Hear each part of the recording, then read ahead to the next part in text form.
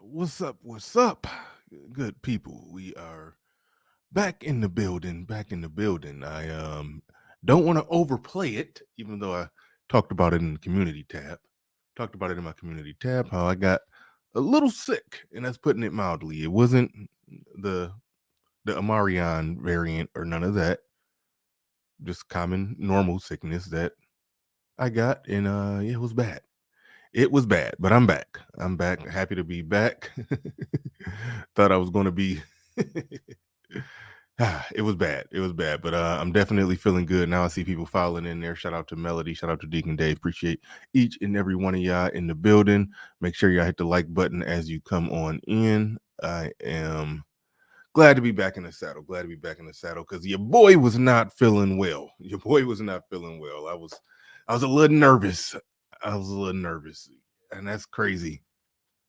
That's crazy. Yeah, that's crazy. I'm about to roll the intro, but that I'm just gonna roll the intro. I saw when you had posted that melody. Yeah, that's crazy. Hopefully you're having mild symptoms and it blows right over. Hopefully you have mild symptoms and it blows right over because this is all getting crazy. But either way it go, let's get ready to go. Let's get ready to go. Let's get it.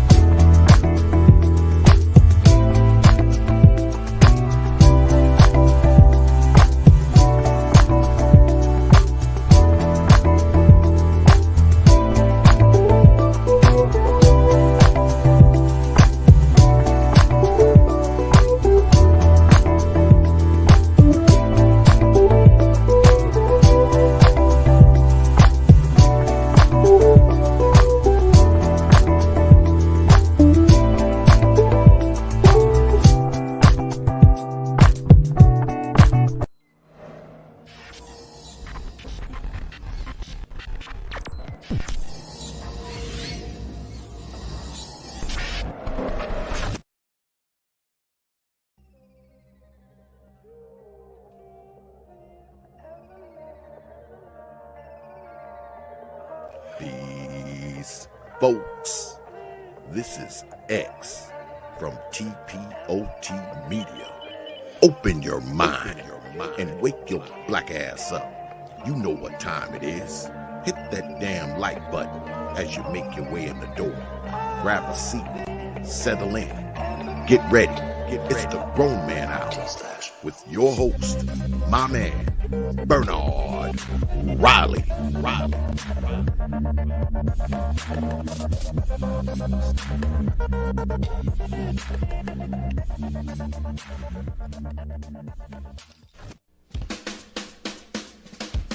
Hey, what's up, everybody? This is Mumia Obsidian Ali.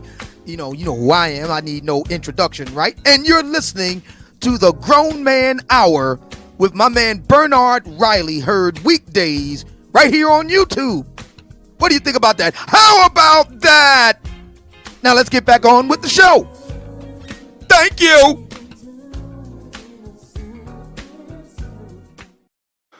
What's up, good people? What's up, good people? Like to welcome y'all to the Grown Man Hour with Bernard Riley. Appreciate each and every one of y'all being in the building today. Like I was saying in the little pre ramble when I was getting things started, that yeah, your boy was laid up, was pretty sick. Made a full recovery. I was sick for about 2 days. And yeah, it was bad. It was bad, but but it wasn't hitting on all cylinders to be the it wasn't respiratory or what the hell. Why is that doing that behind me? That shouldn't be doing that. What the hell? What in the total hell is going on there? Give me 1 second, yeah. Give me 1 second. That shouldn't be doing that. I'm having some some issues real quick. But like I was saying, your boy was pretty sick. It was funny. It's like my woman, she got sick. And she was sick for like 2 days, and then I caught it, and I was sick for 2 days. So we just been laid up sick over the little Christmas thing. Like she didn't have to work during the she based her job. She get like a week or two or something off, around between Christmas and New Year's or something like that.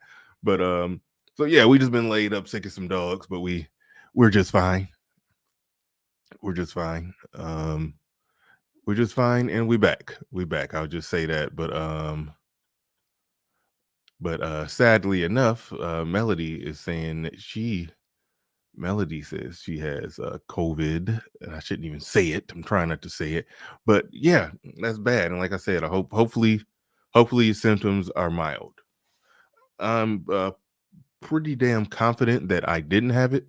I'll go ahead and be honest and say I didn't go and get tested for it, because they say if you can assess that it's sort of similar to just common cold, you shouldn't go and be down there all trying to get tested. That's what at least that's what they used to say. So I just abided by those rules and just waited it out. And yeah, it just came and went. I just had a scratchy throat and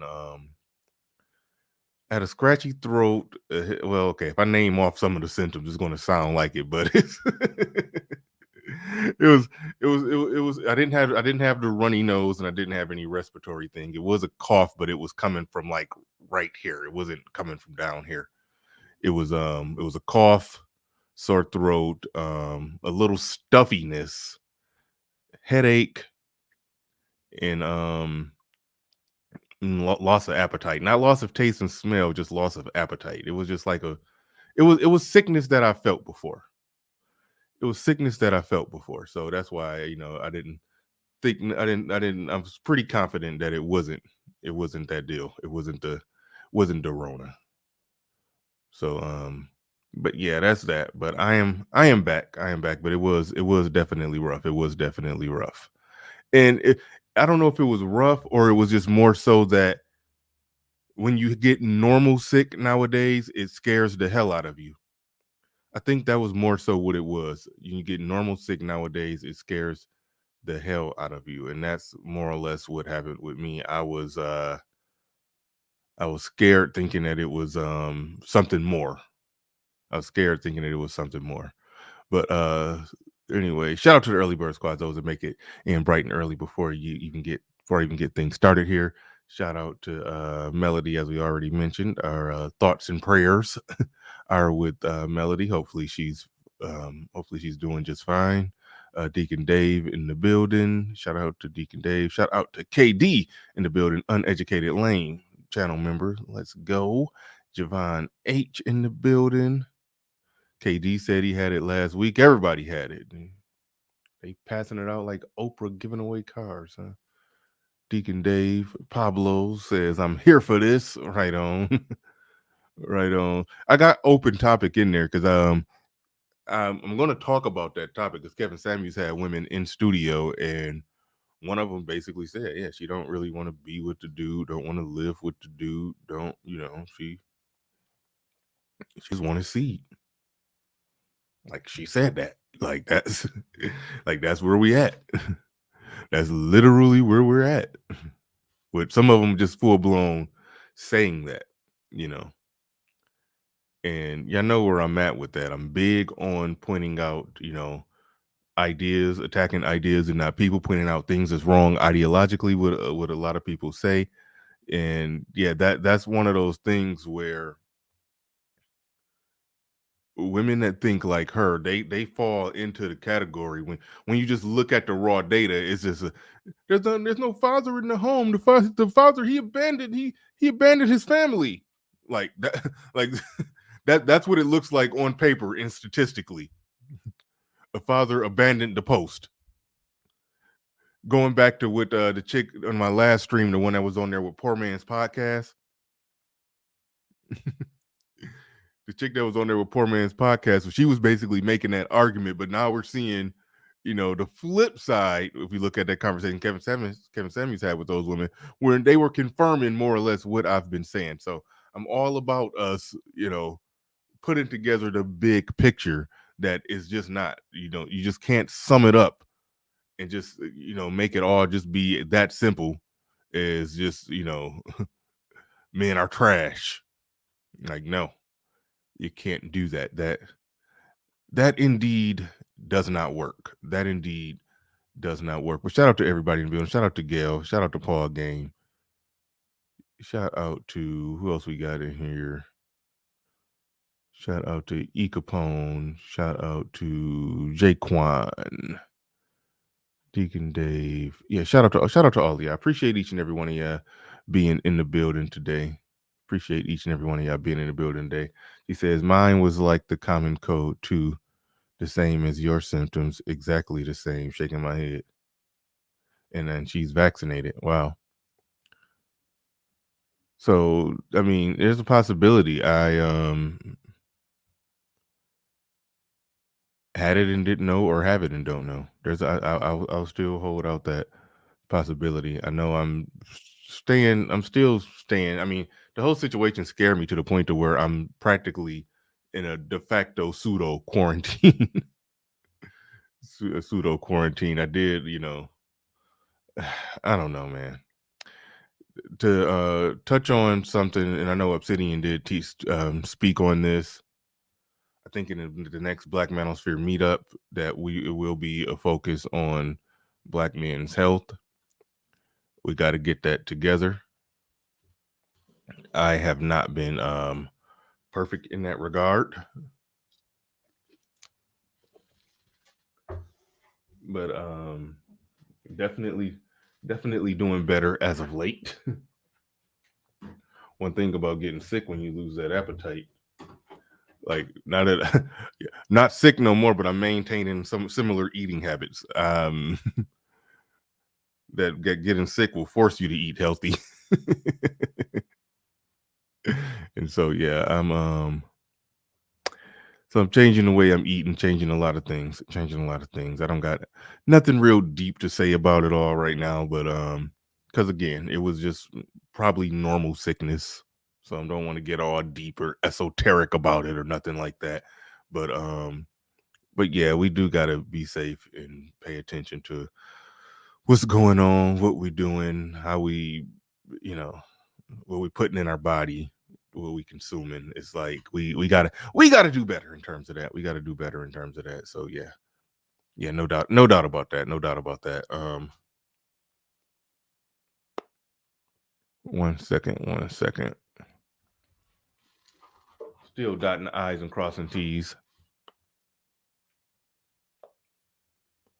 Still dotting the I's and crossing T's. Forgive me.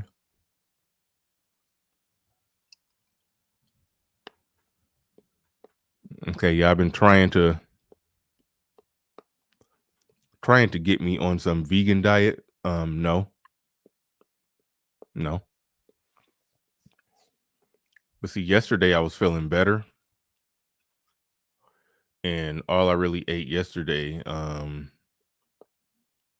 was salad with some meat on it. So yeah, I had a salad. And what else? I can't even remember what else I ate. It was really nothing. It's like I was just on some eat to live and not live to eat. And that's my mindset right now. And that's where I'm at. That's what I'm operating on. And it would behoove us all to operate that way. Harrison Family Vlogs in the building. He says, facts, our health matters, and us Black men must focus more on all facets of our well-being. Absolutely 100%. Absolutely 100%. We do have to focus on that. We do got to get on top of that. I hate the people. I saw Obsidian in a debate with somebody, and they was talking about Black men's health, and the dude was like, man, these circumstances, they're environmental. I'm like, come on, man. Come on. You know what? As little as I ate yesterday, there's no way you can tell me that it's more expensive to eat less. Like when they try to say that it's expensive to eat healthy, One of the biggest parts about eating healthy, not the only part, not the only factor, but one of the factors in eating healthy is eating less. You can't tell me it costs more to eat less. You you can't convince me of that. You can't convince me that a salad costs that damn much to make a salad versus buying a cheeseburger. No. You can't convince me of that. You can't convince me that bananas are cheaper than that bananas are infinitely more expensive than French fries. You're not going to convince me of that. Like so the whole thing is bogus. Like you eat a healthy diet. If you have some fruit, you have some fruit. Let's say around breakfast time, you have some fruit. For lunch, you have a salad. For dinner, you have, I don't know, a piece of grilled chicken and some vegetables. Like what I just described was just very small portions that don't cost a lot of money. So it's no way that you could say it's environmental. It's choices that individuals are making. But I'm no health expert, but I do know I am somebody who's gained weight and then lost weight and gained it back and lost it again. And I know it didn't hurt me financially, and it wasn't an environmental situation. It was me choosing to not to eat less and move more.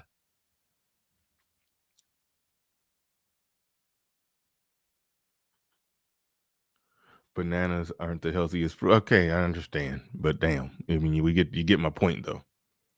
You get my point. If you wake up and you have a banana for breakfast versus eating a bunch of the damn bacon, a damn sausage and bacon croissant in a in a donut from Tim Hortons, I think you understand what my general point.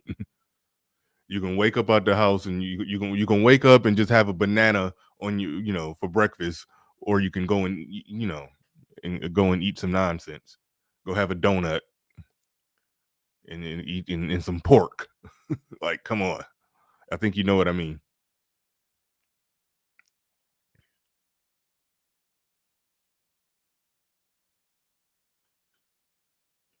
I think Jackie Jack understands where I'm going. She says you can eat like 5 bananas for one fry at McDonald's. Yeah, a large fry at McDonald's costs somewhere in the area of $2. That's how much it costs for about 4 or 5 bananas. Yes, that's my general point.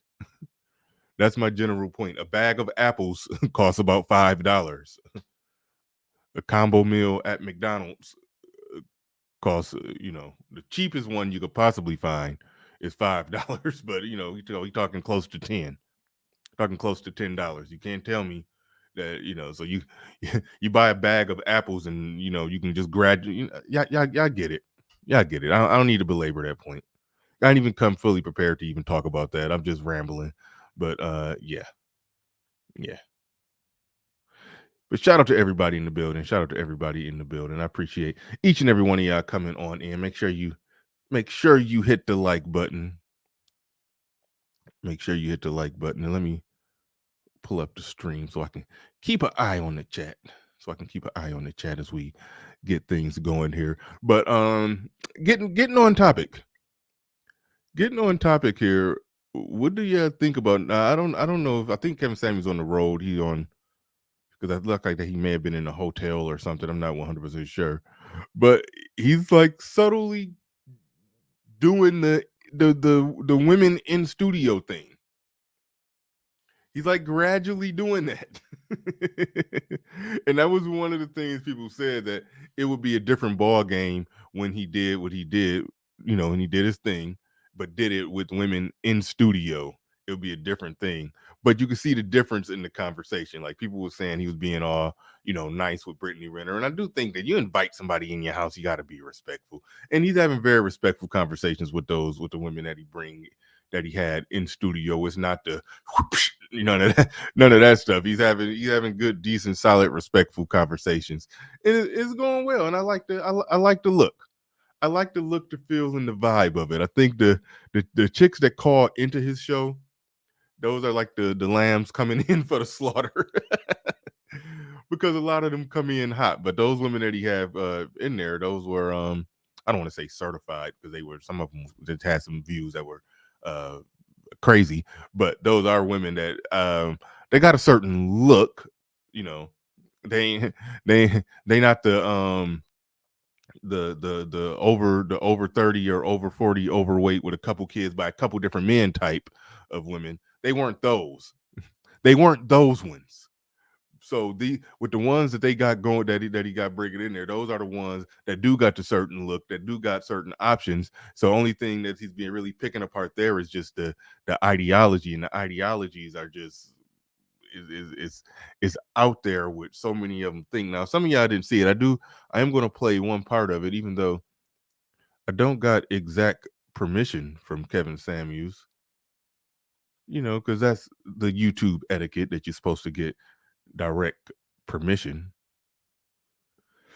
even though you are allowed to just react to anything and just call it fair use. But I like to be definitely respectful of Kevin Samuels when it comes to his wishes on that. So what I'm going to do, I'm going to play the audio. I'm going to play the audio. Let's see if I can do that right. Now I should be able to do that like this.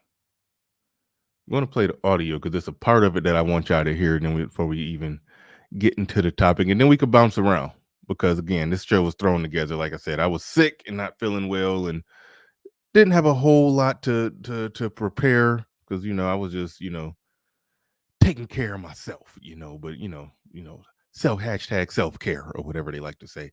I was on that stuff, but but we about to get into it. Hold on real quick before I get into that. Sweet Melody Speaks back in here. She says, in a way, I'm happy I'm not working to catch you live. I missed that. Oh, okay. I see what you're saying. Thank you very much. I appreciate that. Definitely appreciate it. But yeah, let's get into it. It's funny. That is actually funny when you get sick or quarantined, something like that. If the symptoms are not bad, then it's like a little mini vacation and you just at home chilling, doing what you want to do. Hopefully no bad. Well, I mean, you already said no bad symptoms, just felt like a common cold. But yeah, all right, let me go ahead and play some of this. Yeah, push 1 if you could hear it once it start playing. And listening to this, would you want to date women who thought of you in this time? I'm not a man, so I wouldn't know. Okay. You asked that again. If you were mankind, and this is how women are talking about relationships and men in general, would you feel good about being a man? No. No. No, I don't think there's anything wrong with them, though. There's nothing wrong with men? Well, like, I guess if They're I was not looking on the okay. outside, I wouldn't take it like, oh, We're such a problem. yeah, that's what I'm trying to say. Yeah. Like I wouldn't take it so personal. Really? That's their Really? Have you not turned on the news? Men are scrubs, men are trash, Well, yeah, when they hear that, where does it come from, though? comes from I feel like saying also that. like Uh-uh. don't hold accountability for. They knew that he was trash. You know what I'm saying? Like, and Now, what's going on and what he's doing right there? That's always a tough sell when you're trying to get them to care about a man's plight. Like, one thing we know about women, they're not concerned when it comes to the plight of men. But I do think that it's great. It's great that his show does point out to women that just how far gone they are when it comes to just analyzing the things that they say, the things that they do. He do make them like step back and have to look at it, and and it's nothing wrong. It's nothing wrong with that. There's nothing wrong with making them look firmly in the mirror at themselves. Nothing wrong with that. Even if they walk away and do the same thing, long as their fairy tale fantasy land is being torn apart, And then I'm happy with that. Shout out to the lead attorney in the building. Oh, he pulling up in here stunting with that check by his name. I see him just coming in here flossing that check. Well, when you get that check by your name, TLA, when you get that check by your name, lead, I see you. He just came in here stunting, just flossing with that check by his name. I see.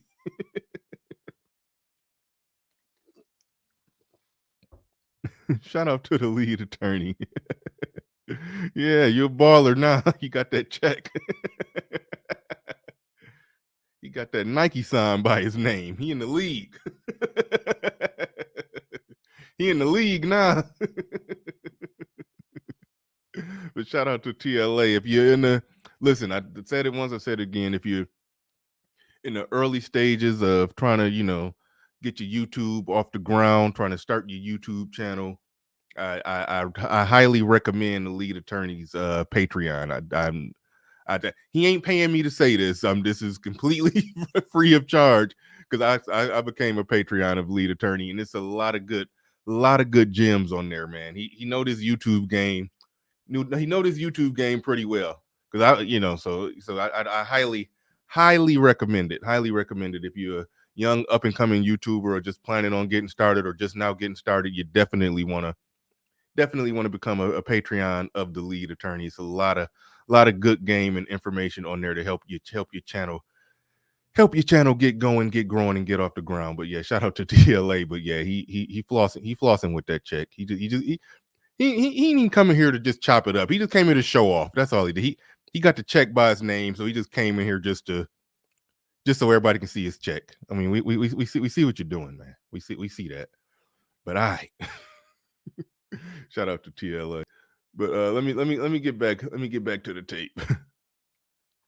Okay, but you pass over, but you're okay. But where does it come from? Men don't just hear these things, they come from somewhere. They come from the very conversations we're having right now. Yeah. Men hear this. Men have heard their mothers, their grandmothers, their aunties, their nannies talk about how your daddy ain't this. Okay. So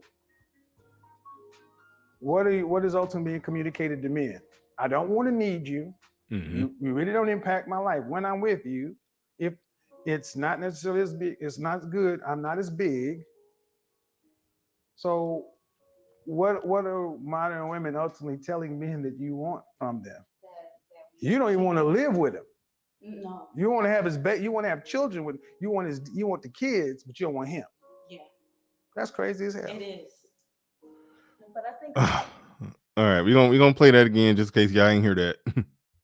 man with Yeah. You want to have you want to have children with, you don't even want to live with him. No. You want to have you want to have children them. Wait, hold on. I'm actually show the screen on that part. Y'all can just see the chick that even though I said I wasn't gonna show the screen, but I got to for this little small part. Got to for this little small part here because this is just craziness. You don't even want to live with him. And women ultimately telling men that you want from them. You don't even want to live with him. No. You want to have you want to have children with, you want the kids, but you don't want him. Yeah. That's crazy as hell. It is. but I think a man with All right.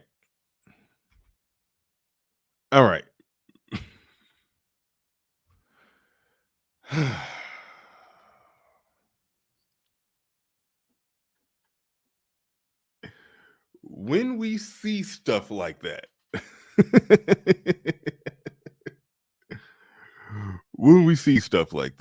now keep in mind the prevailing view is that men are trash, they don't take care of their kids, blah blah blah blah blah. What has the manosphere been saying? The manosphere has been, in most cases, saying, he just pointing out things, not 100% across the board, because there are some dudes that are trash. Okay, that we acknowledge and concede that simple point. We understand that. All right, we understand that. But what the sphere did is came and gave the other side, the other point of view, the things as we see it. It's been well known and pointed out quite clearly that it's so many of them that operate from a perspective, especially when they get over 30. Especially when they get over 30, and especially if they functional. And by functional, I don't mean that they knocking it at the park making six figures. Most of them not. I'm just talking about if they just functional, they can make it from 1 month to the next. When they just get to that point of they're able to function and they don't have kids, then yeah, it's on full bed buck mode. Go find somebody. So find some dude who loose with his seed. They don't want to really be with them. They don't want to be involved with them. They like it. They really don't want nothing to do with the dude. They practically don't want nothing to do with the dude. All right. They just want to see, like we've seen that play out in a situation that I'm not gonna spend any time explaining. But if you use your head, you know who I'm talking about. But I'm not even about to go in and try to explain that. But we know the deal with it though. We know the deal with that the situation that I'm talking about that went that went viral on Black YouTube about 2 years ago. And like that is a common thing. They get to the point they're when they live single, they live free, their eggs start drying up. And then eventually they just get to the point, yeah, they just want the kid. They don't want to get on board with the man. They were taught they weren't raised and brought up in a culture to where women are supposed to value men. Women view men as less, even though they live in a culture that's been civilized by men to make it easier for them to operate and function and not need a man. But now they just want his seed. It wasn't until Kevin Samuels shows that he even asked the question: is that misandrous for them to is that misandry for them to be to even have those ideas in their head. But I think you do got to conclude that it is. Sweet Melody speaks in the building. She says 233 watching, like the stream. I have no idea where we at on the likes. I see 241 on the likes. The likes are low. Let's get those likes up. They're at 97. They should be at let's get them at about 130. Let's get them at about 130. But yeah. E Black, I saw you in there. E Black, you dropped a good video. I shared it this morning because I just now saw it. You dropped it like 8 days ago. It was looked like an edited clip from the Manosphere meetup. Keep coming with those, man. Keep coming with those. I definitely enjoyed that. But yeah. So more or less what we're doing and what we're figuring out, because we've put together a lot of different points, a lot of different data points, a lot of different anecdotal situations where we're hearing it right from the horse's mouth. We're hearing it from so many of them that so many of what we now call the modern woman, they have ultimately transitioned from or to a place where they look at it. They don't see just them and kids by themselves as a failed family like that. No, that is in many cases for a lot of them, they're operating like that's the goal, and they will switch up and go from that mode to the other mode. I mean, we see that in divorces all the time, where they will fight to make the dad be the every other weekend dad. They will fight to minimize his role in the life of the kid if he's not physically attached to her. If you're not attached to me, then your role in your life, your role and your involvement in the life of the kid, I'm going to fight to minimize it in any way that I possibly can. Like that's more or less what happens, which makes the previous narrative that they used to go with and used to consistently throw out there, that's becoming more null and void. We're seeing women making active decisions. I remember that the shout out to Game Changer, the video that he played. It was actually a documentary from the 80s or early 90s where it was a bunch of women. They were all, younger women, look like they may have been late teens, like somewhere between 17, 18, 19, probably early 20s. I don't know if those were about teenage pregnancies. I gotta go back and watch it, but they were in that age realm. Okay. They were in that age realm. Let's just say between 17 and 21. And granted, these were younger women, and we can make the excuse, okay, young women are stupid. Okay, fine. Even though we don't see that much more responsible behavior with older ones, but either way it goes, let's just keep moving. Let's keep it moving. So we're sitting there looking at we're looking at those women, and they asked the question. It was like 14 of them right there, and the guy that was doing the interview, he asked them the question, just straightforward: how many of you want to marry the person that you're pregnant by, or the person you had a kid with? How many of you actually wanted to marry him or want, and like only out of the 14, I think only one of them raised their hand. So, and again, I'm not just, I shouldn't have to say this. With intelligent people, you don't have to say I'm not saying all, but I'm saying it's enough to where it's a factor that has to be averaged into the equation when you're looking at just the overall general breakdown in Black families, Black relationships, that we're literally seeing and proving on a regular basis that a lot of these women, they operate from a perspective that we don't need men, we don't we don't need men, we don't want men, or we just only want them for what we want them for. So many of them are operating like that, to where when we look at the full societal breakdown, it's like, what do you expect? Like, what do you expect? And it's like, the evidence is like a grand travesty of evidence is being put out there. Is being put out there.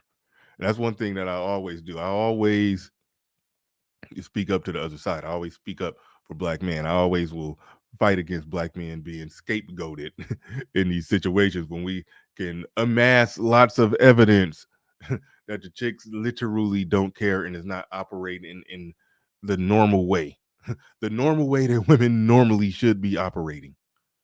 I will always push back and fight on that. Kevin Marshall in the building says, fellas, get your passport, go where you're appreciated, not tolerated. I absolutely agree. You should be where you're appreciated and not tolerated. Absolutely 100% agree with that. I just I will point out that I accomplished that goal without a passport.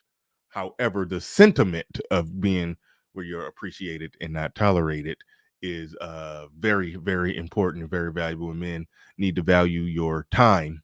You need to value your time, your energy, and who you allow in your life. Absolutely 100%. Absolutely 100%. No doubt about that.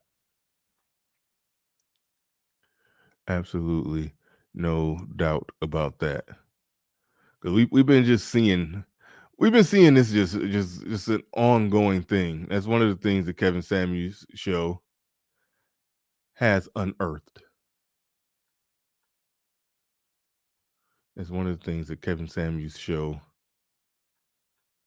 has unearthed. And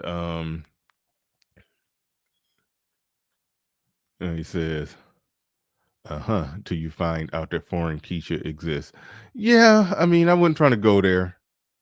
I think that's why I focus on the sentiment of be where you're appreciated and not tolerated. That sentiment, yes. But to just, one, I haven't traveled. I don't have a passport, so I can't confirm the overall difference, but I know everything is on a bell curve. So you can't go over there with just your eyes closed and your mouth wide open. So there's that. You just can't do that. You got to go over there with your head on a swivel too. So as long as somebody is doing that when they go overseas, as long as they're, still, as long as they got their guard up and protecting themselves from whatever levels or degrees of effery that exist in other countries, as long as they're doing that, then they're good. But the whole sentiment, like they say, being red pill for Black women and blue pill for other women, or being red pill for American women but blue pill for foreign women. Long as you're not on that stuff right there, long as you're not on that, then I got absolutely positively no problem with nothing whatsoever. I got no criticism for somebody doing a thing with the passport. No criticism at all. No problemo at all. But the whole concept, that whole concept of wanting your seed, wanting a man's seed, but not wanting the man. Let's talk about that. Let's get into that. And I put the link in the chat that y'all can. People getting hit. What's going on? Let me check that out. And I don't know what that means. What? Okay, let me see if I can find that up here. I see what y'all just hid the homeboy for. Okay, when people post that right there, what does that mean? Vom.ngo. What is that? I see people posting stuff like that. Is that like some weird website or something? Like, what the hell is that? People be coming in there spamming chats with just posting that random little whatever the hell that is. Like, I don't understand what that is, and if somebody could explain it to me, I'd appreciate it. They're bots. Yeah, but what do they? Okay, they spam bots, but like, what does that do? I mean, I understand that they bots, but like, what benefit does Skynet have in dropping that in my chat room? I'm just trying to figure out their end goal. I'm just that's all I'm trying to figure out. No, that's not a good answer. Just China. No, you just can't say China. You just can't say China like Donald Trump. China. You just no. I want to know what benefit, like what's the reason for it?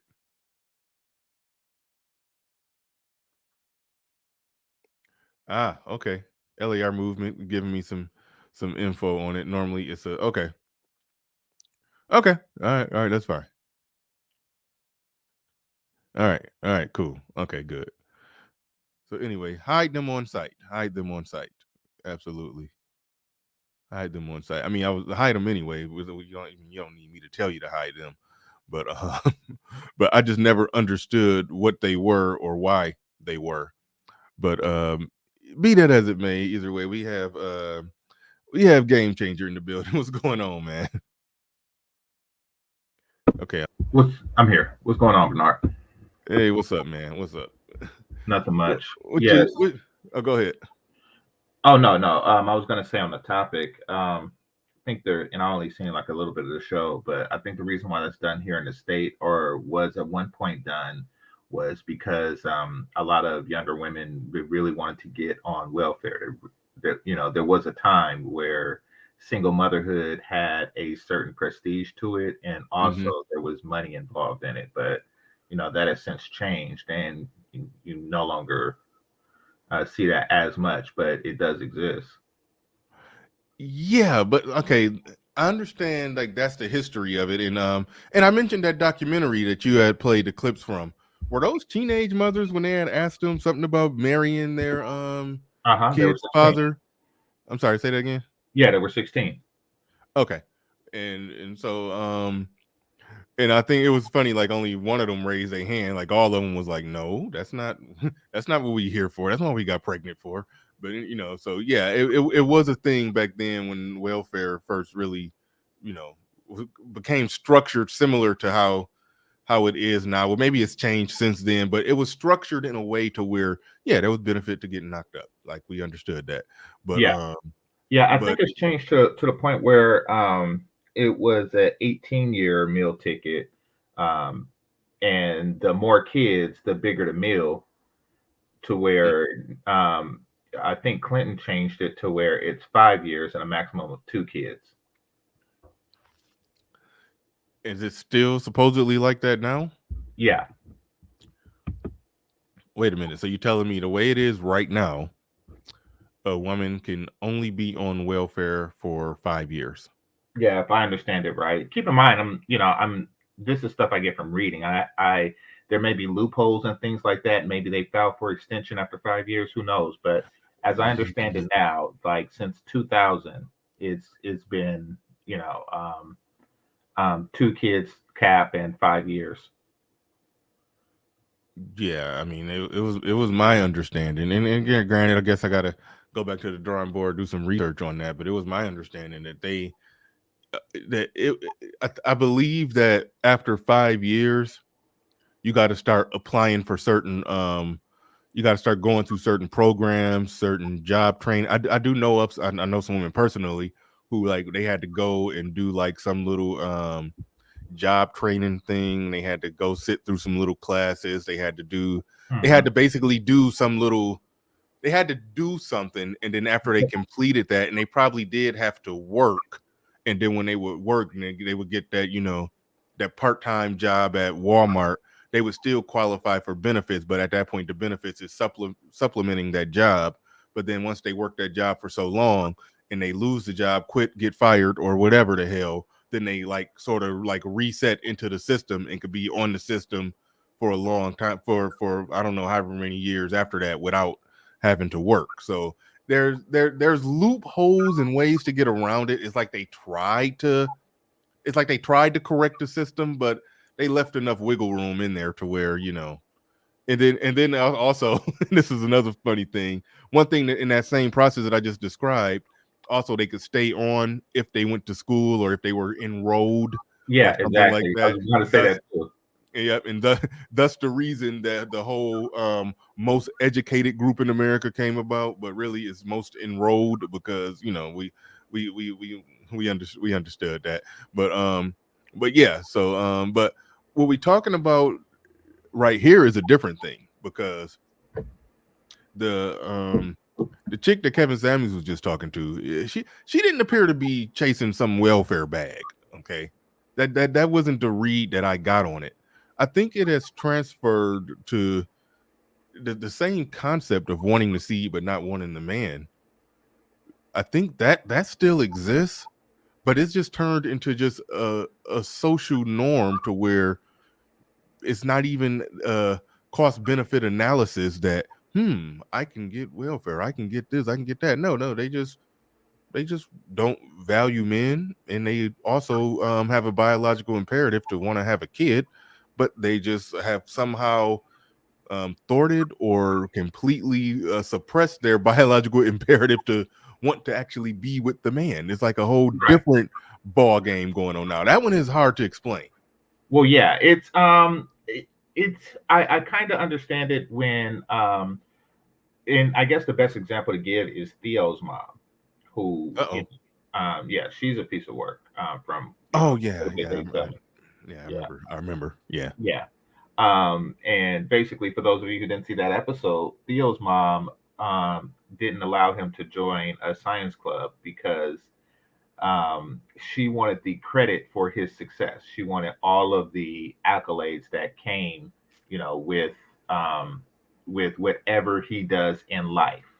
You know, there was a certain social status that she didn't want. She basically didn't want to share credit with the science group or anything like that for rearing him. So she wanted to create her own story. And I doubt she was on welfare. So yeah, that mentality does exist, and those women do want to be single moms. These are working women, you know.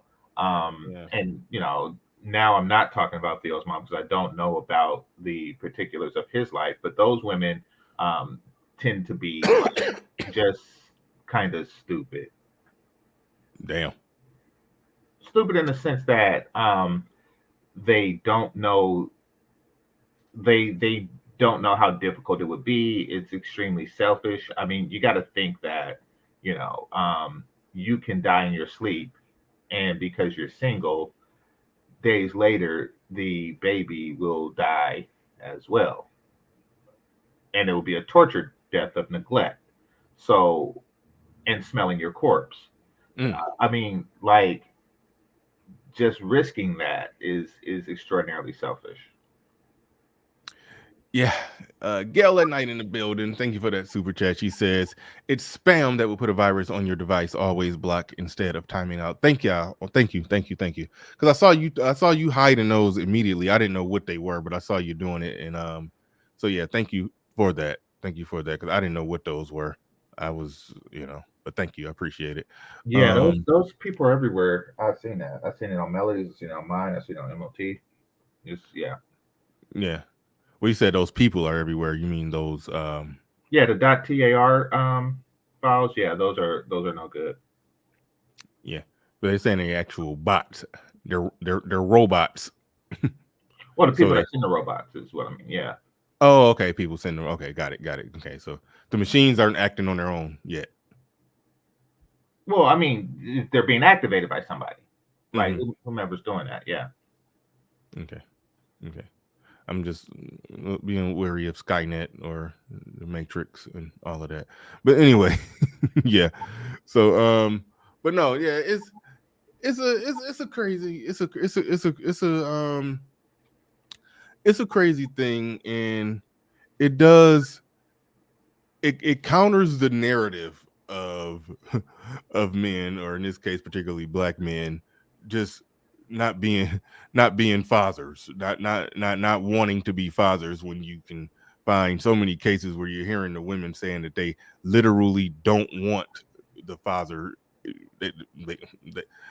They don't want to be attached to the man. Yeah.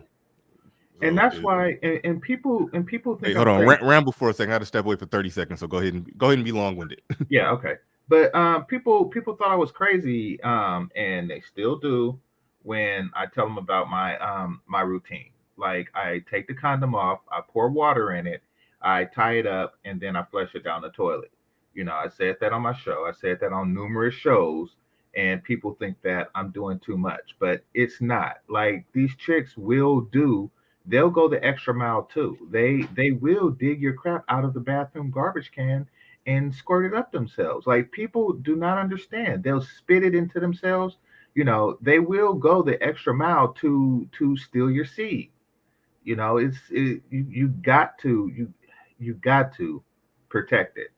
And it's not like it was in the past where, like I described, women were doing it just to get on welfare, and it really didn't. Y'all laughing. I'm serious. I'm dead serious. I do that almost all the time. Like, trust me, I do that damn near all the time. But and the reason why I put the water in it is because sometimes it'll be somebody else's kid, and then they'll say that it's yours, but then I'd say, nope, I put the water in. It was no leaks. It was no leaks in it. It did not bust, nothing seeped through. A water molecule consists of 3 atoms, and the organic sperm does not. Therefore, if the water didn't get through, the sperm didn't either. You're lying. This is somebody else's little bastard. I don't want to have anything to do with it.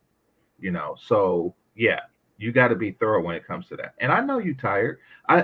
And I know afterwards you just want to relax and probably get whatever certain amount of attention, but that's the trick.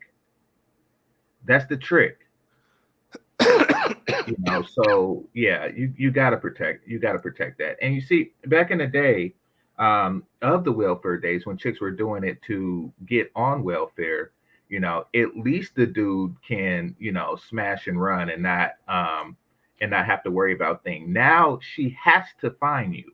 She has to find out who it is, so the government knows who to charge child support to. Yeah. So that's another thing. Like, these chicks do it just to get on child support, So, a lot of the times they're not even looking for, like, a dare, because back in the day, they could just go and do the homeless. Let's be clear. They could just go and do a crackhead homeless and still get that 18-year check. Now, they want somebody with some kind of income. Damn. I don't think that. I don't think they would just smash a homeless dude to get a seed. I think they got more. Yes, they would. Back in the day, they would do it. They would smash a homeless dude. No, because even when they reckless like that, they're still thinking about the genetic material. No, they're not. Yeah, they are. Come on, like, okay, if they just going to get the seed from a dude, I'm sure they would be rather it be from, you know, a tall athletic dummy than True. than a shorter, not as physically imposing, probably got some mental issues, sleeping under a bridge dude. Like that's so basically just look at the type of dudes that they when they decide that they do want to just go and get knocked up, when they go and find that bid buck. I mean, he does have a certain archetype. So they not exactly on. I don't think they would do that. I don't think they would Well, do that. okay, so there's a couple of things. Some people are protective of, the higher up on the genetic scale you go, the more protective somebody's going to be of their seed. That's one. And then two, you're assuming a reasonable. You're assuming that they are reasonably genetically viable themselves. You know, I know today we live in a day where brothers simply don't have standards, and men with high genetic material are getting with women with low genetic material just to say that they're getting some. That wasn't always true. Like, high genetic material guys used to be, a tough dig because they do stuff like run water in their condoms, tie it up, and throw it in the toilet. So, absent that, they pretty much take what they can get. And if what they can get is homeless, then they'll take it. Yeah, I could see that being a possibility. But overall, I just as low as so many of them are, I just tend to believe. I'm sure they ain't that. Hopefully they ain't that damn. Hopefully they ain't going No, that I'm low. just saying I'm using extreme examples. Yeah. But I'm saying that a lot of times they do it when they're very at least in the past they did it when they were very young, and the dude was very young himself. So if he probably wasn't homeless, he probably was just like a regular 16-year-old. So a prime example of this is in the movie based on a true story, in the movie Lean on Me. So Lean on Me, you had that sweet girl, hey Mr. Clark, and then her mama kicked her out because her mama's check was about to end. And I've seen that too. When I was mentoring, I still do it, but I do it with younger kids. But when I was mentoring high schoolers, I seen it. I seen it. They will kick your ass out on your 18th birthday, even if you're still in school, even if you're still a senior. They still kick you out because when you turn 18 in your senior year, they no longer get a check. So that's what she was going through. She was getting kicked out. And then, Mr. Clark had to go and offer her a good job that somebody else deserves just so she can watch her own damn daughter. The daughter realized that, hey, the moment I graduate, I'm still going to be out on the street and Mr. Clark won't help me because I'm no longer a student. So she's like, I'm going to go out and get me some genetic material. And then she's seen that class president that she never noticed, the first 4 years of school. It's like, oh, wow, she didn't notice that guy. She just now started to fuck him. And then she did. And next thing you know, Mr. Clark, I'm pregnant. That's not a coincidence. Brothers, protect your seed. But he's a young dude. And he's, I got to go back and watch Lean on Me, even though, I mean, I've seen it. I've seen it a bunch of times, but it's still one of those ones I gotta go back and give it a rewatching because that whole situation, I know it was details that either when I was younger and or very blue pill, it's details in there that I missed, and I know some of the stuff that you talked about in there in your description of it. It was sort of like a fill in the blank aspect of it, like the movie didn't spell it out exactly the way you did. If I remember correctly, they didn't spell it out like that.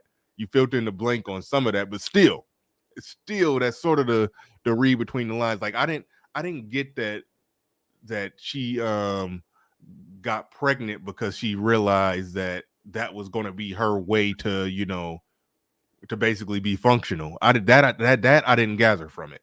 Well, that's because Bernard, just like me, you watched it before you were red pilled.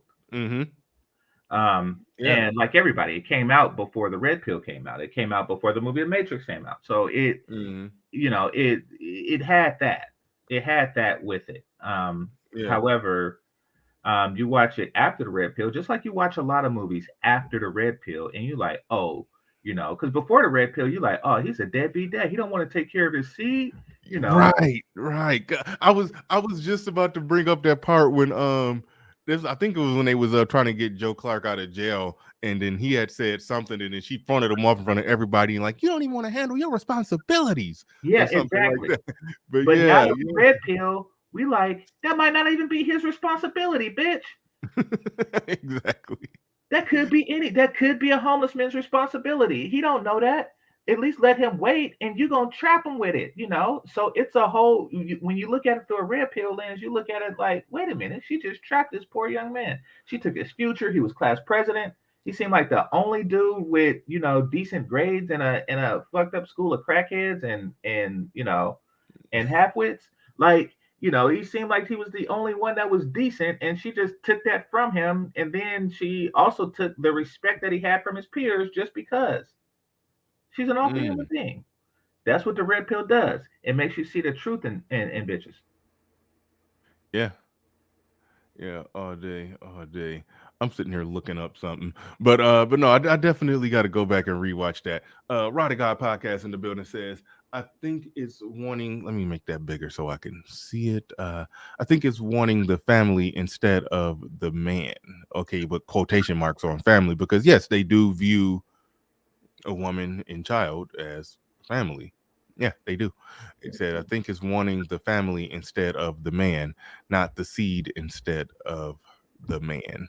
My son's mother tells him that she's his family because she had a illegitimate baby and there is more of them. Yeah. Thank you for the super chat. Appreciate that. Is crazy. It's All crazy right. out there. Theo Oh, go said ahead. one. I want to see what he said because we used his mom as an example earlier. All right. I gotta. Oh wait, they sent me a special super chat greeting for Theo that I gotta pull up. I gotta find it. But he says one answer, passport. Oh, happy New Year, Bernard. It was good meeting you. Looking for more next year. Absolutely, absolutely, 100% Theo. And I got the special super chat greeting for Theo. The special super chat acknowledgement. I just don't got it dialed in and ready to go, but it will be by the end of the show. But no, definitely appreciate Theo. Definitely appreciate that. It was definitely a pleasure meeting you. Can't wait. Can't wait till we do more events, man. It was definitely. I'm still sort of high off the Manosphere meetup and everything that went down there. It was, man, it was great. I can't say enough about it. I'm still sharing videos. E Black TV just put out something real good, a real good, a video montage of the event, and I just shared that on my community tab. So I want to thank E Black for that and everybody who participated in the event. Deadly Raver in the building says, "What's up, Bernard and GC? Put in 5 more on it before the year ends." Absolutely, absolutely. Said, keep your heads up in the new year and keep doing that grown man business. Absolutely, absolutely. And shout out to Uncle Stu, the old man on the block. Shout out to you. Appreciate you. Appreciate that, brother. Coming through, supporting the stream. Actually, I got a good show idea. Old man, I'll call him old man Stu. Uncle Stu, the old man on the block. I got a good show idea. I'm gonna hit your email later today. Where was I at? But no, appreciate everybody supporting the stream. Appreciate you. Yeah, Theo didn't. Well, no. Okay, no. Never mind. You did mention the personal story that he told. With his mom and how she tried to limit him, and that is a factor in the equation with a lot of these situations where the single mom can end up being basically just I'm setting Theo's situation aside because again, I don't want to talk too much about that, but Right. it's a dangerous situation where the single mom is like judge, jury, executioner, dictator, commander, and dictator in chief. Just it's crazy. It's like an emotionally volatile person got full creative control over little undeveloped minds, and it's. And you need 2 people there as just a check and balance. Just Well, it's a Oh, yeah. all the credit, none of the blame situation. Mm-hmm. You know, like you're a single mother, and if he grows up to be, an ass pants, you just blame him. However, if he grows up to be Theo, you take all the credit. Like that's how. Hold on, let me get rid of this. That's how What is that an works. Oh, somebody got it. All right. what is an ass pants? Huh? What is an ass pants for An ass those that pants. don't know? Oh, an ass pants is somebody who's sagging. Somebody who walks around with their pants off their ass. Okay. Okay. Just for those who don't know, I mean, you got quotables and terms and phrases you've coined and that you did like 2 years ago, and you just say it right now like it's just second nature or just normal English. And so some Yeah. people, I figure some people may be late to the party and don't know what an ass pants is. But anyway, so I just giving you the opportunity to just explain precisely what that is. But all right. Yeah, my bad. Yeah. No, if your son's an ass pants, then you just blame the son. Like I don't know why you like that, and blah blah blah. But like what's his name? I don't watch sports, but if the Warriors, of course, being a local team, win a championship, Mhm. it's going to be at the house that I'm visiting at the time, so you can't miss it. And what's the guy? Kevin something or other. He's like Kevin Durant. Kevin Durant. Yeah. So Yeah, he don't play for the Warriors no more, but I do know where you're going. So go ahead. yeah. So you know where I'm going. So yeah, look at his mom. His mom was crap. She just sat there without the purple and gold on. She just sat there being short and fat and stuff. And she didn't even give him like tall genetics, and she pulling his beard and stuff. You're like Oh blah blah man. blah. Yeah, that was just undignified. Taking all the credit. She was just an awful. Yeah, stuff like that. That's why they want to be single moms. So if their kid comes out to be Kevin Durant, they can be like, yeah, this is my day in the sun and blah blah blah blah blah blah. Yeah. I don't even know if I no, I didn't even have a up and running channel at the time that happened, but I would have definitely did content on her grabbing that grown man by the face like that, like Yeah, in his big moment where he's at the king of the world. He just defeated LeBron James in a duel. Just they conquered the did. universe. They did. Good. Let's Well, give they everybody did, credit. but Yeah. well, yeah, but I'm just saying, though, he was the best player on his team. LeBron was the best player on his team, even though KD had more help. But that's basketball. That's we're not about to get into a deep basketball discussion. But either way it go, just Mhm. optic wise, he did, his rival that everybody legitimately felt like was better than him. He defeated him in the NBA Finals, and yeah, that was his biggest moment. He's on the king. He's the king of the mountain, king of the world, right there. And yeah, she grabbing his face like he a little got him collared up, talking to him like that. Like I'm like, what the hell? Yeah. That was Grab him by the embarrassing. goatee in front of people, Yeah. in front of me. So yeah, it's awful. And she and that's her way of putting him down to put herself up in front of everybody. They do crap like that on purpose. So, do I think that she was, maybe she had a day where she was a PYT and she went out and got with the tallest dude on the block and had that dude? Absolutely. And now she's taking all the accolades for it. Absolutely. So Now, you're saying some very tall athletic guy smashed her on a slump. But he busted a streak on her and then messed around and planted the seed of Kevin Durant, and now she's taking all the credit for just not ruining him.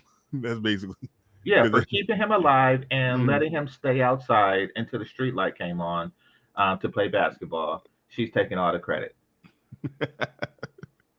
I doubt that she went out and spent the money for the actual professional coaches and stuff like that, and the summer basketball camp that the upper middle class boys got to go to, and I did, but I didn't want to. But I'm just saying, like, I doubt she's taking credit for that. I doubt she did that.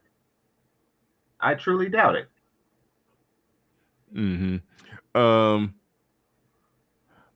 All right, I got the All right, Theo. It's late to the party, but I got the Theo super chat cash app acknowledgement. Now, one thing that I just realized here, this thing is too damn long. Okay, it's too damn. I'm gonna have to edit it and make it shorter because this is like 45 seconds. Those things need to be like 10 seconds. So I'm gonna have to edit it. But I'm gonna play the full clip right now.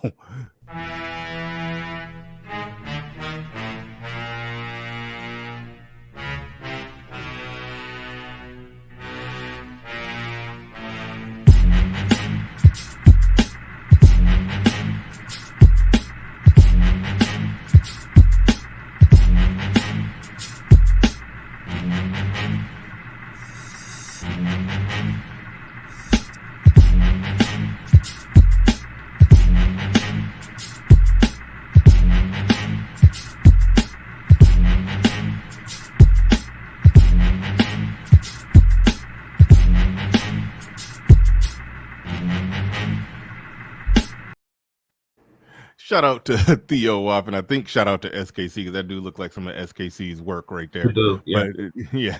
But it wasn't long as I thought it was. It was a bit long. Hopefully, I didn't get copyright strike from that. Boom, boom, boom, boom. I think that's an actual copywritten song, but I don't know. We'll see. I just played it, and now we're gonna see what happens. But shout out to Theo. But yeah, where were we? Oh no. Well, I was gonna shift it to overseas. Okay. Now, I do see the same thing overseas. Believe it or not, it's just that you're not liable. I think it's weird, and I think it's equally stupid on the young lady's part. But yeah, it is not uncommon for them to want your seed while overseas. And what's weirder is they can't make you pay child support or anything like that. And I don't think they got some welfare state over there either. At least I doubt it. Right? Yeah. Most don't. Most countries don't.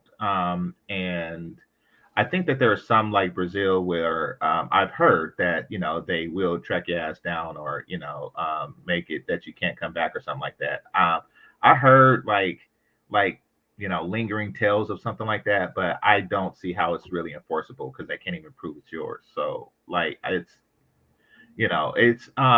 but those types do exist. And I've been with them firsthand, especially in the Philippines. So I can't. Okay, so in other words, some Filipino chicks was offering you some raw vag and wanted you to come in them. So you hit it raw but didn't come in them. No, I didn't hit it raw. Okay. And you did the same water balloon condom method. You put water in it, and you did the same method. Okay. Mm-hmm. Yeah, describe that again. I walked away when you were describing. What do you do to dispose of your condoms? And shout out to KD for the $50 super chat. You need a special acknowledgement too for those cash apps. You be sending me heavy-handed cash apps on a regular basis. Do appreciate that. Shout out to KD. But what was you saying? What's your condom disposal method to make sure that you don't get jacked? Yeah, I take it off. I run water in it. I tie it at the top, make like a little water balloon, and then I put it in the toilet and flush the toilet. Why not just go right to the toilet and just flush it? No, well, the reason why I put the water in it is because I want to make sure that there was no holes or tears. Because what they would do is they would get pregnant by somebody else and then say it's yours. But then I can know. I don't have to see. Here's the thing. There's a period of time that you wonder if it is yours. Of course, you can get a DNA test, but who want to deal with that crap? I would much rather like to say, I know it's not mine because I ran water in it and it didn't have any holes in it. Yeah, so that's just your way of just double checking to make sure that for a fact that not an iota of sperm seeped through there, because water can't seep through, and water would seep through. Okay, cool. No, I got it. I got it. And also, and I was doing this before the morning after pill, but now you can do it, and if water does run through, you can say, hey, we might have to plan B this situation. Right. So yeah, I mean, I'm not gonna say I 100% do it, but sometimes I'm just too finished. But to do it, sometimes I just want to roll over and go to sleep. And be honest with you, you know. But when I do that, I do make a habit of sleeping with the condom on. Still, I know it's nasty, but I'm a nasty ass dude sometimes. Man, that got to be extremely uncomfortable. But then again, if you like in the moment, you don't care. Yeah, exactly. Yeah, in the moment, you probably don't care. It's like after you wake up and out of the moment, it's like, oh shit. It's like, but like right after, I could see not caring. But that's funny. Deadly Raver in the building became a channel member. I appreciate you, Deadly Raver. Shout out to you. Also, shout out to who else we got in here? Wait, where we at? We got Kenneth Williams in the building with the $5 super sticker. Appreciate that. And we also got, I think I saw Captain Cisco in the building. Where we at? There we go. Captain Cisco in the building. He says these colleges teach women not to value men and fathers. Smash the patriarchy. Patriarchy means system of fathers. Yeah. I agree with that. It's a crazy thing. And I did some content on that a little while ago, where I really broke down what they mean when they say patriarchy. And I came to the conclusion that per their writings, which I could, pull up quotables, that they literally anything that's wrong with the world, from war, global warming, famine,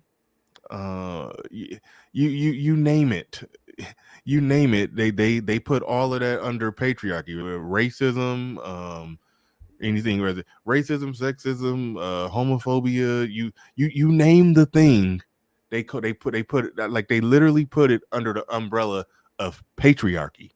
So if you're in favor of patriarchy, you're in favor of everything that's bad. But us being the opposite of what's patriarchy, matriarchy, us, what we're pushing for, that's everything that's good. It's like it's a hell of a tactic. Define your opponent as everything bad in the world. Present yourself as the opposite, so therefore you're automatically presented as everything that's good in the world. That's why I push back on the messaging in the Matrix movie that hard, even though I did find some enjoyment out of the movie. But then, oh shit, okay, we're not going to talk about the Matrix. I went back and watched the originals, and oh my goodness, they were so much better. Yeah. God damn, it's night and day. It's night and day. I was so thirsty for a new Matrix movie. I just took whatever they gave me, and I actually enjoyed that. I had to, like, yeah, Matrix Revolutions was the one that everybody hated, thought was the worst, and I rewatched that one and was like blown away at how good it was compared to this thing they just put out there. But anyway, the reason I pushed back on the messaging so much in the Matrix movie, because it was an anti-patriarchy message embedded in there. It was, embedded. That was the movie. Yeah, okay. Yes. Okay. Yes. Yeah. I be trying not to just overreach my point, but yeah, it clearly was. It clearly was. Well, the movie was just like thrown together, but as long as it had anti-patriarchy, like it was just like, okay, we're gonna make an anti-patriarchy Matrix. I don't really care how it's written. They was just saying stupid stuff, like downright stupid stuff. Like they said one thing, and I'll never forget this because it was so stupid. It was like, the two of you are like acid and base. You are dangerous together. Like, wait, what? Yeah, I didn't get that either. Well, acid and base are dangerous apart. They're not like, if you mix battery acid with like lye or something, you get water. It's not dangerous together. They're dangerous apart. It was just stupid. And like and it was like, it was so stupid. It was so bad that I'm pretty sure somebody, who took high school chemistry told them that. And then they say, don't mansplain me. so it just went to the movie. It made the final cut. It was stupid. Like it was. No, not even chemist. I'm not a chemist. CCT. No, I'm not a chemist. That's like the basics. That's like high school stuff. That's that's the basic. And it just went all the way to the top. It was stupid. They said it, and somebody probably told them, and they didn't listen because patriarchy. Because they want to paint the San Francisco skies with rainbows. The moment it was in San Francisco, I should have realized. I should have realized it was some L Gibbet. Yeah, they did that to the Matrix. But anyway, back to the foreign chick. You see, I think that with some of them, the child is the asset. Because the child is their retirement plan. So they, no matter what, they have a child, and if you're lucky, and I don't know somebody who did this, but my barber told me of a guy who did this, that he got a Filipina pregnant, and he paid her $5,000. Now, to all of you brothers who pay actual child support, y'all would say that this is a deal, and it is a deal. Yeah. He paid $5,000 forever. That was it. That was the totality of everything. And they were happy, and they raised that boy, and loved that boy completely.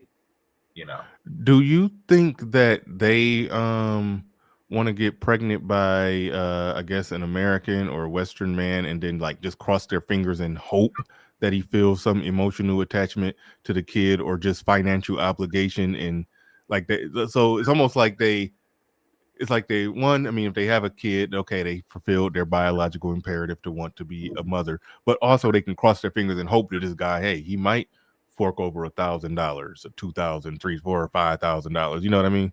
Yeah. I think that's exactly what's going on. Okay. Unfortunate but true. I think that combined with there's a certain genetic material that they want from black men and white men that would be advantageous, that they feel would be advantageous. I'm talking about the Filipinos here, that they feel would be advantageous. Absolutely. Couldn't hurt to have a taller baby. Couldn't hurt to have a denser muscle structure little boy and stuff like that. So I think that there's that component. There's also the, hey, he might become attached to the kid, and through the kid, me. I think that's all that goes into play. I think that they feel, and this is another thing, because once again, your children are your retirement plan. That's the way the culture is structured. They're going to have one anyway. Why not, play that lottery? Because I wouldn't, I wouldn't just have like my kid, especially if I have a daughter. I wouldn't have my daughter raised by a single mother entirely, in the Philippines. I would financially support her more than $5,000. And, I think that some of these chicks realize that. I'm not going to have a half black. So just so y'all know. And I think that all the fellas really know this, but I'm going to drive this home. Half black and Filipina is the most attractive mix of people that has ever existed in the history of mixing people ever. So that being said, I don't want a fine ass daughter that's just being out on the streets of Philippines poor and crap like that. No, forget that. So yeah, so I would have to.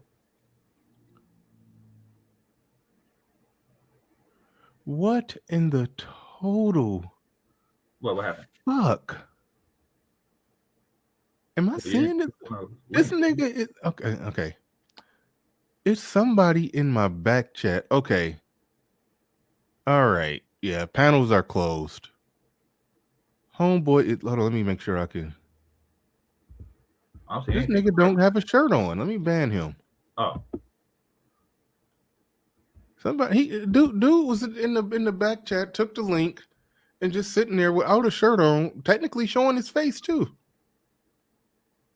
Oh yeah. And So what happened on Repeat? Because I heard that because it's somebody, yeah, okay, wait, go ahead and set it up.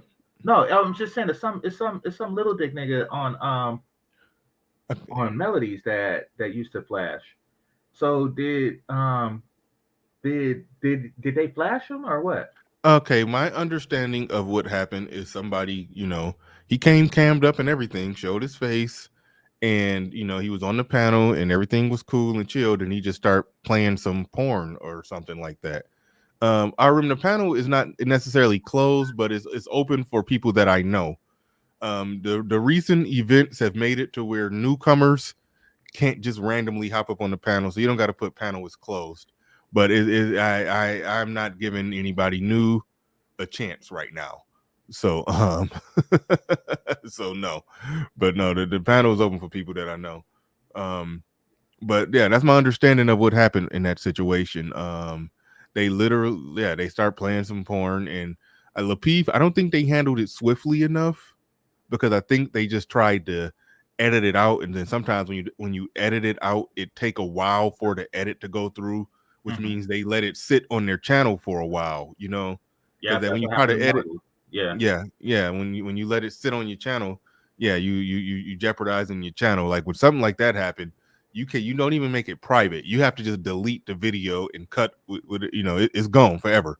It's gone. Just whatever you did in that video, it can never, unless you was recording it live, then maybe you can rehash it put it on Patreon and just edit that part out. But overall, yeah, you have to literally delete the video, and they didn't do that. So I think that's what opened it up. Fortunately, when I was sick, I didn't know what was going on. I wasn't paying attention to YouTube, but apparently they got their channel back, which I'm happy about, because they did deserve to get it back, because anybody with a brain could analyze that and can clearly see that that the Lapeef network didn't have nothing to do with that, other than just letting a random person on the panel, which I do all the time.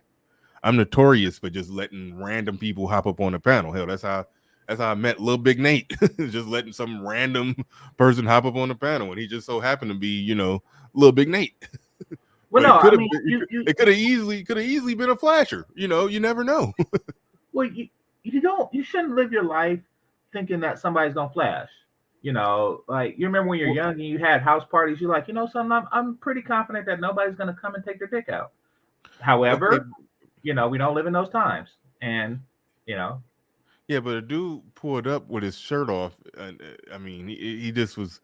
It was a weird. I had no reason to not assume that he was completely naked. well, yeah. I could see him from like here up, and like this much of his face to like belly button, and I'm like, what? Like, and he's already was flabby as not that. Yeah, and that's the thing. That's the thing. It makes sense, because I would do that too, were I an off shirt nigga. However, I'm not, so I keep my shirt on. And if he's flabby, he should keep his damn shirt on too. But no, off shirt dudes, they just want to show off what the fuck they work out for. Yeah, but see, listen, if he was cut, then I was like, okay, he want to show it off. He's been working out. Exactly. He wasn't cut. He was flabby, so he fit the mold of a flasher. Yeah, he's a flasher. Yeah, exactly. They and it'd be the ones, because like I say, it's a little dick nigga. Like, I don't know why they want to just embarrass their fucking genetics and anatomy and shit. I don't. By the way, Melody is shadow banned for some crap like that, and we're gonna do a show. We're gonna do a show today on her channel about that chick that said that she wants to she gives her whole paycheck to her dude, and lives off an allowance that he gives her. So we're gonna cover that. Oh, that's pretty cool. I know some guys that operate like that. They give their whole check to a woman, and she pay him an allowance. Yeah, well, I've worked with guys who operated like that. Yeah, well, that's what they were doing on Fences. Yes, yeah, I didn't even notice that. Yeah, he came home. He gave Viola Davis the paycheck, and I guess he had an allowance that he drank with and stuff. But yeah, but wasn't that? I think that was common back in the day. That when women didn't work, the man just handed that responsibility of balancing the checkbook to the woman. I think that was pretty much how it went. Like she divvied up or handled the money or something like that. I don't know.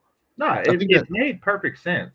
I mean, you got to think that if you live in a time of trust and you know that the marriages are supposed to last and nobody's just stashing away preparing for divorce and stuff like that. Yeah. When you live in that day, you're not really thinking like what she's gonna do, but you know what she's gonna do. She's gonna buy some chitlins or whatever some Mississippi dirt or whatever they ate back then. She's going to buy that in the market and she's going to feed you and the kids and make sure that the bills are paid.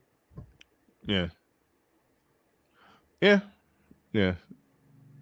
But nowadays, it's a goofy thing for a man to be doing. Like, it was a dude. It was the last situation I saw. And it was a dude. He was a younger dude with some older chick that was like probably like 18 years older than him. He was like 24, and she was like 41, 42 or something like that.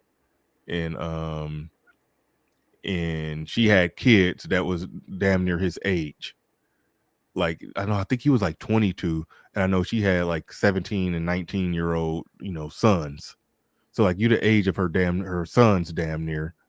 And this grown ass woman is basically taking your check, got you working for her, taking care of her and her grown kids, and she taking your check and giving you an allowance. Like, I saw that situation, and it was just so cringe. It seems bad today because this is want red bottoms or whatever the new Italian crap that they want nowadays. So you can't trust them not to go out and buy some red bottoms or something stupid. You can't trust that. But there are times and places where you could trust that. Like, I was talking to Amira, and I'm pretty sure that her husband don't were he lower earning, wouldn't mind doing that with a chick like Amira.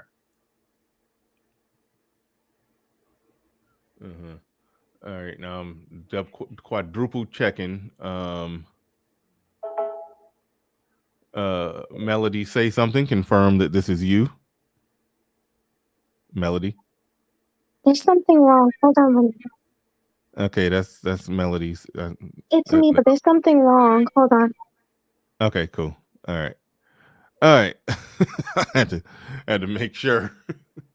Hey, people got me on pins and needles nowadays. It's crazy, but Yeah. Can you hear me? Yeah, no, we can hear you. We can hear you from the start. Yeah. Okay, cool. Yep. What's on your mind? No, on that topic, I don't mind. I hope I don't sound too bad right now, but I was saying I don't mind a guy giving me allowance. Yeah, I mean, look, okay. Where I'm at with it is, it's weak if a guy is doing it nowadays where he's working and she's managing his money and giving him an allowance of his money.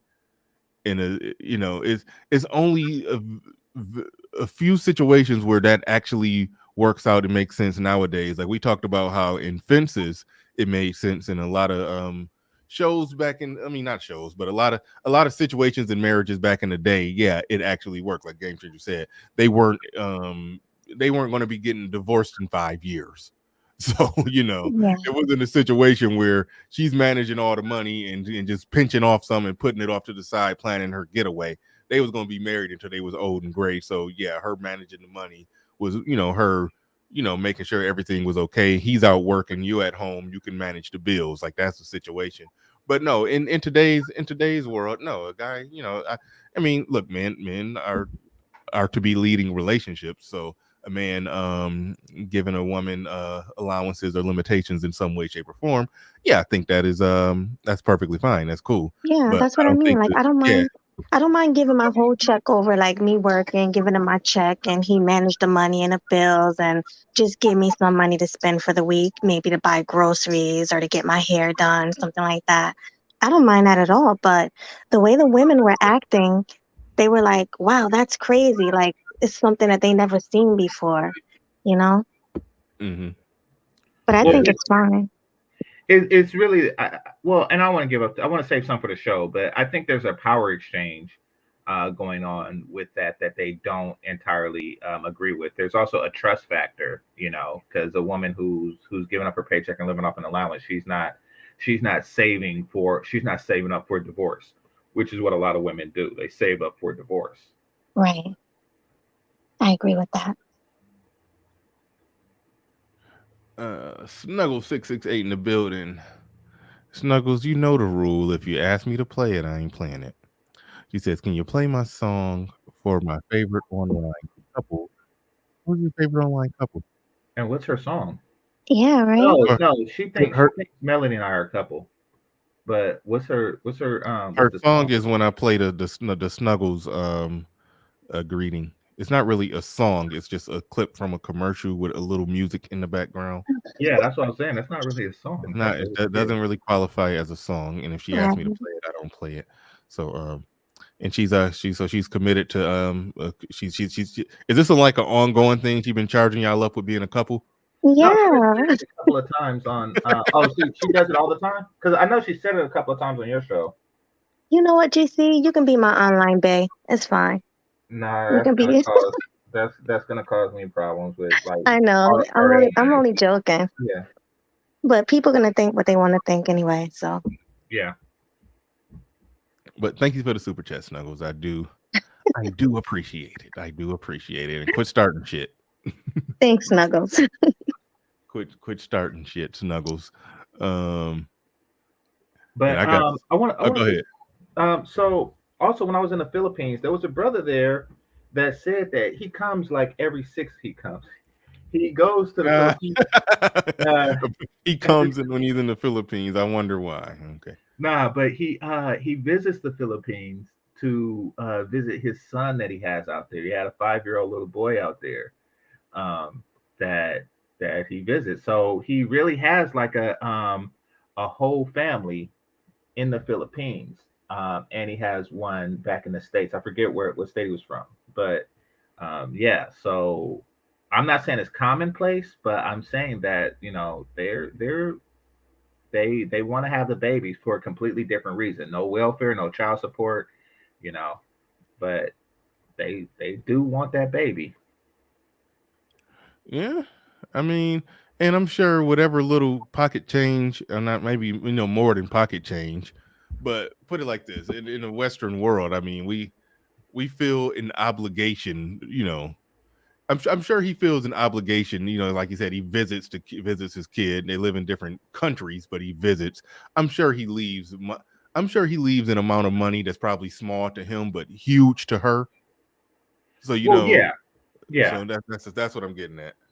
I mean, men aren't these evil patriarchs that people want to describe. We do want to take care of our kids. We just don't want to get gouged. We don't want to get, like these ridiculous what Brittany Renner get, 200,000. Come on now.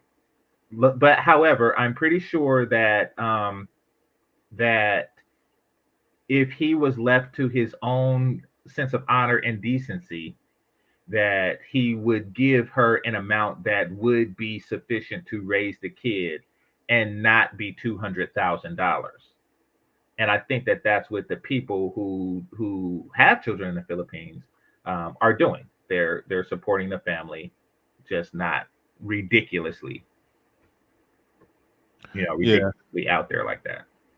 A person in the back chat. I mean, yes, you do appear to be fully clothed and sane in your right mind, but I just don't trust anybody right now. If you have a channel, drop the link to your channel in the private chat, so I'll investigate you. But I ain't trying to let you up right now. But I do want to. If I investigate your channel, then I can get to know you from there. But I ain't just bringing up random folks right now, man. I can't do it. I can't run the risk. But if you got a channel, drop the link in the private chat. But But be careful, Bernard, because they'll come up posed like someone you know, and then they'll pull out their penis. So be really, really careful. yeah, I think they want to show you the penis more than they want to show me. So that's Probably. I'm not as worried that but I mean, they did it, but they did it on Lapeef though. So that's well, no, I think they played like a porn GIF or GIF, whatever they're called. I think that's what they played. I don't know, but okay. either way, yeah, something like that. But no, I ain't letting nobody up. And you could click on the little dots by their name, and you could see see the authenticated name, because like I know some people will come up with like a picture of somebody else. Oh, Big Mike Drop is saying he's legit. You know him, the man I am 77. Confirm that again, Big Mike Drop. Yeah, but be careful because it can be that person, it can be that name, and it'll be someone else. Get what I mean? So just watch that too. Yeah. I just rinsed you up, Big Mike Drop. Damn, who getting deleted in here? He Third said, Moon. yeah, I noticed what the hell? Let's see what he said.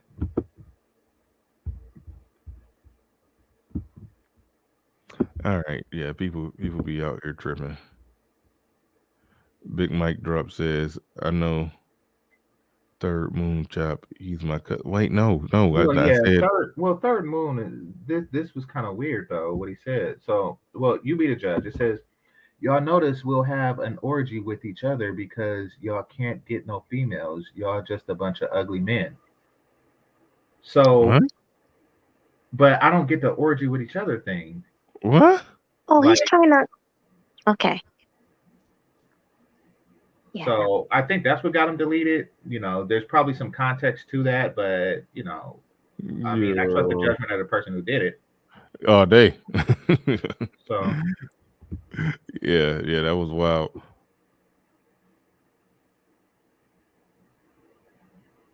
yeah, somebody say helmet guy. But yeah, so I think it's stupid, but I think that single motherhood is so prevalent there that why not with somebody with a 6 in front of their height and maybe a 6-figure income that will drop what's a little to him but what's a lot to her. Why not play that lottery? I think that's the thinking when it comes overseas. Mm-hmm. Yeah, Right. no, I can see that. But one thing is for sure, and this is one thing I noticed, they feel that they must have children. That's their retirement plan. The concept of working your ass off until you're 65 does not compute. That's something that American women even consider. They want to retire if they have a kid by 18 or by 20, and by the time they're 40, that kid is 20 and supporting the parent, then that's the deal. But didn't you say that they have kids to support their grandparents as well? It's complicated. So this is how I understand the family structure as it applies to a lower class.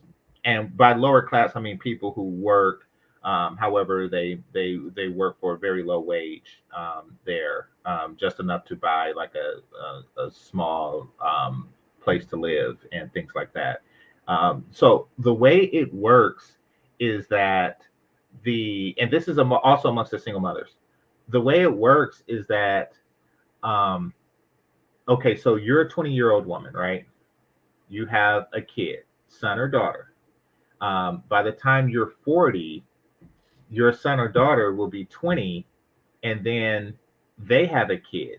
Now, it is your job at that point to take care of your grandkid and essentially raise your grandkid while the kids are out working, making the money to financially support you and the grandkids. And it's a continuous cycle. All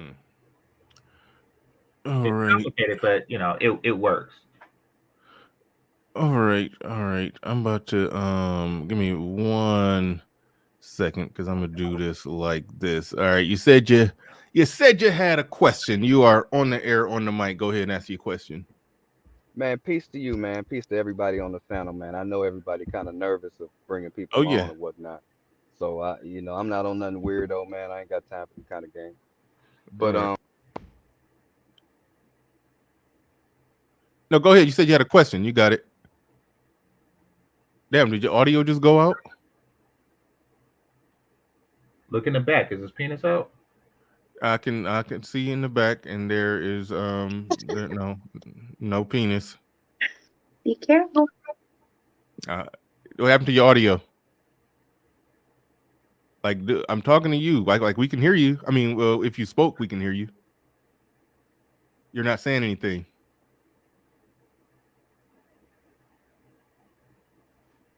I don't know. It's suspect. Wow. What, a penis? No. No.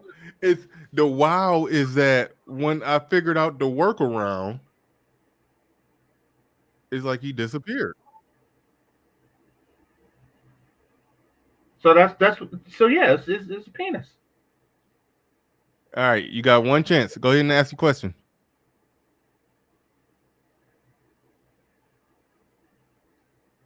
I don't know if I'm choppy or I can be heard or not. No, you can be heard. You said you had a question. Go ahead and ask your question. Yeah, it sounded real bad on my end. But anyway, if I could be heard, I just wanted to say something to GC. He said something about men having relationships with Filipino women and just having a kid and not doing nothing for them and just paying to get rid of them or something like that. Is that what I heard? Not paying to get rid of them. So not him doing it, but somebody he might. Yeah, no. Yeah. So much like, but I can't hear him anyway, so I guess I'm just gonna leave. Oh wait, no, he can. He heard your question. Yeah, he answered your question. So just get your answer off the air. Okay. So, all right, yeah, you can go ahead and answer his question. I don't know what he said. It was some choppy issues, but it didn't seem choppy. It seemed, I don't know. I'm 50-50 on whether or not he was scamming or not, but I don't know. I'm 50-50. It was kind of suspect, but he may have been just legitimate. So in operating in good faith, let's just answer his question. He was I guess he elaborate more on the whole notion, idea, concept of dudes paying money. I don't think you said they get a chick pregnant out there and pay to get rid of them, but they do give them like a payoff, a buyout, like that $5,000 like that you talked about was a lot of damn money for some chick overseas in third world country. So yeah, and that's what that one incident he did. Not saying good or bad on the brother, but what I'm saying that the mother was happy. The mother was more content than an American mother would be, were she to have the same amount. Like, it's kind of like a modern day domestic child support arrangement. It's just that you can't really get 50-50 custody because you don't really have access to the kid like that. And in this particular situation, she started a laundry business with it. Like, it was seed money to start a laundry business, and of course the proceeds of that business went to help raise the kid. Now, and this, once again, this isn't a story. This isn't a guy that I know directly. This is something that my barber told me. This dude may or may not have even visited his kid regularly. However, the one that I seen when he was there, I was like, so what are you doing here, brother? He said, I'm visiting my son. So this one is somebody who visited his son all the time. So if that helped explain it, hopefully it does. Is it common practice amongst brothers? I don't think so. I doubt it. I didn't see, enough half Black Filipino people there to assume that it was common practice. And I also didn't see many, blue-eyed Filipinos up there to think that it's common practice, but who knows? Let me ask you a question. Mm-hmm. Do you think a lot of women from overseas get pregnant by men in America with hopes of coming here? That is a good question. If so, I don't doubt it. You know, maybe if so, I would think that that's something that a younger woman would think. Okay. You know, I think that a younger woman would think that. And by young, I'm not saying that she's dumb. She just doesn't really she don't really understand the world that way, and she don't really understand how difficult it is to get citizenship. I do know a brother who married a Filipina chick. I used to work with him, and it was an ordeal to get her from there to here as his wife. I mean, I don't know the details of it. I never tried something like that, but from what, but like he was working on it, like through the whole contract. It was about a 2-year contract, so he was working on that. Like since I've known him, he was like, you know, trying to get my wife Well, over here. And I guess I'm confused. Like, why would that be so hard? I mean, they got an airport in the Philippines. You could buy a plane ticket and fly to America, right? no, Okay, no, why not? they don't just let everybody fly to America. They let everybody fly there. We have no problem going there, just like we have no problem going to Mexico, but Mexicans have problems coming here. You know, so you would think that, but America, you know, like there isn't a Filipino equivalent to ICE. Mm, You know, yeah. however, What do you mean the Filipino equivalent to ICE? ICE. I don't know what it stands for, but it's basically the immigration police. Oh, okay. It's the ICE is somebody tell me what ICE stands for, but ICE is the immigration police. I've heard of that before. Yeah. So as I understand it, they have to have $1,000 in their bank account just to come to the U.S. Just to show that, you know, I'm not some broke ass person that's gonna, you know, try to live off of, you know, whatever. You know, I can contribute. I'm not here to take. You know, it's all sorts of stuff. And another dude, and this dude, he married his Filipina years ago before the internet. And she's grown and she still look like Jenny Ma and shit, you know. And he's just a regular white dude, but well, he's a PhD. But he said when he did it in the 80s that he had to immigration customs enforcement. Thank you. That he had to interview to show that this was a legitimate marriage. Mm. And however, during the interview, he took out all the letters. And when I'm talking letters, I'm talking about handwritten letters that they have been writing back and forth from each other, you know, or to each other. And then they just said, okay, this is a legitimate, you know, I see that this is a legitimate God damn. thing. Yeah. They probably was talking about the time they had sex when they last saw each other. Like they had to show all the intimate details. Well, no, they ask questions like, you know, what's your auntie's middle name or some crap, like something that they feel that you would know if this is a legitimate. Oh no, thing. that part I get. I mean, we kind of saw that in Martin when I think I forgot.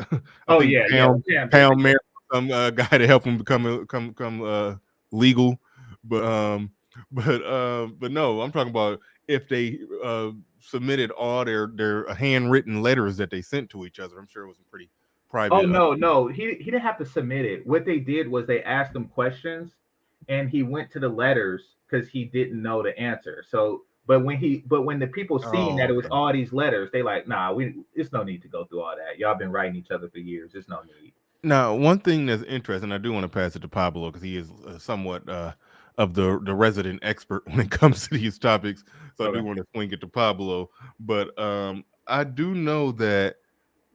I mean, in my mind, I'm thinking anybody can just buy a ticket and come over here. But I do know it's a little known fact that a lot of the illegal, like I was dating an illegal immigrant, and I didn't realize it because it was a chick from Kenya who just overstayed her visa, and she was supposed to go back, but she didn't go back. Like so many of them, when they just do whatever they got to do to just to catch a flight over here, even though it's a long, tedious process, once they get over here, they just stay here. Now they could probably apply to become, legal in some kind of way, but some of them end up not. Actually, no, she was about to apply to become legal, but then I think Trump got elected in 2016, and then she was like, "Oh hell no," and then she just basically, because I think she said that policies or practices change once that happens. So It she, did. yeah, so she just decided to just wait it out. But then by doing that, it's like, let's just say if they get lenient on it now under Biden, but it's still like, okay, you are here illegally all this time, so what? Yeah, you've broken the law 10 times over. But but it's like what am I trying to say here? It's a little known fact that most of the illegal immigrants are people who just bought plane tickets, came over here, flew over here on an airplane, got off the airplane, and then just never left. It's like it's a lot of them like that. We only look at it from the perspective of those who just, hopped a fence or crawled under a tunnel. But no. They be getting over here illegally. So that's why, I mean, they come over legally, but then they stay illegally. So that's why I was kind of thrown off by him having to work that hard to get his wife over here. It's like, well, no, not to get her over here, but to make her his wife. To make her, his naturalized wife was a process. But no, she came and visited. I see where you're going with this. I think that he just didn't want to do no illegal stuff. Yeah, true. So, but yeah, I mean, to get her to be his legally, naturalized wife, citizen of the U.S. was a process, and for whatever reason, she had to go to Canada first. I have no idea what that was about, but it was weird, and the process took years. Maybe Pablo could help with it, and help us understand it. But it's it was an ordeal. He finally had it, and I think under Trump, because I was talking to an Indian dude who arranged a marriage, and I think under Trump you had to have a kid. It wasn't enough to just be married and go through the interview process. You actually have to, put a half American baby through your loins in order for it to happen, which is like, wow. Yeah. Well, all right. Pablo Fresco Bar in the building. What's going on, man? What's going on, Bernard? And Game Changer, Melanie, good to see you. All right. Good to see you. Get well soon.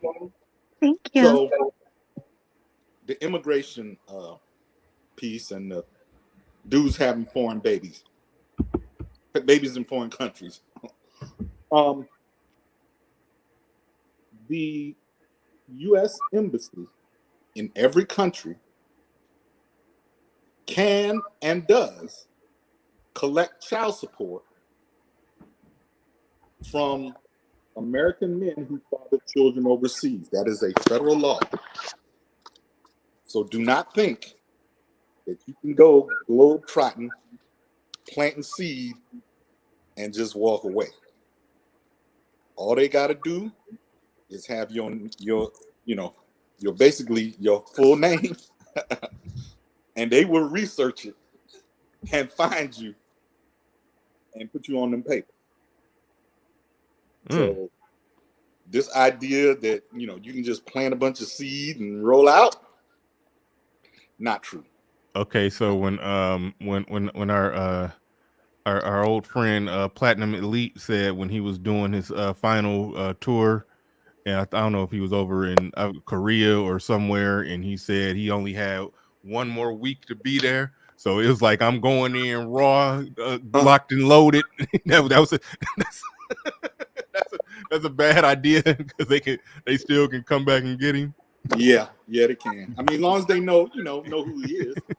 And today it doesn't take that long to find somebody, especially if you're in the military. Oh yeah, they know what base you're on. They know your name. You you cruising for a bruising. But yeah, we have several guys in my Passport Bros group who have that exact situation.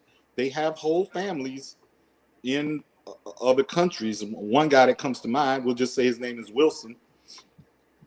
Wilson has not a wife, but like a girlfriend and a baby in Dominican Republic.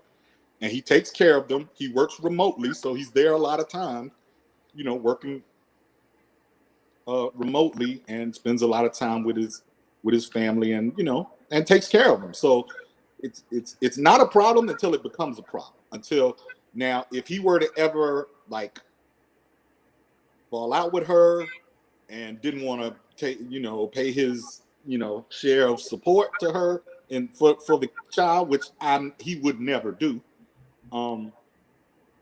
then he would have a problem because they have a relationship and she knows all his information. So it's rare when you have the one hitter quitter. Some dude just goes in and has raw sex and gets somebody knocked up and rolls out. That's some shit out of the Vietnam War era. So Platinum, it was offered, or not Platinum, my bad, Pablo. It was offered. It was offered to me, and she didn't know my last name.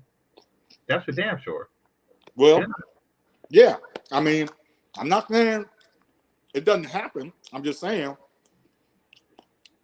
it's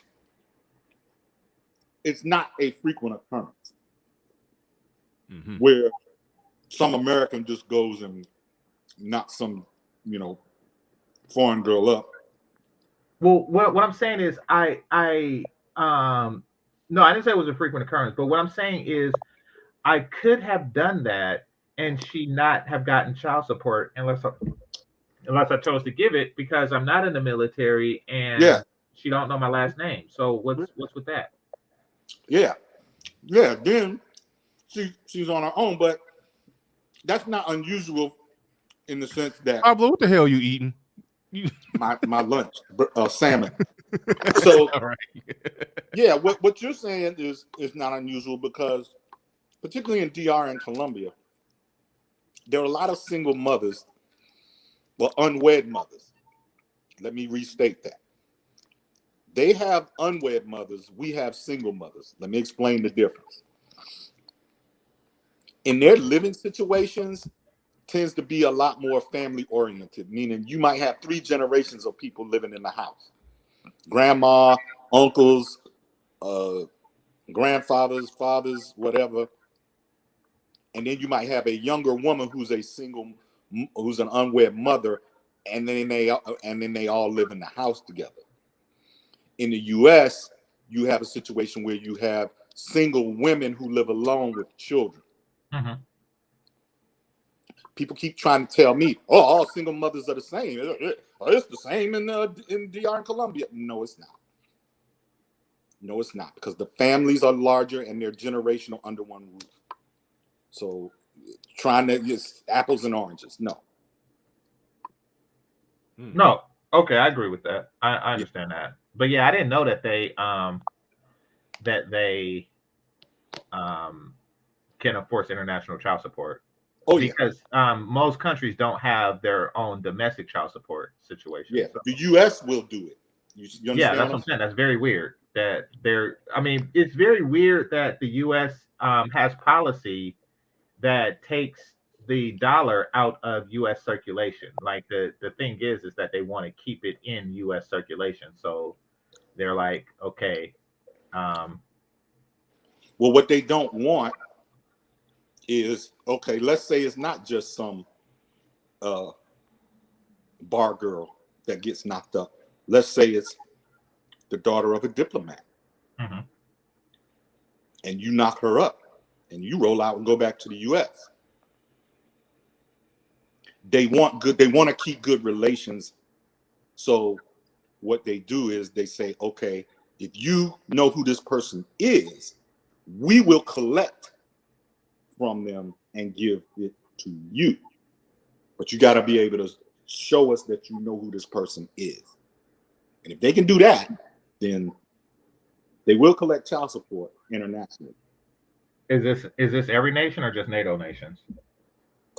Any nation that they have that agreement with, or most any nations where they have a U.S. embassy. Like Cuba, they don't have one. Or Venezuela, they don't have, the embassy is closed in Venezuela. They don't have relations with them, right? Iran, Okay, well, live and learn. Now, I wasn't planning on like shooting up the international clubs, but Right. I mean, now I know. Like, I mean, that's hey, I learned something today. Yeah, good information, but somebody needed to hear that. I'll just put it like that. Somebody listening really needed to hear that.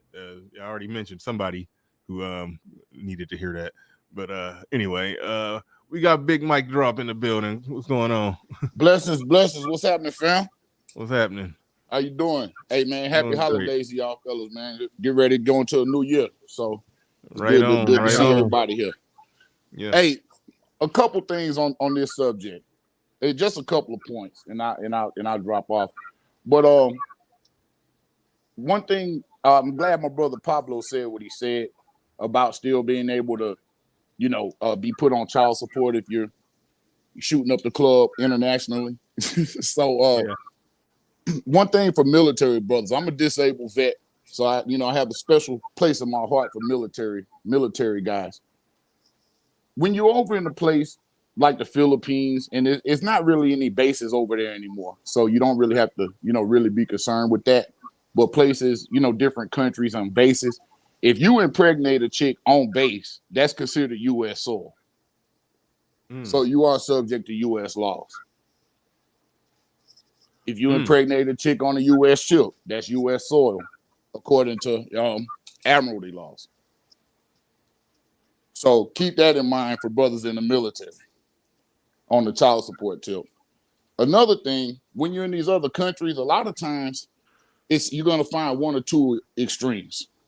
You're going to find that there are places that treat women as property, in which case you don't want to really be rolling up on random chicks, because you could be rolling up on somebody's property.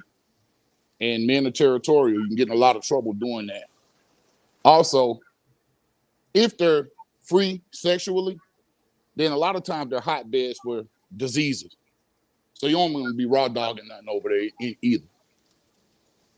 So it's almost like one of those situations to where you have to either do it the right way and make her your wife, in which case you're going to be on the hook anyway because you're under American law doing that, unless you're going to move over there. Hello, can y'all hear me? Oh no, yeah, we can hear you. I was taking I was waiting for right. somebody else. I was waiting for Pablo or somebody who got a little more experience. It's with all the good. overseas game. One more thing. Oh, go ahead. One more thing. I think that we would be remiss if we didn't stress the importance of actually finding somebody not only from, the United States, but find somebody from your particular community, your region, somebody you have a cultural connection with as well. What if your culture is crap? Oh, I don't think any culture is crap. What would you mean by culture is crap? Because, like, for instance, being from the Gulf Coast, we have certain cultural things that we share with any race or person. So what if there's certain connections that's going to be there? Okay, here's what I mean by crap. What if your culture doesn't encourage families, however, it encourages single motherhood? Should you stay with the culture like that? No, what I'm saying is this, is find somebody that grew up in your locality. Form relationships and forge relationships there. And for young brothers, do it as early as possible. I'm saying even high school. You see what I'm saying? I'm confused. Well, I see what you're saying, but I'm confused because when you have people like Pablo and they talk about the benefits of international travel and finding love abroad, that's the opposite of what you're saying, which is find someone domestic young. Because everybody doesn't know how to conduct themselves abroad. But I'm pretty sure that so we're building a particular. Amen to that, brother. Real quick, amen to that statement, and I'll go more into that in a second. Go ahead, Game Changer. I'm sorry. Yeah, no worries. So a brother who's responsible enough to marry young and sustain the family should if he had that mindset, he would. It seemed like he would know how to conduct himself abroad. I get what you're saying, like the outliers who bring, poor cultural behavior to other cultures. I understand that, but I'm pro options when it comes to, things like that. And, dealing with people in your own locale is very limiting. it's limiting, yes, but we're looking at a time frame, and unfortunately, we're the ones that have to figure it out because nobody's ever been this traveled throughout human history, Sure. with the exception of soldiers. So you Go see for what I mean? So we have to figure this out. We don't have a blueprint. We're creating a blueprint for how this international dating will go. I'm not saying don't find somebody internationally. I'm not, speaking against that either. But everybody doesn't know how to conduct themselves, and a lot of times it has nothing to do with bringing poor cultural values to another country. It really could just be due to ignorance. You just don't know, and you could get yourself in trouble in other countries. Can I speak on that real quick? Yeah. Go ahead, Pablo. So in the black male travel community right now, we have a little civil war going on internally with what we call Passport Pookie. And Passport Pookie is going abroad. He's wearing his flashiest jewelry. He's going to the club and throwing money in the air like he in a Oh rap. God. Yeah. Let's talk about the brothers that's getting their ass hemmed up in Colombia. Yeah, in Brazil, man. More niggas getting robbed than actually going down there having a good time. Let's just keep that above. So to your point, the situation that I just described is what's making them targets. They want to behave in the way that they move and behave in the U.S. abroad, and they're making it dangerous for other American citizens by doing so. Well, you seem to be well traveled, Pablo. So I'm gonna ask you this: how often has your accent made you a target? Well, it's going. When they find out you speak English and you're from America, you're automatically a mark overseas. Sure. Except in Europe, maybe. Yes, absolutely. Or it can work. It can work for you in the positive, depending on how you moving. So let me give you an example. So okay, with the guys making it rain and doing all of that. What happened to one guy is he went on Instagram, and you know how these young boys like to flash money and stuff on Instagram and take pictures and then post it. Right. Well, he pulled out a wad of cash. He probably had $1,000 in U.S. money, but it was in pesos. So now it looks like, to a Colombian, this looks like $1 million in cash laid out on the bed. Right. Mm-hmm. So what they did, they sent a chica to jump in the DMs and say, "Hey, we want to come see you, baby. What's up? We want to party." The dudes invite the girls over. The girls come up and they open the door for they homies from the barrio to rob them. Correct. So now, conversely, you got an older, more mature gentleman who's not wearing flashy clothes, who's not showing pictures and throwing money in the air, and you're walking by yourself, walking through Poblado, which is like an upscale area. Let me color this for you. Okay. In Colombia, the robbery and the shooting and the crime don't go on up in the barrio, up in the hills where the gangsters live. They don't allow that up there. Plus, there ain't nobody to rob because most of the residents are poor. So all of that goes on what? Down in the cities. In the city where everybody got the money. Right. So if you comport yourself in a way where you're understated, they won't know until you open your mouth. Right. Well, I'll say this. Yeah. I'll say this. Another protective mechanism to overseas is really check out the history and the culture. Yeah. And a lot of times the caliber of people you'll bump into when you say checking out historical sites or in a museum, actually checking out, things and trying to really learn about it.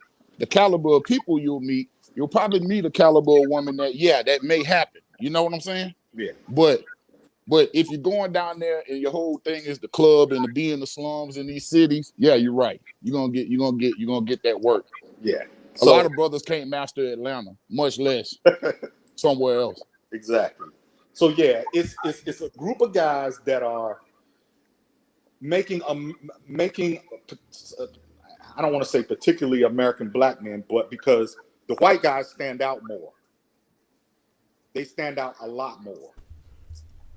A white guy cannot walk down the street in Medellin without somebody trying to sell him something, trying to stop him and, offer something to him or asking him where does he want some cocaine and all that kind of stuff. He can't even walk down the street. We can if you're kind of by yourself and not walking in a pack, you can kind of blend in because there are Afro-Colombians all over the place. So you can just move around. Now, you pull out the chains and the fancy Jordans and all of that. Now you wearing a sign saying I'm the gringo. Right. All right. Well, let me throw this out there, because my thing is, when you're talking about the guys who don't not know how to conduct themselves overseas, like, yes, what is that? Somebody was making some background That's noise. Pablo. Yeah. Yeah, there's a such thing as guys who don't know how to conduct themselves overseas. Like we get that, and some overseas etiquette do need to be taught. I think Pablo do a good job at talking about that. But those who know how to conduct themselves well over here and are generally smart and conduct themselves well over here generally know how to play it smart and conduct themselves well over there.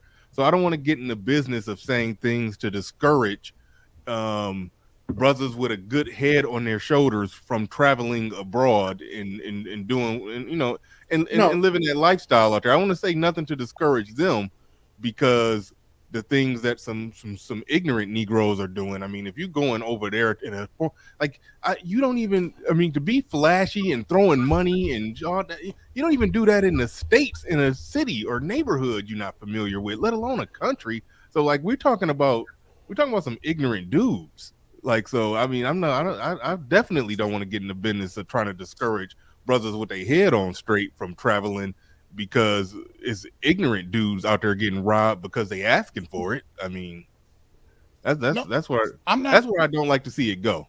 I wouldn't discourage it, Bernard. What I'm saying is, a lot of times we have the perception that overseas is easier, when really, in fact, it's harder.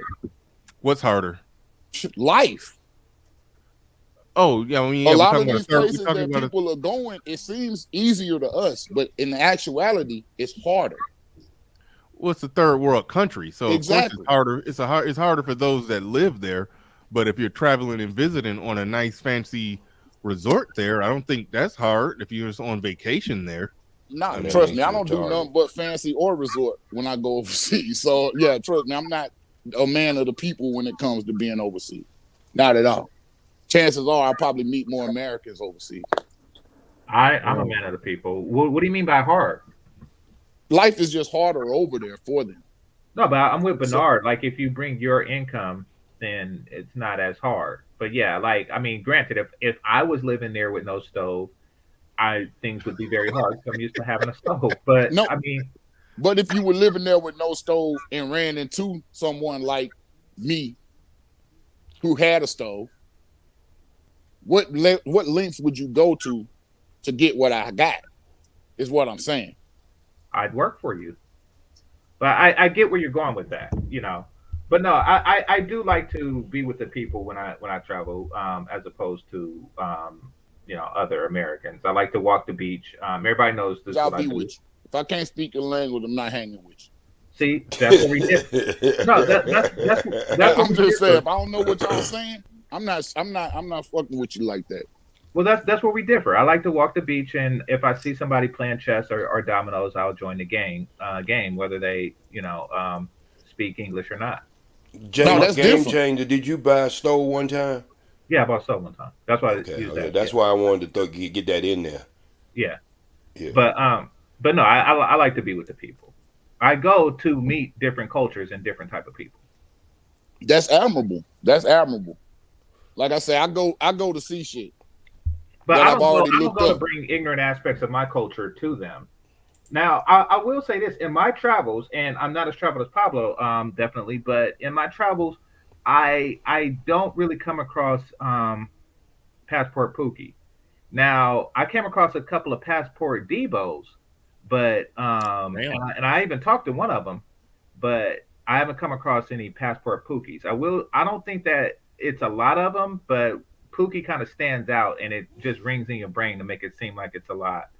You know, hopefully A lot of that's the case. times Pookie can't get the stamp either. Yeah, that's true. So whatever what you're doing in the United States does follow you, to other places. So you can have a passport. That don't mean you're gonna be able to use it. Yeah. Yeah. Hey, but to the passport Debos, to all of you, define passport Debo. Yeah. Passport Debo is a dude that went to Wayne's gym and he just walk around, lightweight bullying people, with his physicality. And I guess I don't know if he does that locally. The two dudes I came across seem to be East Coast dudes, but I don't know if they do that locally, like to people on their own block where they live, or maybe their cell block or something like that. But don't do that in other countries. You have no idea. People have huge extended families, and your push-ups is not going to save you from 20 dudes stabbing you at the same time. Don't do crap like that. Oh yeah. And overseas, it's not as many shootings over there, but I do understand it's stabbings are like the thing in a lot of those third world countries. I don't think they even got guns like we got guns over here, but they will stab your ass. Talking about the guy that was in Africa with Uganda with O'Shea, and trying to gangster people up. Yeah, like that dude. If he got stabbed by and then fed to a hippopotamus, I would not care. Damn. He was playing fast and loose. All right. Let's deal with this one. Pablo is being called out by the super chat here. Clarence, oh, that's CJ. Okay, that's CJ, Clarence Jr. I didn't know. Okay, cool, gotcha. Okay, yeah. All right. Just threw me off, but I guess that's what the CJ That's not said. what I said, Clarence. That's not what I said. Okay. Let me just read it just for the listening audience that may not be watching the screen. He says, so we're just going to ignore the fact that Pablo said if the woman is overseas, she can have kids, never been married, not engaged, and not with the father currently, but she's not a baby mama. Pablo, challenge. He threw down the gauntlet. He smacked you in the face with a white glove and challenged you to a duel. Now we gotta have a duel. So what I said was, people said that all baby mamas are the same. I disagree. I said the single mothers we have in the U.S. are single mothers who live alone. We have a lot more women with children who only live with themselves and the children. Abroad, that's not the case. That's not the case in Latin America. In Latin America, the women live with their mothers, fathers, grandparents, uncles, aunts, and their kids. There's a difference. They still live in a family unit. You understand that? I hope so. I got a question for you, Pablo. But hold on, wait. Let's just get to just a random thoughts from the audience, because I understand the criticism that the CJ is coming with. But do y'all? OG, you letting out a fake laugh just to be? No, that's not a fake laugh. I'm sorry, it's not a fake laugh. Ain't nothing. Anybody even said nothing funny. I know. I was thinking about Pablo eating them goddamn hog maws and catfish every time he come on your damn site. That's why I asked him what he was eating. He said it was salmon, but it did sound like hog maws and pig feet. Like he was. What does that sound like? It sounded like he was sucking like juice off his spit. Like, yeah. It didn't sound like salmon. That's what I was laughing at, but no. You eat salmon kind of quietly, but you make noise when you're eating pig. I mean, I don't eat pig feet, but But no, you don't remember he was ordering at the restaurant the last time you was talking to him? No. You remember you asked him where the hell was he at? No, I don't even remember that. I just know right now he was making he was a lot at of noise. McDonald's or something cross seas. He's making an awful lot of noise. But anyway, do y'all think that is a major I guess cultural difference when you look at women having children out of wedlock? If they're not living alone with the children, there's still I guess some pseudo family structure where I mean, I don't know. I mean, maybe Pablo can describe it again, but basically, you're saying it's still like a group unit that the family is sort of raising the kid together, even though the child is not left unattended. She's not running out and sexing it up with two pump Paul while the baby is sleep on the couch. It's a whole different lifestyle than what is being lived by single mothers in the U.S. They're still living with their families. Their mothers, their fathers, their grandmothers, grandfathers are usually in the home. Uncles, aunts. They're multi-generations of people in the same house. Oh, so they be like packed in tight, like how we say stereotypically, but kind of truthful, packed in tight like Mexicans over there. Yeah, kind of like that. Yeah. They don't have a choice. Like the South, man. They don't have a choice. They don't have a choice. Right. But they don't have a choice, Bernard, and that's what Pablo don't want to talk about. A lot of them women who have babies like that, they're not looked at in a good way. A lot of them women who have babies like that usually be working, especially if you go to a country like Costa Rica or any place that have prostitution illegal. These women are working in the city. Sometimes they don't get back to their babies until about 2 and 3 weeks. So, I hear all this stuff about passport brothers and stuff like that. But just like the man was saying earlier, he was saying a lot of brothers, even though you might not go over there with throwing the money up in the air, you are a target, man. I got 2 friends I play poker with, and these are white guys who got hemmed up in countries that cost them almost $40,000. The police was into it with effort. The women mothers was into it. It was a whole racket, man. And we don't talk about that too. I'm not trying to discourage nobody, but just like my brother said, when you got that accent, you go over to them countries, you already got Superman in your chest, regardless of what you do. So if you don't go to them tourist sites and stuff like that, or either have a guide or something with you, you are a target and you're left out. You got to understand these countries are poverty. And it's just like living in a big ghetto sometimes, even though they have structure and they have culture and all that. But you got to understand you're walking right there in the middle of a ghetto in a lot of these countries. Speed, I literally just agreed with you like 5 minutes before you came up and said almost the exact same thing. What did I say? I said, white guys are usually even a bigger target. I said because they can't. I literally just said that, JSP. So we don't disagree. Yeah, but I'm saying, I know a lot of brothers go to Africa, and this is one of the things when brothers go to Africa. OG, you gotta turn down. Either you gotta put your headset on so you can hear me, or turn down the volume on your mic. You can't. You start talking and you can't. I don't know. Okay, I'm sorry. I don't know if you're deliberately not in here listening or you just trying to talk over me. I don't know. What I'm sorry, but no, I do apologize. I respect it. I wouldn't put either one of them past you. You be clowning, but no, seriously.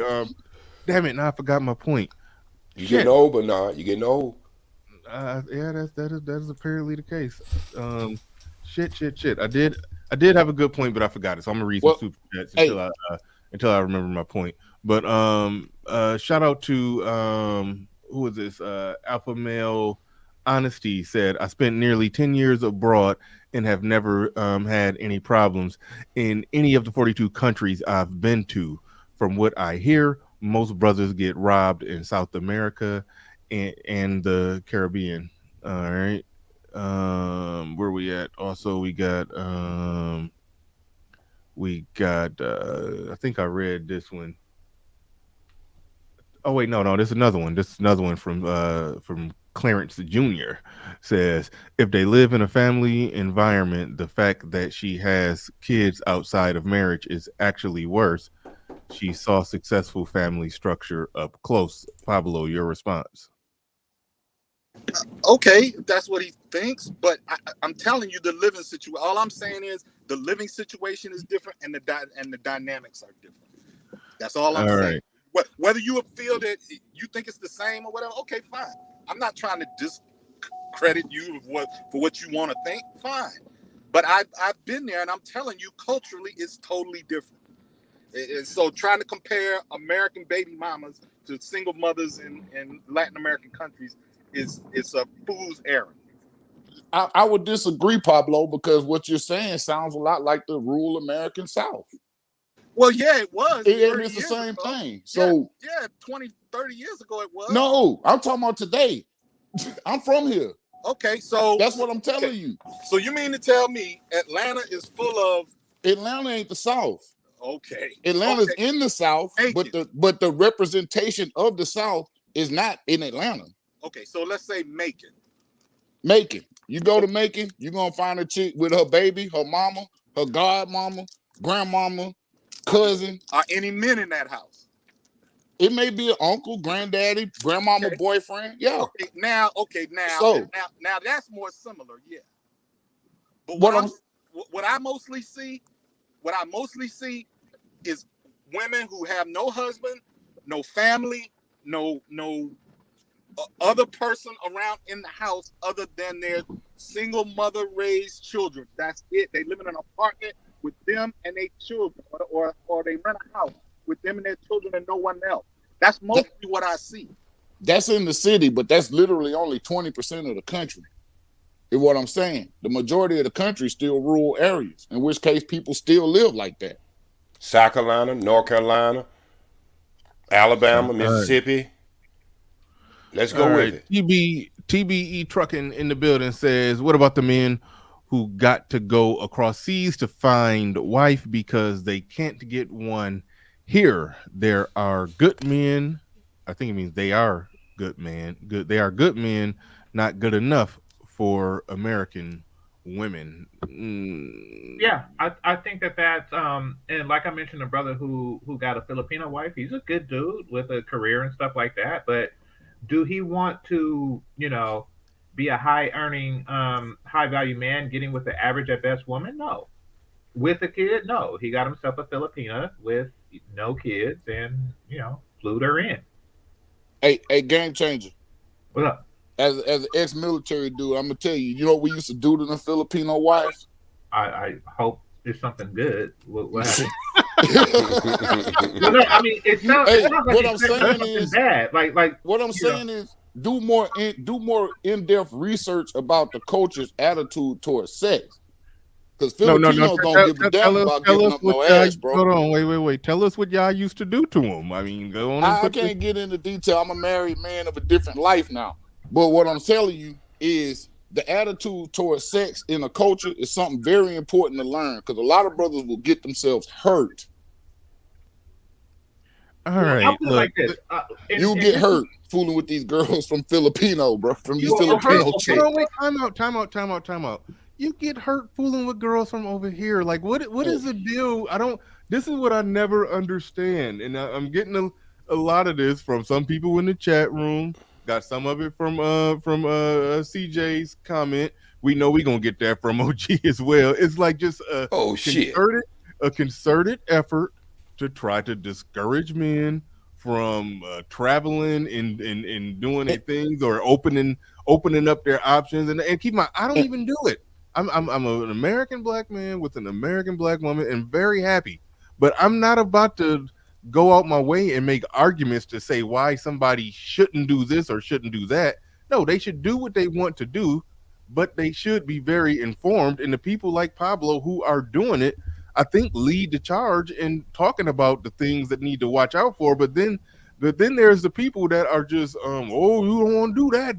Them men they not gonna allow y'all to be touching their women. They gonna stab you. Like, I mean, it's like, Like, why we gotta sound like that, Bernard? Okay, I'm sorry. Yeah. I'm sorry. Yeah, Okay, yeah, I didn't for mean. real. I didn't. Yeah. I didn't mean to make y'all sound like. I didn't mean to make y'all sound like runaway slaves. I'm You make it sorry. sound like we're Right. cooning over here. Yeah, we just but proposed Bernard, another side of the story. but no, you don't say anything about brothers who come on there and tell you how well it is over there. Why can't we be detractors and say what we know as our experiences in these countries? I got a friend named Cornbread, right? He was in the military. He married a girl from the Philippines, right? He brought her over here as his wife. You know where she stayed at? The goddamn casinos. Absolutely. He had that brother working from day to night driving trucks trying to afford her gambling habits. So we keep acting like it's all of a sudden pie in the sky when we go in these other countries. So we should have the right to tell brothers that there is another side of that story too. I know. I get the other side of the story. I understand that, but I'm just telling you how it comes.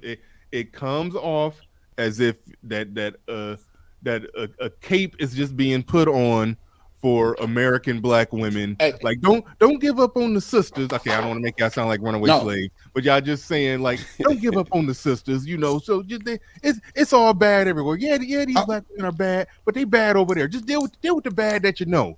It's almost like that's what y'all saying. All I'm saying is you getting over their sisters when you get over there. That's all I'm telling you. However the sisters looked at here, that's what you getting over there.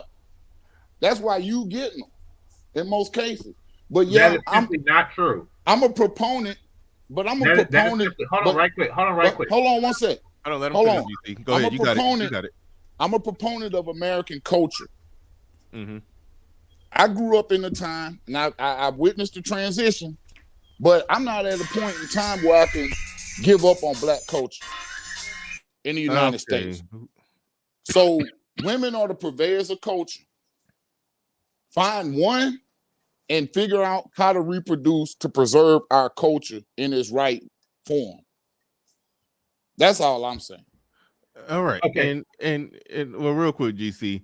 And now, to some degree, I do respect that, but at the same time, that even though I understand and respect what you're saying, within the midst of what you said, that's all still possible, even if a percentage do explore other options, and even if they get a non-black or blackish woman from another country and they end up bringing her back here, they can still, have their culture. They're not just going to put on a sombrero and like just because they dealing with some other woman. And I probably know I'm getting the cultures all mixed up, but I'm just saying I understand what you're saying and where you're going, but we live in a global society.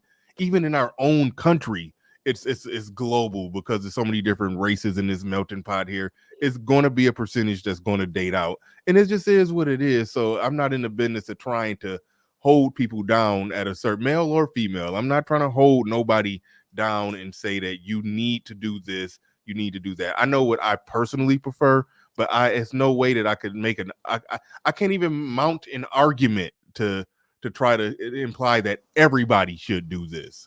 But I'm not saying everybody. No, it's definitely gonna be a percentage that it's always been. I got a Korean aunt due to my granddad. So Okay. it is what it is. Gotcha. You know what I'm saying? Well, hold on, GC, hold on. Yeah, GC was trying to jump in, and somebody got some weird background. It's like a plane or something just flew. Yeah, it was an airplane. I stay by the airport. Okay, yeah, you need to get on one of those planes and just don't get off. Just stay on it. All right. But what about go ahead, Game Changer. All right. Well, was that OG that said he stayed by the airport? No, that was me. That was okay, my part. I thought that was OG. That's why I told him he need to just get on one of them planes and stay. It's all good. You picking at me, bro. It's all good. No. Me and OG got an ongoing thing where we just clown each other. I thought that was OG that said that. But all right, go ahead, GC. No, but to say that they're the same, brother, is way off base. Is way off base. Listen, I agree that women nature is women nature, and that's universal. But to say that women from developing countries are the same as women from the U.S. is not giving credit, and also just physical beauty alone pales in comparison. And I'm talking about the bell curve. Of course, our hottest is hotter than their hottest, very likely. However, on the bell curve, their middle is leaps and bounds above the American, particularly the Black American middle. So to say that you're getting the same chick is not true at all. Like when I talk about the two people that I know that married Filipino women, these are women who are prettier than these guys are handsome by leaps and bounds. These are the type of women that would ignore these guys based on the guy's physical appearance. Were they American women? So let's be clear. Just that alone shows that they're completely different, in that regard. And a woman's physical beauty is the bulk of her worth. Well, when they get to America, they automatically become American women. That's what I'm telling you. Yeah, you're talking about mentality. Whatever she was You're doing in the village in the Philippines, and I get that. Once she gets here, her beauty affords her all the options of an American woman. The transition don't take long. That's all I'm saying. Some transitions, some don't. It don't take long. She's not gonna be the homely walking 3 steps behind you in 6 months after she gets here. Well, yeah. Once again, some do and some don't in that regard. But I'm just saying, to say that they're the same, they're not the same, because instead, even if she does turn into an American woman, he now has a beautiful American woman when he probably would have gotten an average at best American woman had he stayed in America. Let's be clear, you do get a better deal there. Just like, I get better oranges when I go to Florida and better corn when I go to Nebraska, or better cheese when I go to California. It's certain places make better stuff. You can't compare a woman to a commodity, right. dude. You compare a woman to a commodity, bro. Yes, I can. You can't do that. No, you can't. That's your counterpart. Because commodities don't have option, game changer. That's your human counterpart. No, they are a commodity. Their value is their beauty. Yes, they are. They're human yes, beings. they are. No, their value is their beauty. Period. And but James, game changer, don't you understand that what you just said was really the options of the people from the way that their country is ran, and so as soon as they get better options, they turn out to be the same as anyone else. That's what I think. That's what he's trying to say. I get what he's saying. I'm talking about physical beauty. I get that. I understand physical beauty, but see, they don't see that value of physical beauty is totally different. Hold on. One at a time. It's different over there. Wait a second. Okay, hold on. Let's let Game Changer finish whatever point he was trying to make. No, I'm talking about physical beauty. I get that the mentality changed. I understand that the mentality changed. But to say that they're the same is ridiculous because they're still physically more beautiful. That's what I'm saying. All I gotta say is all that beauty. Hold on, wait, Kenny, let him finish. And the bulk of a woman's value, the lion's share of a woman's value is her physical beauty. Don't tell me that an average at best chick is the same as a beautiful woman. No, that's an insult to beautiful women. Beautiful women are better. They're better at being women. Okay, game changer. Then let's say this. What difference do it make if she's beautiful or ugly in that courtroom? It means something. What do it mean? Did the beautiful one gonna take it just as much from you as the ugliest one? What difference do it make? They get in your bag. They get in your bag either way you look at it. See, this is the narrow vision. Hold on, wait. OG, do you want him to answer the question or not? Go ahead. Thank you. Listen, at the end of the day, let's just take PJ Washington. At least he could say that he smashed a baddie. I would hate to think that he went through all that crap with an ugly ass bitch. So yeah, it is a small cancellation, but it is a difference. It is a difference. I can tell you right now, if a beautiful woman shot me or an ugly woman shot me, I ain't sitting up there looking at it and saying, God damn, I'd rather have a damn beautiful woman to shoot me. I mean, come on, man. What is the logic behind that shit? Wait, let me tell you about Brittany Renner. Brittany Renner is perception. Brittany Renner is perception. And you use PJ Washington as the example several times. So apparently you think Brittany's very attractive. She is. Mm-hmm. But Brittany Renner is Ocean Springs, Mississippi trailer trash. She's attractive. She's trailer trash from Ocean I Springs, get it. I Mississippi, get 30 it. I'm miles from saying where that I she grew up is. from. She's attractive trailer trash. I guarantee you. Meaning All right, that let she's me. better I than the guarantee you she been unattractive getting trailer trashed by trash. Mobile When you're niggas. dealing with trash, there is certain trash that's good or better than other trash. There's old pizza versus like a freshly wrapped Hostess Twinkie or something like that. Some trash is better than others. All right, I only let me trash from the let barrio. me wait a minute. Let me look at it or try to explain it like this. Okay. So if you're going to be in a relationship with somebody for 10 years and you're going to end up getting a divorce, and it's going to be a nasty, ugly divorce where you're going to lose a lot of your shit. Okay. Those 10 years of that relationship, not the ugly divorce, but the 10 years of that relationship, yeah, I think you would have rather it been with the most attractive woman possible that you could possibly get. So it's almost like y'all are saying, well, if you're going to get your pockets ran either way, you might as well let an ugly bitch do it. It's like Nobody's saying that, Bernard. You going to the I'ma say extreme with this. that bullshit. You might as well let a useful bitch do it. Devin, something. Okay, hold on, wait, hold on. Big Mike Drop said something that I liked. Okay, go ahead and say that again. You might as well let a useful bitch do it. Useful? Okay. You feel me? That is their use. A woman's looks is her use. God damn it! You don't see value. Not when the pool boy and everybody else is getting in between her draw legs and while you were married. Listen, all things equal, the more attractive. Sloppy seconds, sloppy thirds while you 10 years married.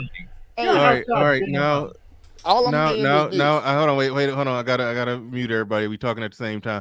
Okay, see, now y'all making an argument that basically goes. Before it was like, don't mess with the foreign women. Is going to be bad. And then so now even when talking about American women, you're talking about being with attractive American women. No, don't mess with the attractive women. Is going to end up being all bad because of this. It's like, okay, can a black man say anything?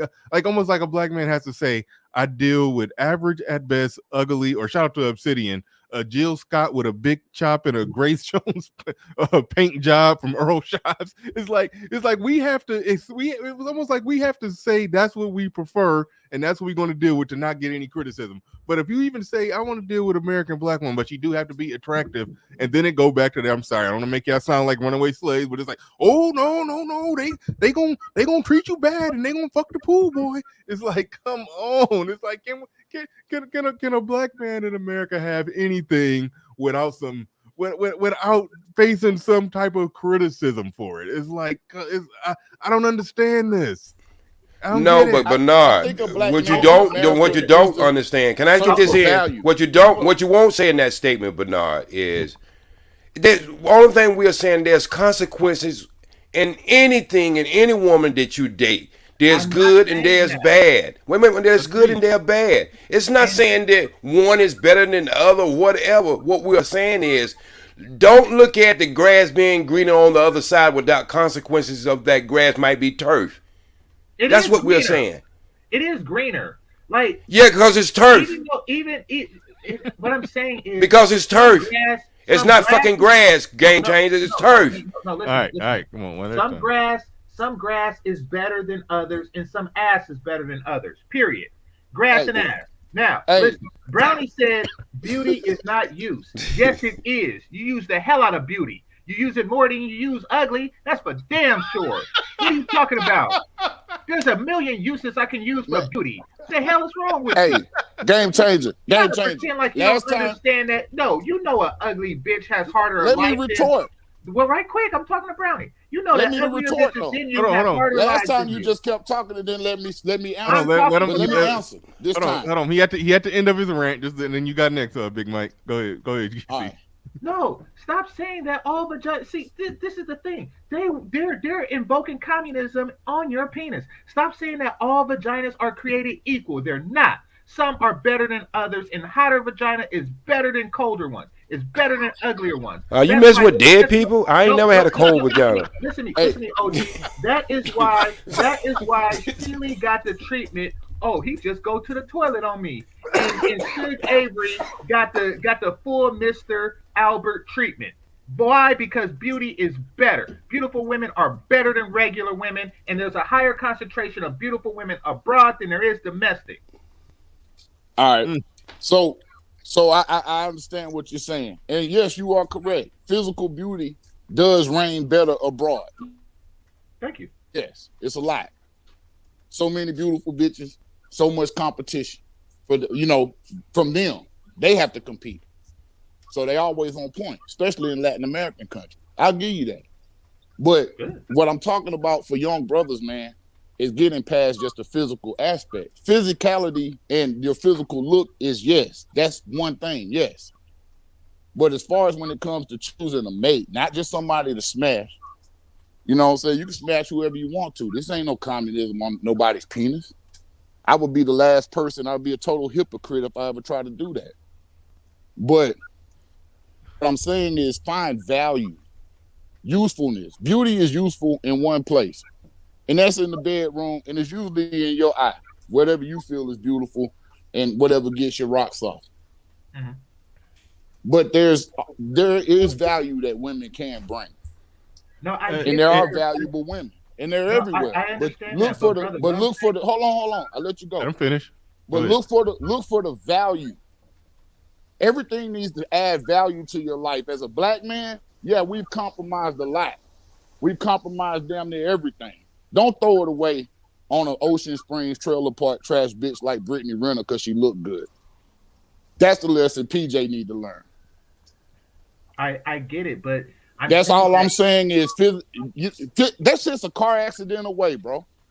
I know. A bitch looking good is a car accident away. Still got the a house fire away. Still got the a pressure cooker explosion away. So you should get with the chick after the car accident? No, bro. I mean, what I'm saying get with a valuable chick. Get with somebody that brings value. And just because you don't want to fuck her, that might be a good thing. All right. It's not a good thing if I don't want to fuck her. It's a good thing for the dude that's with her if you don't want to fuck her. All right, let me say this. I'm gonna pass it to Ed, but I do want to make sure I get this out there and make this clear. That I think most men should get within reason the most attractive woman you could get, in those women of the attractive women that are available to you. You should get with the one among them that got the best head on their shoulders. So I mean that's.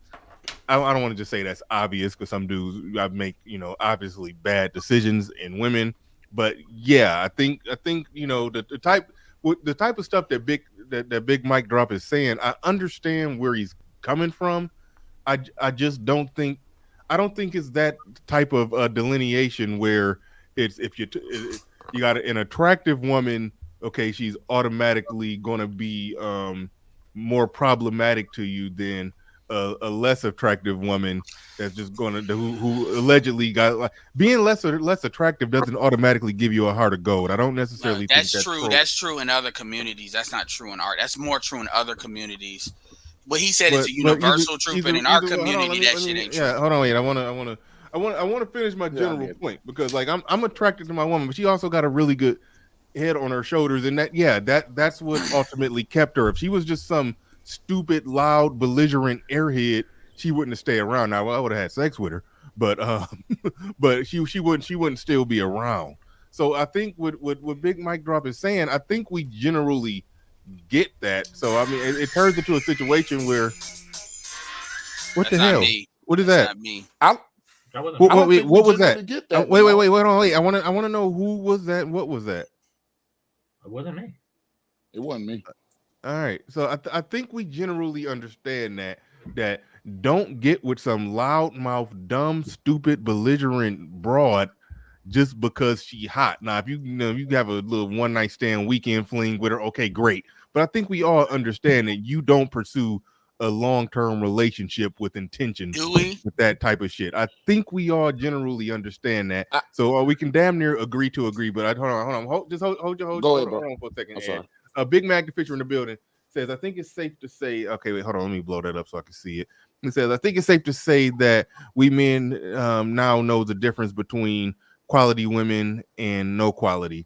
I think we can go anywhere and find a quality woman. We know the difference now. No, Yeah, I don't agree with that. Well, some men do, some men don't. I think we better at it than what we get credit for. But overall, in general, if the most attractive woman you could pull is a 5, then among the 5s that are available to you, yes, you should get the one that brings the most value in the other areas. The most attractive woman you can get with is a 7 or 8.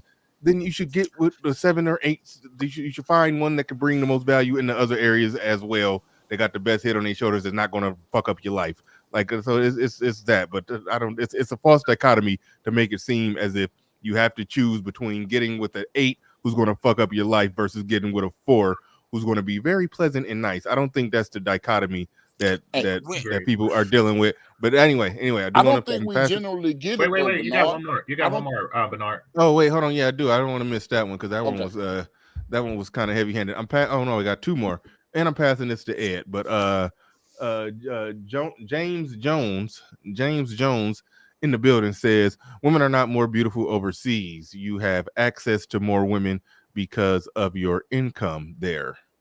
If you had a yacht blue check on Instagram and 20 million, okay, here we go. This turned into a bad argument. But thank you for the $50 super chat. If you had a yacht blue check on Instagram and $20 million, you would feel the same way here in America. Yeah, you can statistically. The 21 year. Okay, dude. You can wait, whoa, hey, whoa, please. I ain't got a lot of time, but go ahead. All right, Ed. If you won't. No. Go through the super chats. I mean, it's $50. I'm not about to tell you not to go in. All right, no. I was going to pass it to you, but just real quick, like this. Like, it's $50. I understand. No. I'm talking to the brother James Jones here. If you have to make an argument to where you put a guy in a top 1% of earners for him to have access similar to what a regular dude who makes 75K could probably have access to overseas, you've lost the argument. It's like, yeah, if you make 70 to 80K and you go to some country where your dollar is worth 50 to 100 times more than what their dollar is worth, then you are that $20 million dude over there. So that's why I have a hard time convincing a dude that he shouldn't. I think that's what he was trying to say. I understand, but okay. Well, maybe I'm being disagreeable. All right. Thank you for the super chat. Appreciate that. He's still full of shit though, but he's full of shit. But that's what he was trying to say. But my thing is, dudes overseas don't have to do that, and it's not because they're better men than us. Like when I say dudes overseas, Hispanics overseas that deal with third world wages don't tolerate this shit. It's a culture problem. So this idea, and then real quick, perfect blackness. All right, perfect black. Well, no, actually, no. Go ahead, Ed. I'll get back to perfect blackness as a super chat. Well, I'm gonna try to be as quick as I can. I mean, one thing is we gotta stop using culture as a way of saving sisters. We gotta stop doing that. Like I'm seeing that too. I saw Courtney do that. That seems to be a new thing with folks like the only time I hear motherfuckers talk about culture. I've been in the pro-black, sectors, at least on YouTube and stuff like that, for a long time. That word culture ain't never come out of motherfuckers' mouth until recently. That's some shit that's used as just another way to say do the same shit, but don't be called out on it. As far as all women are the same, the biggest problem with black men is black men have this delusion that they have this idea called manhood that's going to take a problematic female and not make them problematic. Like if I have enough game, if I do the shit I need to do, then all of a sudden that chick that is fundamentally problematic is gonna not be problematic. That's a delusion. You got to start picking women off gates that have a head on their shoulders. The idea of picking ugly women, as a mechanism of getting around this is just code for stay in the black community, but just stay ugly. The reality is you can deal with and this is where I'm gonna wrap this all together. And I'm glad Shannon is on here because Shannon is out of California. So it's Game Changer. Don't have these. You notice how they tend to have the different angle because California is a very liberal dating market, meaning it's very libertarian there. You pick exactly. But you pick the best chick. It's very obvious if you're saying I'm only going to pick a black woman no matter what they do in California. It's very obvious versus in like Georgia. So the reason why a lot of the women complain the most out of California, as far as you get a lot of the, colorism channels and shit, is because dudes are exercising that choice. All we're here is to say, it's your choice. If you want to sit here and say, no matter what black women do, I'm gonna stay, then say that. But don't come over here and try to sell it like it's something else. Don't try to make it altruistic, like, oh well, we're preserving black culture, we're doing this. No, you're not. At the end of the day, you're making a choice. Now, this is not to say that certain dudes can say, I only date black women, and they can get the black women that they want and act the way they want. There are dudes that can do that. But what I'm saying is, if you are one of these guys that you say, I'm going to date them no matter what, because of ego, because of guilt, because usually it's guilt, understand you have a right to make that choice. But that is your choice. Where I jump in is when folks try to sell that bullshit to other folks and try to guilt other folks into it. And Game Changer is a little bit more trollish about it, kind of like Supreme King Coon about it, but I'm a lot more serious than that. And that's not to say that's a route you can take, Game Changer. I get that. That is a route, but I'm a lot more serious because dudes are knowingly lying when they do that. They're knowingly lying. This is what the last generations did. They swept certain things under the rug, didn't let the millennials know, and that's what we're not going to do with these Z's. And so I take it a lot more serious than that. So when dude was coming up here talking about culture and all that bullshit, I'm like, come on, man. You gotta do, like, if we would actually have a conversation, a deep conversation about black culture, how deep do you think it would really go? Like, when you say, what parts of culture are you trying to preserve?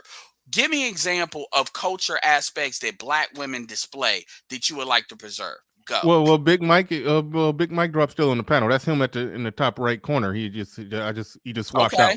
Yo, so ask him that question directly. Because I heard culture from the cornbread nigga. That's where I heard that from.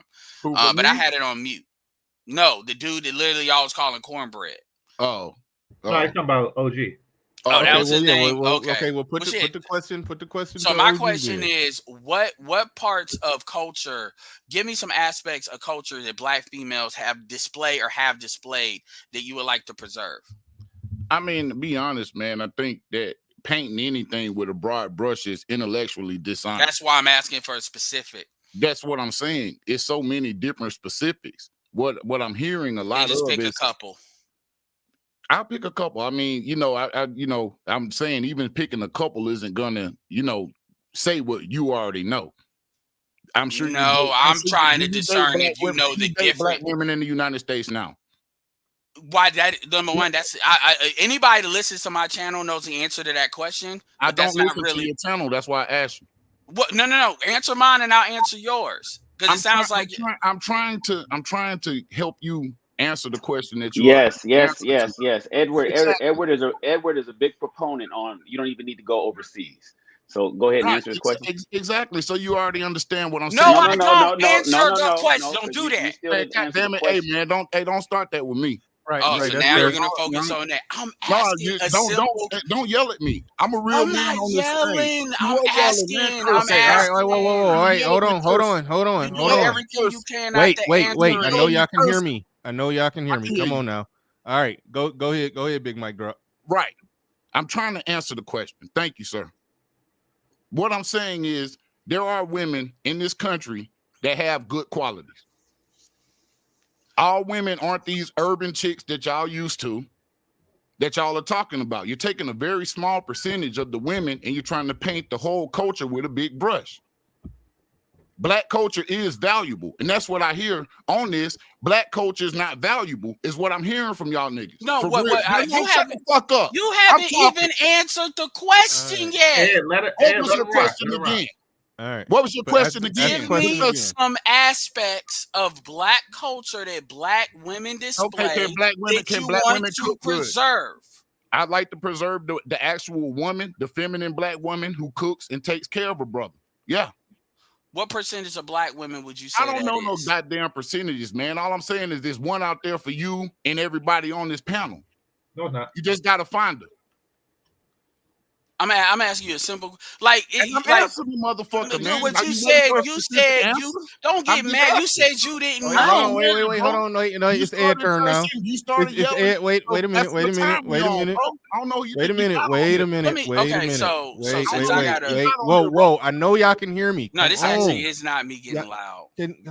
Look, man. Come on. I try not to be muting people. I know y'all can hear me. Just when I start trying to get control, let me get control of it. All I'm gonna do is pass it to the person whose turn it is to speak. All right, Ed, you go ahead.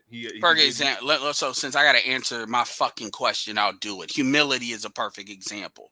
The girl next door types of black women are a good example. You know, I talk about how a lot of the how would we say the what's her fucking name from the Cosby Show? Those types of women are fading out. You know, those type of women are pretty much gone, and you're getting replaced by what I call the rise of Tokyo Tony grandmothers types of women today. That's what you see driving the culture today. What we're doing is we're playing this game where we say this is the some but not all game, which is some black women are doing that and we're blowing it up. Understand that there's black men here that's been married. There's black men here that we got a lot of variety of experience here. This would not be this big of a deal if everything was just okay. Because essentially what I'm hearing you say is there's really nothing wrong with the community. And it's just a whole bunch of niggas making some shit bigger than what it really is. Because most black women are fine. I literally had a nigga tell me Keisha just need a little bit of coaching.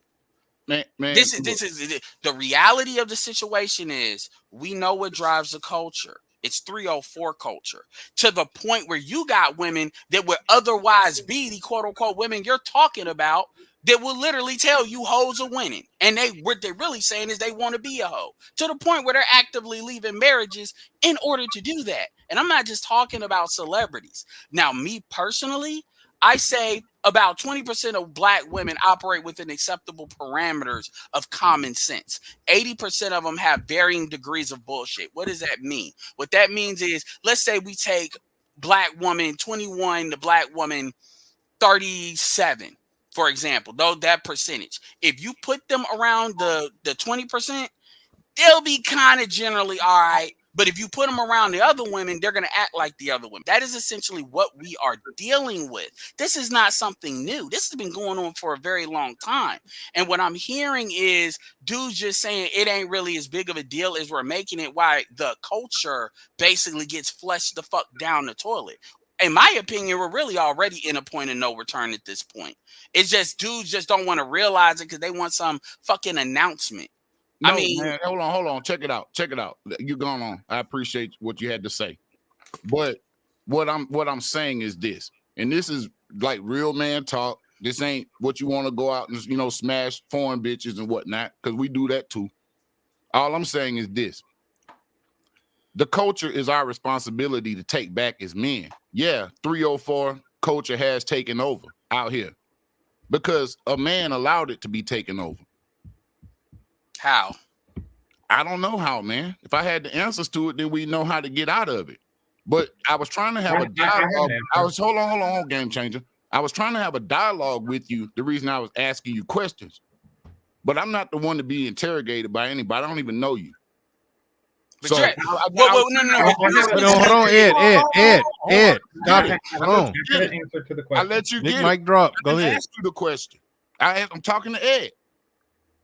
All I'm saying is this. I was trying to have a dialogue with you. That's all I was trying to do to come up with the answer. If I sat up here and said I had all the answers, then one thing, I was a liar, right?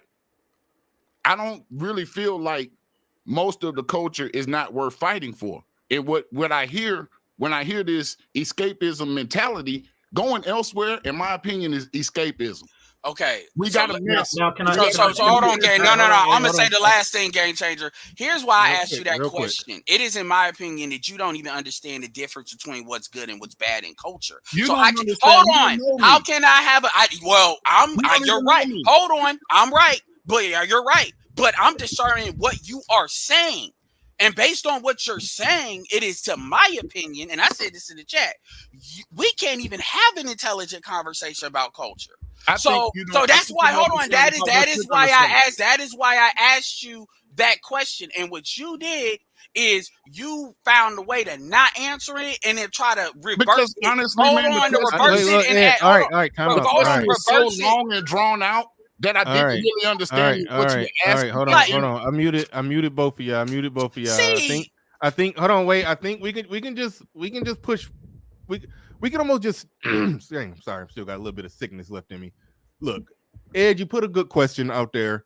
He admitted that it was a question that he didn't have. He admitted he didn't have all the answers, Sway.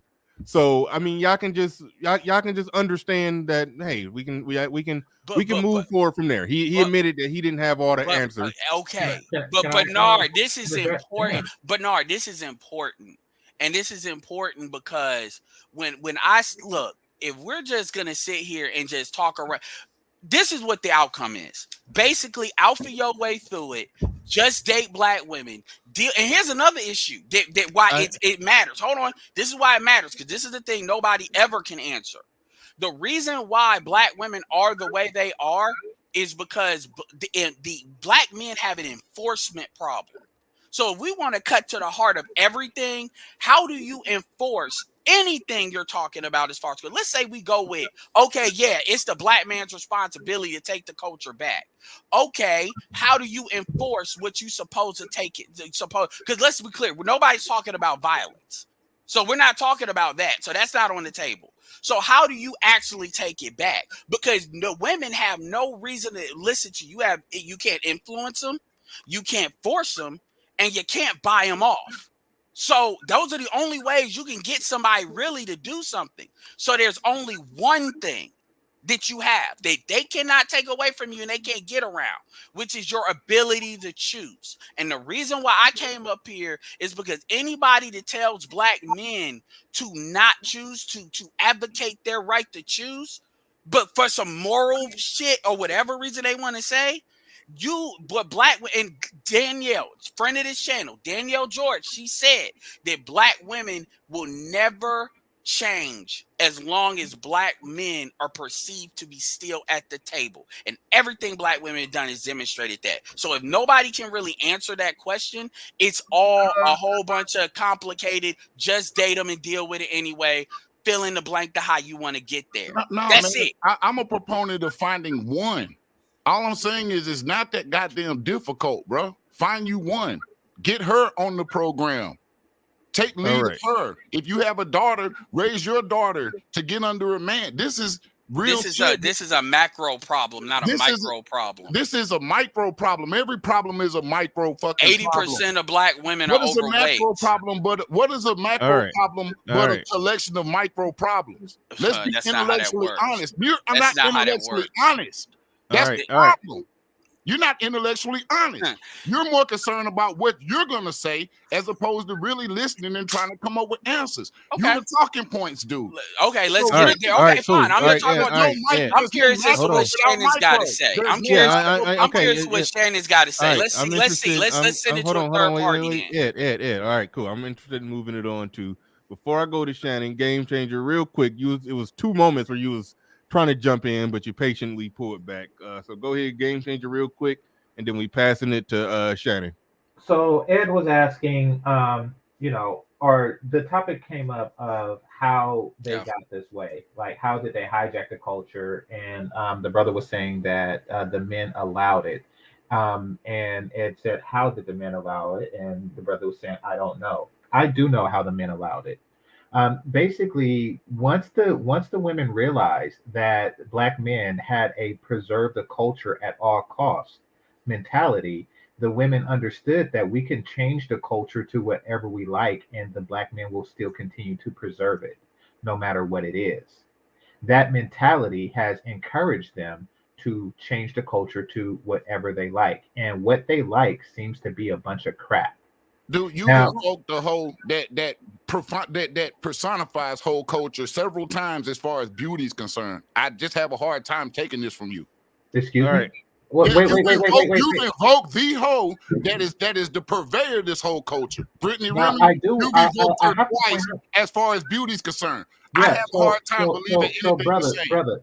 brother, I do want to point out that there are ugly hoes, and they get paid less than beautiful hoes. Let's get So, shout out to All Game right. Changer. We going to Shannon. We going to Shannon. Don't- Well, hold don't on, do real that. quick. I Perfect. just want to say that yes, beauty is not really a cultural thing now. I mean, or at least not entirely, is it? So yes, beautiful women being more valued is something that's understood in all cultures. What I'm saying is that they change the culture every generation, and I mean, how is that preserving the culture when it changes? The women of today are not like their grandmothers, so they didn't preserve the culture. Now, did they? It took However, 50 you years, are man. saying silence. You are saying, preserve a culture that they Changed over themselves. 10 years. Excuse me, thank you, Edward, I got it. But you're saying preserve a culture that they themselves are not preserving. If grandma taught granddaughter how to make sweet potato pie and she just said, I ain't making shit, she didn't preserve the culture, now did she? However, you're preserving the newly made culture by the non-sweet potato pie baking bitch. So Man, I got a that's sweet on potato you. pie for Christmas, nigga. What the That- fuck you that's on talking you. about? Oh, this really? This ain't All no right. theoretical conversation for me. This is my life. So what are All you right. talking about? Okay, we going to Shannon.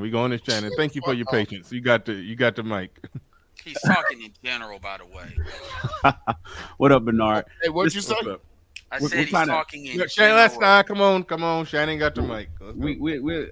You know what? I'm gonna go ahead and concede. I came up because I never met Game Changer, but I heard him talking, and it seemed like they was going back against him. I came up because I agreed with what Game Changer was saying, and I just wanted to come up and give it, essentially say the same thing a different way, and maybe they can understand.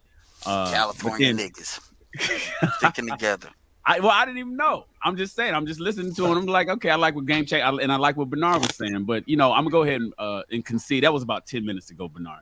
Mhm. So Oh, I thank go, you. and I That's know cool. you still got You some. can take it back there. Take it back there. It's You fine. still got. I you know what? I don't even. Go ahead and read the super We need chat. a nigga to break the tie.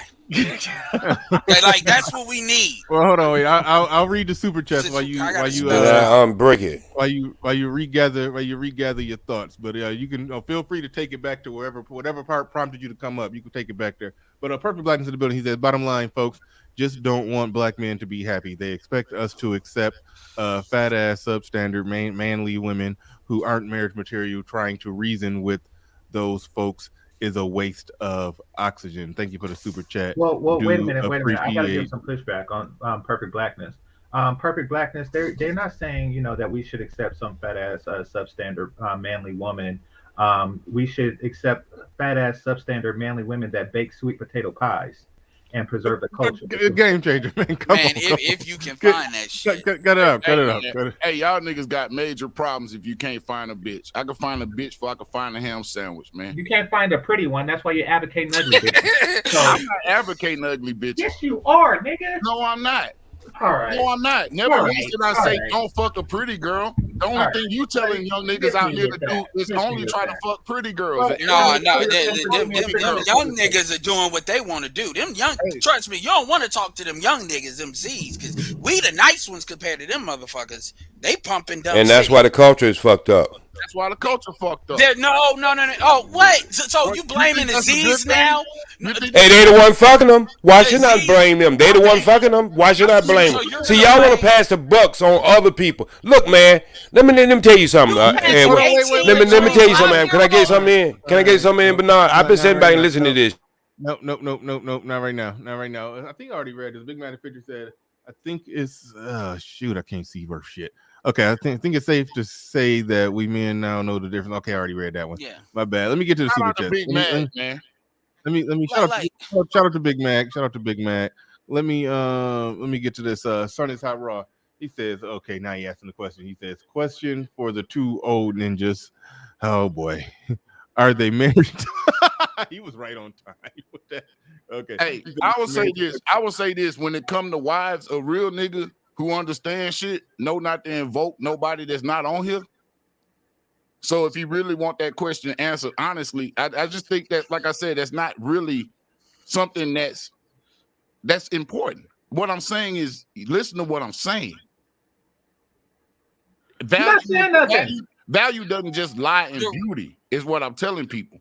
All right. And every nigga out here ain't gonna be able to do. And it don't every rely nigga on ain't gonna nothing be able either. to pay for pussy like Game Changer. He ain't gonna be able to pay for pretty pussy. Well, when I do, I pay for pretty ones. Like, what the fuck? You Like, pay for but see, pretty? this is where that trolling stuff. Like, see, this Exactly. like the man, thing. I've been on here First of all, the dudes sit here and as far as what the Z's are doing, the reason why the Z's do what they do is unlike millennials, which we at least were shown the girl next door in media. The Z's grew up on hoe culture. That's all. The bitch in a raw form is all they've seen. So yes, they showed up like recreation. You got women talking about. Let's be very clear here. Women on average, regardless of community, by the way, so this ain't just a black thing, but women on average in the West have a lot more sex than men on average. Now you can argue the top 20 or 10% of niggas all day, because that's who they only talking about when they bitch about what they can't get. And I say that because those are the dudes that only have real leverage. My point to that is when we look at how the Z's operate and the younger millennials, they do that. You got women being told to have hoe phases. Let's be clear here. On the one hand, you got what you saying to the dudes, and you can take that or leave it, whatever. On the other hand, the women are telling the dudes that you should.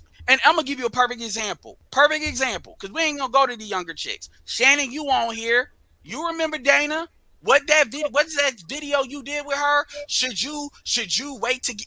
I'm gonna ask you this question, Big Mike. This is an honest question, and this is not no bullshit. Now go ahead. In your opinion, when do you think a woman should the women you're saying is ideal, the dude should look for? When do you think they should get married? When do you think they should look for marriage? In your opinion, this is not a right or wrong answer. This is what I first came on, and I don't know if you were on here.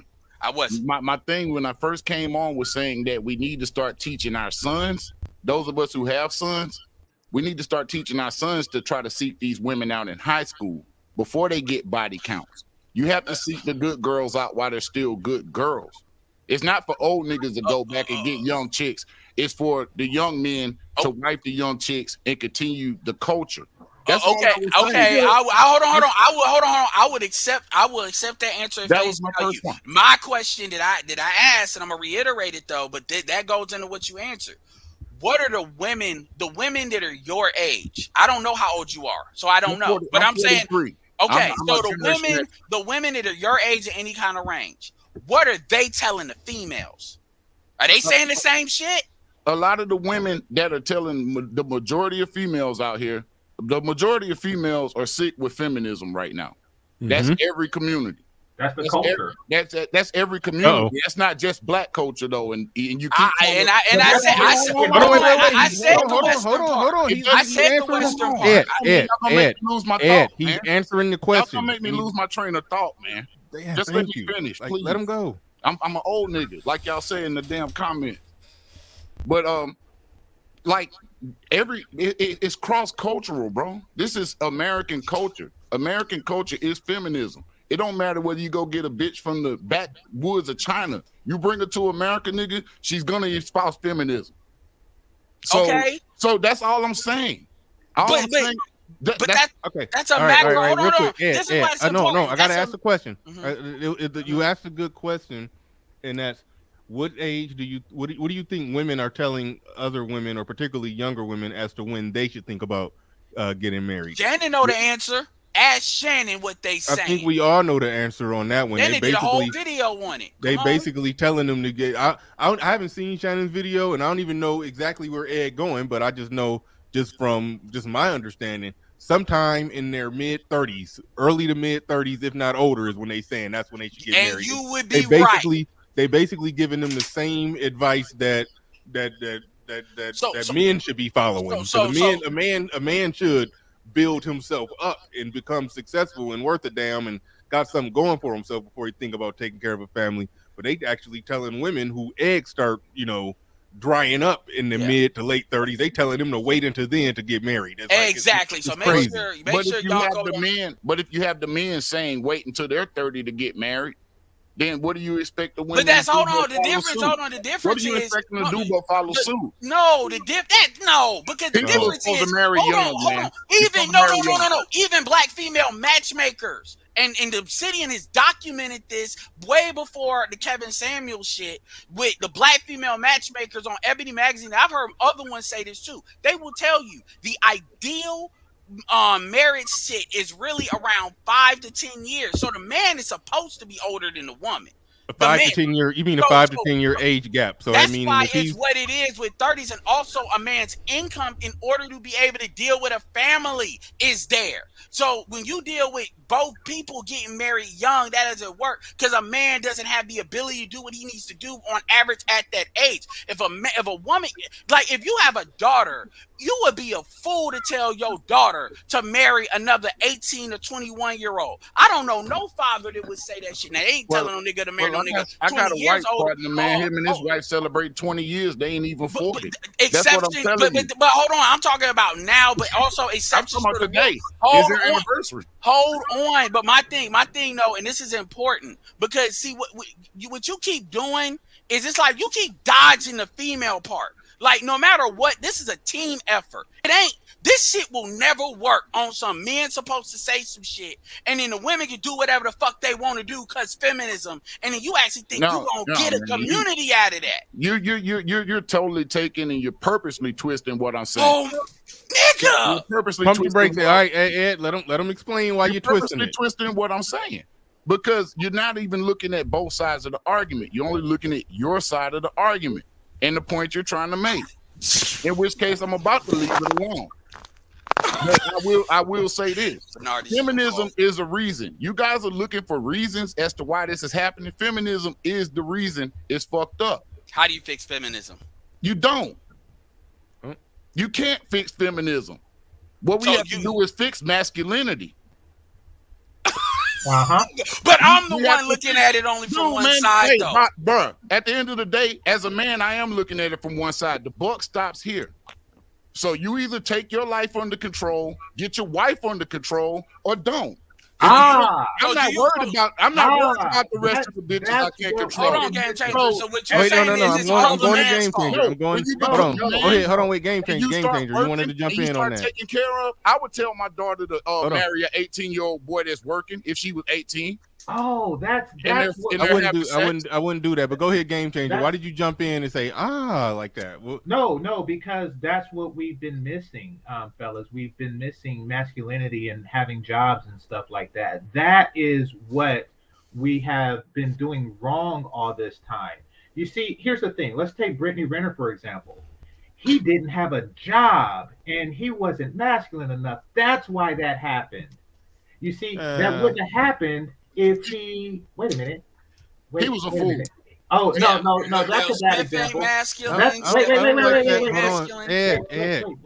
come on. That's a bad example. Let me think. Of course he ain't masculine, he's light skinned. Well, Bernard, you divorced, but wait a minute, you had a job. Never mind. Let me see. Oh yes, that's right. Child support in divorce courts is full of niggas with jobs. It's full of people who are on their masculine shit, and these feminist bitches still run them over the coals anyway. And you're sending them to the fire. You're saying that I know that feminism exists, but I want you to get a job and marry young anyway. You asshole. Game changer. Game changer. Hey, hold on. Game changer. Game changer. I asked you. Hold on. I want to say this. I asked in the very, very beginning in my initial rant. This is what I said. You have folks that believe that you can change women on the strength, bad women on the strength of masculinity alone, without any other enforcement mechanism, that the power of your values and to do right is supposed to change that shit, or make a woman, or you got this magical compass where you're going to find literally a hay and a stack of needles. I'm not here to say, I already mapped it out. I said 20% of black women operate within common sense level enough in order to be married. You got a couple that if they're around those women, an extra group that they'll generally act right, and then, but the most of them, there's a hive mind going on. And this is not something we're saying all black women are bad because we just don't want to get our shit together. We can look at plenty of examples of very different groups. There's a couple of people on here that's got kids. And again, me referring to the last video I did, and I'll share it on my community tab and give Shannon some, much deserved promotion. It was a woman by the name of Real Dana, And it was not only me, it was a couple of dudes, all dudes on this square having a conversation. And she was literally saying that black women she wasn't even on the black women should have a whole face shit. I'm going to be honest with what she said. She was saying that black women are not mentally capable of actually being married under 20. They're not in their mental firework, and she wanted to blame it on the culture. So women shouldn't even consider even thinking about marriage. We're not talking about already had a momentum going like on some Sierra get married at 30, 31 shit. You shouldn't even consider it. You know, until 30. Exactly. And we had a whole argument where there was dudes and it wasn't on some talking points like me, because Shannon comes in that, Shannon comes out of like an extension, obviously you're your own person, I understand, but you an extension of Lapeef, which they're more, balanced on the shit. They're not on some red pill, straight up talking points. It's what I want. Fuck everything. And Shannon be enforcing this shit on his channel too. And then Dana was checking his ass because apparently he wasn't masculine enough, and he had to correct him. But he had to correct her because she was starting to check him on his own fucking show. And we were coming up with honest. My point is the women are telling these women either to have a whole phase or that you're not even mentally able to be in a relationship at 18. And then you got dudes communicating a completely different message. And you really believe that if the dudes just do it, these women are going to act right. No, what's going to happen is these dudes are going to run into a fucking buzzsaw more times than not. That's really what's going on. And that's where the pushback is coming from. All right, so pushback with no answers, man. That's what I'm saying. Men come up with answers and solutions. Let me finish my point. Damn, Ed, you steered the conversation to a different direction. Completely. No, I brought it back. But go ahead. Anyway, Yo, funny as hell. Response to what the brother was saying, about that, what you need to do is be more masculine and continue to marry feminist-minded women is retarded. Is my point. You're retarded. You can't get it. You don't get it. You don't get it, bro. Stop doing crap like that. Stop saying, okay, I understand that the women's culture have changed, but let's preserve the culture that they didn't themselves preserve. Are all women feminists? Are all women feminists? Are I'm not all saying women all. feminists? Nobody said Are you all. talking? Wait, hold on. That's what I'm talking about, man. However, That's what I'm talking about. You yourself That's what I'm talking about. You I'm not saying yourself get rid of said- feminists. Dude, you yourself said that the culture now is feminism. Therefore, the culture changed. So why are we preserving a culture that has changed? Is what I'm getting at. And you're saying that we should still do the same thing that our grandparents did when the granddaughters is not the same as the grandmothers. No, you're setting these dudes up for failure, and that is something that I can't condone. I require silence. Even if all the women are not feminists, the leftover, let's just say it's 50-50, then you're setting 50% of men up for failure. Period. No, because women women outnumber us. By how much percentage do women outnumber men? I'm interested in what Shannon got to say. Game changer. I'm curious. I want because I think I'm and I'm a little older, so let me holler at my man Big Mike. He's probably my age. I don't know how old he is, but I'm born in 72. He said he's 43. Okay, so I guess I'm a little bit more seasoned than my man Big Mike. Big Mike, real quick, what are you saying? Been around a while don't mean you got seasoning on you. Huh? Big Mike, I want you to be clear as what you're saying. So go ahead and just give it to us straight, and make it extremely plain what you believe. Well, all I'm saying is what I believe is what I said in the first place. We were talking about going to different cultures, in which case, other women from other cultures were being elevated. Overseas, overseas. In which case, you're not telling brothers information about the culture's perception of sexuality. Because if you go to Asia, a lot of them women believe in hoeing, and let's just be let's just be a buck with it. They believe in it. It's part of their culture. So not explaining that to brothers and saying that this culture is so much better than our culture. All I'm saying is it's places and it's women in our culture that we can latch on to. I'm not saying put on a cape and save all women. I'm getting very capish behavior from this panel by like we need to save all women. No, it's not a macro issue. It's a micro issue. You take care of your part of the deal, brother. I'll do what I can do to take care of my part of the deal. That's all I'm right. saying. Whether you Well- get a beautiful chick, whether you get an ugly chick, it doesn't matter. I shouldn't be wanting to fuck on your wife anyway. So if I'm not attracted to her, even the more better, right? All we're Okay, I trying to do is fulfill our obligation, and that's what the Godfather talks about. Marriage is an obligation. All right, we're I obligated think to- real to continue. quick.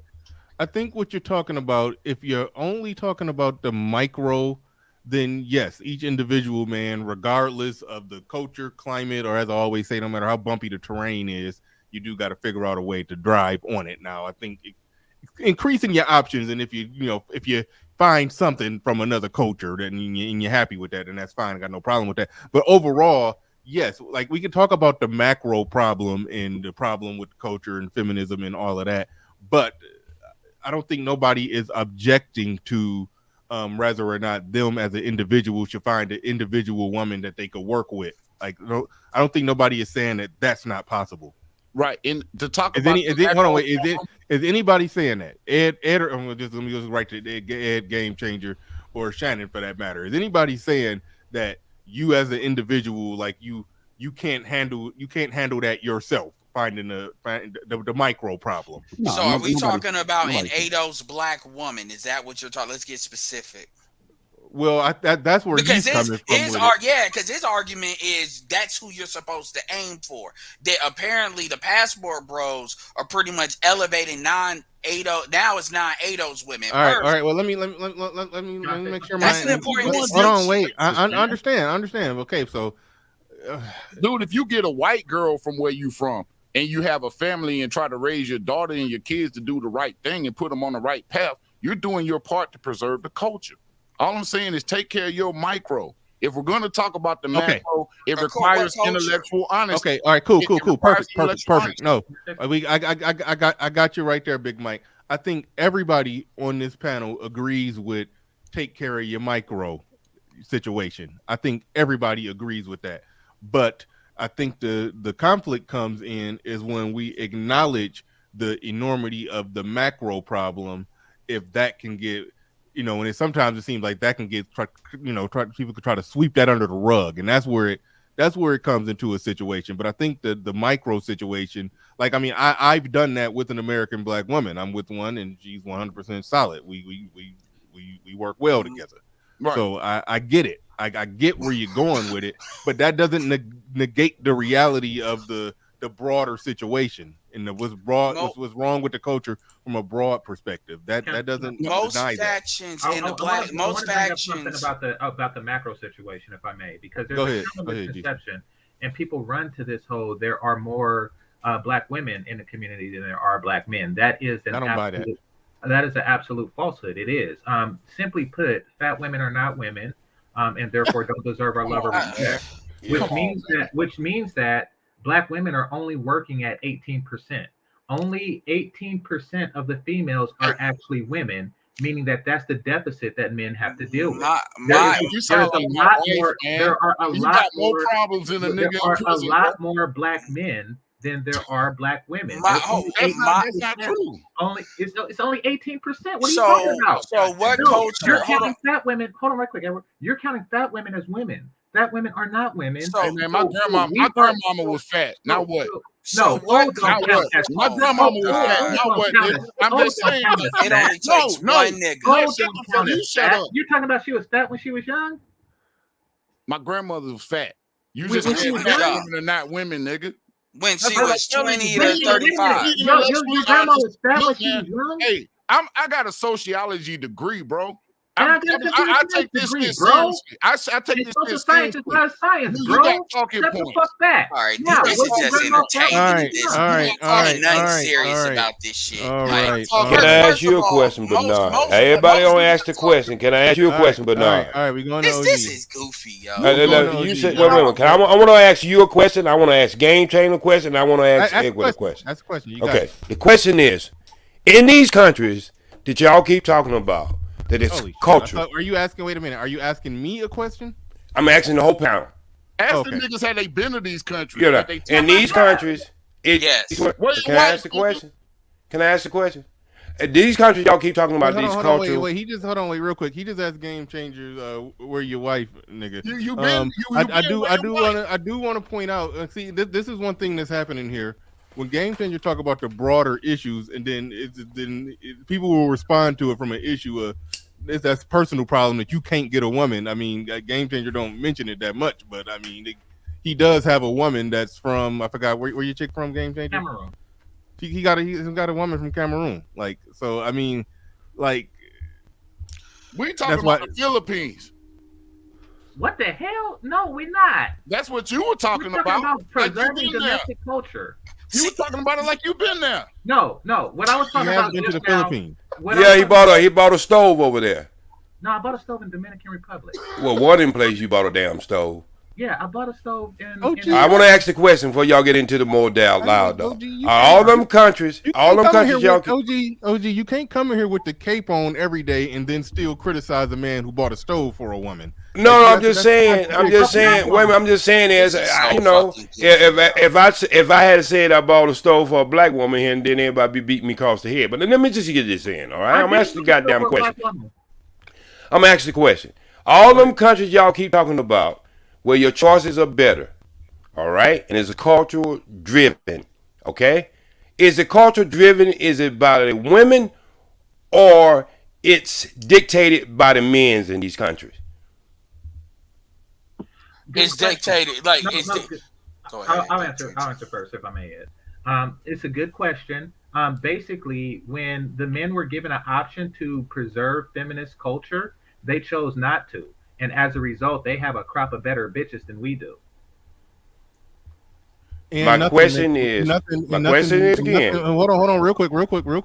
No, the answer to your question is it's by men, and nothing puts women more in their natural state than living in a third world country without any government assistance, guaranteed jobs, or any handouts or benefits or incentives or none of that. So yes, and it is driven by men. Okay, it is a third world. It is a third world country, and like Game Changer said, when they had opportunities to more modernize, liberalize, westernize it, they apparently chose not to, and they get the results with the women that they got. And the reason I asked that question, still, I think close to 80% of our laws are still made by men. That's irrelevant. Right? I understand. I understand that, but see, that's piggyback on the answer you just gave me about the other countries. So I don't think I hear Big Mike saying is when the buck stops that we don't like to talk about over here. Our cultures. Yeah, but that's where you see. That's where you start addressing the gynocracy. Okay, whatever you want to call it, my brother. But in the end of the day, all civilization is driven by men. And only thing I hear Big Mike saying is, regardless of where we at, where we going, or what we gonna do, it's gonna have to be men who drives that in any civilization. And I think that's what y'all missing out on. Then notice hold on, wait, you don't bring up white supremacy. Hold on. But okay. I'm not even talking about no white supremacy. I ain't mentioned that word. I know you want to get me down that wormhole, but I ain't going there. OG. I know you hear me. Come on. All right. This is the reason why that you're kind of on some BS. Is because if we went to talking about enacting the things and doing the things that would be necessary to get this shit back in order, you would vote against it.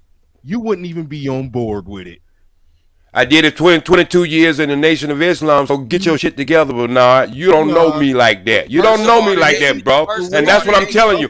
This is what I'm telling you, talking about I'm on BS. I see examples of what I'm talking about. I see examples of what I'm talking about. Now you might say it's of a religious thing. The way you ride in here with your cape on for these women, if we was you would probably consider it subjugation. And they also opt into that too. I mean, you guys got Roe versus Wade in Texas right now as an example. Quick. Come on, y'all. Come on. If American men bossed up and made the proper provisions or laws or whatever to completely fight back feminism, to completely put women in a state in this country, in a state that they haven't been in over like 70-80 years, the way that you cape for women in these little small conversations, I tend to believe that you would just be beating your chest on board with the men that are trying to put them back in a state similar to those women. That's why belief is different from knowing, Bernard. You say you believe. See, that means when you believe in something, you don't have enough information to know it to be true or not. So your belief don't have a damn thing to do with me. So what I'm trying to say is, if that was the case, then how did I ever stay in the Nation of Islam for 22 years if that was the case? The case is, wait, we're talking to you, Edward. We already understand that you on one side and you get on the other side. So we understand that about you, Edward. So what I'm trying to say is, Bernard, when it really comes down to what a man supposed to do in his household, how you supposed to run his household, you got to understand the structure I came up in. Now, I understand the disposition we are in with our women today, and you may be thinking I'm talking about caping, but the problem I have with that you might be thinking I'm caping for women is, in the end of the day, just talking about it does nothing when you don't have solutions. That's the problem I have. That's why you feel like I be caping about things, because I'm always a brother coming in with solution, trying to have at least a solution. We no, don't make it seem like you the only one that. No, I'm not the only one. It's a lot of brothers. You got Big Mike right here, right now. Y'all beating him across the head with a sledgehammer. Hold on. Yeah. Exactly, Ed. You said exactly what I was about to say. People who you agree with, you say got solutions. People who you don't agree with, you say got no solutions. We offer solutions all the time. It's even work being done behind the scenes where we getting lobbyists together and all kind of stuff. Like, come on, like we own some solution stuff. We got to be fighting to try to change some laws and everything. So, okay, but see, this is the problem. This is the problem, Bernard. You on the mission to be changing some laws. I have already did that mission here in California. So what I'm trying to tell you is, we can talk about how bad the car look all day long until we get out there and put some goddamn paint on it or put an engine in it to make it run better. All this shit we talking about, it's starting to sound like tabloid news. That's what it sounds like to me. No, you say it sound like that because people saying stuff that you disagree. No, it's not that. There's a lot of people say things I disagree. Wait, hold on, OG. We don't do it. Come on, let you know. All right, when you're saying that, okay, I'll go ahead and be fair. It sounds as if you're saying that because people are saying things that you disagree with. We be talking all the time. We be saying all kind of things about solutions, but you always want to come up here. Yeah, I don't offer no solutions, but allegedly you somehow offer solutions, which I don't really even be hearing your solutions. All I be hearing from you is basically deflections. No, all right, let me ask you one of the brothers on the panel right now. Every brother on the panel. Have you ever got a bill sponsored and passed through any? I do want to make sure that I focus and highlight the simple point that whenever somebody comes into these conversations and they try to point out those countries, those third world countries where the women behave better or whatever, those countries are ran by men. Okay. Those same people would make the same argument that we live in a patriarchy over here that's ran by men. The only difference is the men in this country gave women an exorbitant amount of freedom and ability to do what they want when they want with no repercussions. And now the women are operating the way that they operate and doing what they're doing. And then people are then still stepping back and saying, oh no, well, we got to take control back of the culture, but the laws in this country / the culture in this country basically gave them full creative control to be acting all fucked up. And then try to blame men. And then try to blame the men who are properly identifying the problem, try to blame them. Oh, they got to take control and take it back. It's like, no. And the stuff that you're comparing it to with the women over in those third world countries where it's ran by men, so the women act better. Most of the people that say that, not even going to say you, OG. I'm one of the chicks in the chat room that was cheering you on. I'm sitting there looking at her. She would think that it was utter subjugation. She would be crying. She would be crying her eyes out if she had to live under the conditions of those women. So she can't then turn around and try to champion what OG is saying about what the men run that culture. Yeah, the men run that culture, but I think you disingenuous sometimes. those women are under Sharia law as far as women in America is concerned. But as far as the that's men the who like extreme, white Bernard. knight and tape. That's the extreme, Bernard. That's the extreme. We weren't talking about a Sharia law. That's extreme, Bernard. I know. See, this is what I'm saying is when we get to a point where we're starting to answer some questions, what usually happens on both sides, and I agree along with you on this. Straight interference running, yo. But Ed, you had time to talk. I didn't say anything while you was talking, and you wonder why I attack you every fucking time you come on the goddamn channel. I mean, you a walking interference. But I'm just saying is you're a walking goddamn box that you can't take the damn batteries out of. Talking fucking diarrhea mouth, you just can't take the batteries out of your ass. Okay then, shut your ass up. Shut the fuck up and let me talk. I didn't say anything while you was talking. So what I'm saying, Bernard, this is usually what happens on both sides, extremism, where when we start having real conversation about pinpointing things, and I did pinpoint something about them other countries. They are ran by men. The women don't have as many choices in them countries. So I'm pretty sure that you can go to them countries and find women more to your structure and your light. Great. Do you support taking away women's choices in this country? I support taking away abortion from a woman. You damn right. No. I'm talking. No, that's a choice. That's a choice. Hold on. Do you support taking away women's choices in this country to reflect the exact same lack of choices that they have in those other countries? If you cannot answer yes to that question, you don't get to make that argument. Well, I get to make that argument because nothing is black and white, Bernard. That's the problem. You try to make everything black and white, and it's not that way. When you make laws, legislation, and you pass bills, it has to be for the standard of the community. So what I'm trying to say is you just can't take a blanket and put over something and say, oh, you answer this yes or no. See, this is the problem when we start talking about solving problems is we want to make everything a blanket statement. We have to work this shit out. This is why we're in so much of confusion now. This is why we're in so much of confusion now, because everybody wants to talk about it as just like I said, as a tabloid newspaper or a broadcast, and not really go in and define what the problems is. We can know what the overall problems is, but how do we go in and correct anything? And if you ever been a damn troubleshooter for any manufacturer or anything, you would understand that concept. I understand that concept very well. I mean, literally very well. So I don't know why you're implying. But I'm just saying, you always throw these arrows at me. I'm just throwing some arrows back at your ass. That's a good word. Let me know when I can go. The good word is that's all he waiting on is to go. All he waiting on is to go. He ain't listening to nobody. But that's a good word is troubleshoot. See, that's what men do. We're older guys, and I hope the older guys on the panel understand what I'm talking about. I understand, man, when you're in your, you don't understand enough when you're younger. I get that. We can't look to you for the answers. The answer, we can't. We can't look to y'all for the answers. Nigga, hold on. The majority, I'm 35. The majority of my audience is older. Hold on. The majority of my audience is older than me. Are you saying that we young?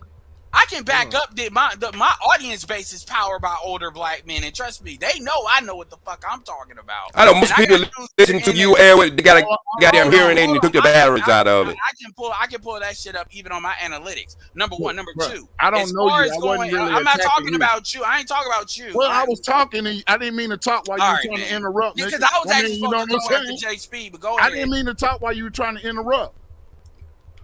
Go ahead. That's all I'm saying, bro. It's like, listen, older guys can't, in their right mind, we can look to younger guys and get suggestions. We can hear what people have to say. But at the end of the day, those of us who have to lead this culture, regardless of what's left of it, regardless of who leaves, we still have to troubleshoot and fix the issues, or else we dead out here. All right. And that's the real situation. So we're gonna defer to the second senior dude on here, since we're gonna do that. Shannon. Yeah, he cammed up. You know what he Yeah. I'll see what I was gonna say. I'm curious what you got to say. Well, it's interesting, Big Mike. When you mentioned that we can't look to the younger to make the decisions or because they haven't had the wisdom and the experience. But then just a moment ago, maybe 30 minutes ago, you said that you would suggest that an 18-year-old boy marry an 18-year-old girl and the things is going to work out. Dude, That an doesn't make 18-year-old much boy sense. to lead an 18-year-old girl. No, he can't. And in fact, the highest divorce rate comes from 18 to 24-year-olds. That's the reason why our divorce rate is bumped up to 60. And so it's because the young men, they can't lead households. Where'd That's you get bad. those figures from, man? Those I figures? need to know a source on those figures because I see a lot of older people getting divorced as well. I don't see a lot of younger people getting married.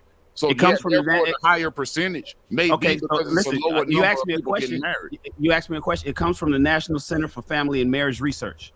Okay, and it says 27 out of 1,000 is the highest rate, and that's 15 to 24. They're the highest rate of divorce. The next highest rate of divorce after that is 23 out of 1,000, 25 to 34. So those are your numbers.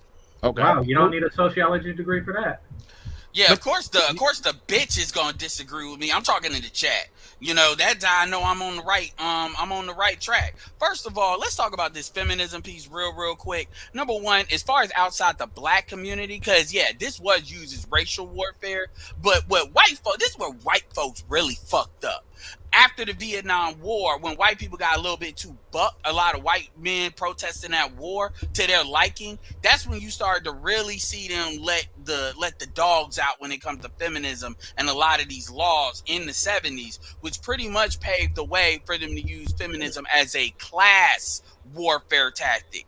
This is really one of the main reasons, other than the cultural bullshit that pretty much, you know, spilled into the white community, as to why white folks are so fucked up now. Because now you got a bunch of white dudes in the man's right movement in the 90s stuff that they're waking up to, oh shit, this shit is not just fucking up the blacks, it's fucking up us. And this is where you have the class warfare. This is why you see the top tier folks in the 1% and usually the 10%, but it's usually 1% not dealing with a lot of feminism in the same way that like the rest of like normal middle class or lower class whites would deal with it. So feminism is used as a soft weapon because they know dudes, regardless of race, are not going to just overtly run over their women in order to compete. This is why they're given more job access. This is one of the reasons why white women are considered a fucking minority, and which paves the way for this academia and all of that. So this idea that it's just men drive the thing, men are actually using feminism as a weapon to compete with other men. And the problem is that people didn't realize that. Black men didn't realize that on their own, because they didn't realize that their women basically have an agenda. It ain't no we, it's me. I.e. Ice Cube talking about what we gonna do for black people, and two black women that Ice Cube's responsible for them having fucking careers had the nerve to say, what's in it for black women? Oh, I thought black women were black people. No, the fuck they ain't. So this is ultimately what the problem. So as far as what the solution is that I offer people, I offer a solution that's very simple. Do what's in your own best interest. When I say that, I mean that from a community standpoint, I look at it like insurance. It's up to the community to basically create an environment. If you want the men to do what quote unquote men are supposed to do at a collective level, it is up to the community to provide the benefits and the incentives for the men to do that. Otherwise, the men are going to find those resources or do that on somewhere else. Now, what we've traditionally done is we try to call folks coons. We try to shame black men into doing what's against their best interest. But when it comes to the females, it's just they're women. So we give a whole bunch of excuses. We're the only group that does that. So what I hear the same folks saying that we need to just amplify manhood and manhood. But you know what y'all not talking about? Y'all not talking about enforcing jack shit. What y'all are talking about is black men need to become Superman so that woman has no choice but to bow down, even though everything is told them to not do so. Whereby other men understand that you got to take control of that bitch because that bitch raises the kids. Every other group understands that. Even the small hat people, which is a matriarchy, understands this. Like if you look at women that do have like other than black women that are very independent minded, the small hat women are. But the difference between those women and black women is those women understand that their power still, their ability to do that still comes from the dudes. They understand that. So as a result, they focus on their boys because that's what creates the next generation of power for them to do that with the girls. When you look at what small hat people are known for, you don't think about anybody on this panel. When you think of the accomplishments of the small hat people, I'm talking about in the United States of America in the last 20 years, do you think of women at all? I don't even know what you asking, man. Bernard, you know what I'm talking about. Bernard, you know, I'm talking about Jews. I'm talking about He lost me a long time ago, bro. Jews. I'm talking about Jews. I'm talking about Jews. I'm talking about Jews. Do you think of women? No. You think of men? You think of only men? Now, this is not to say that the Jewish women are not accomplished. Yeah, Martha Stewart Jewish. Okay, of course. All right, I don't even know.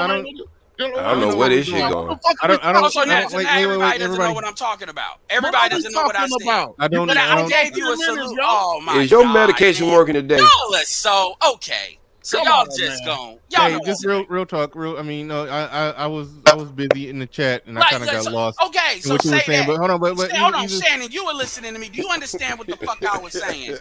No, because this is the bullshit right here. Like if I actually do a play-by-play on this motherfucker and I actually go line by line to what was said.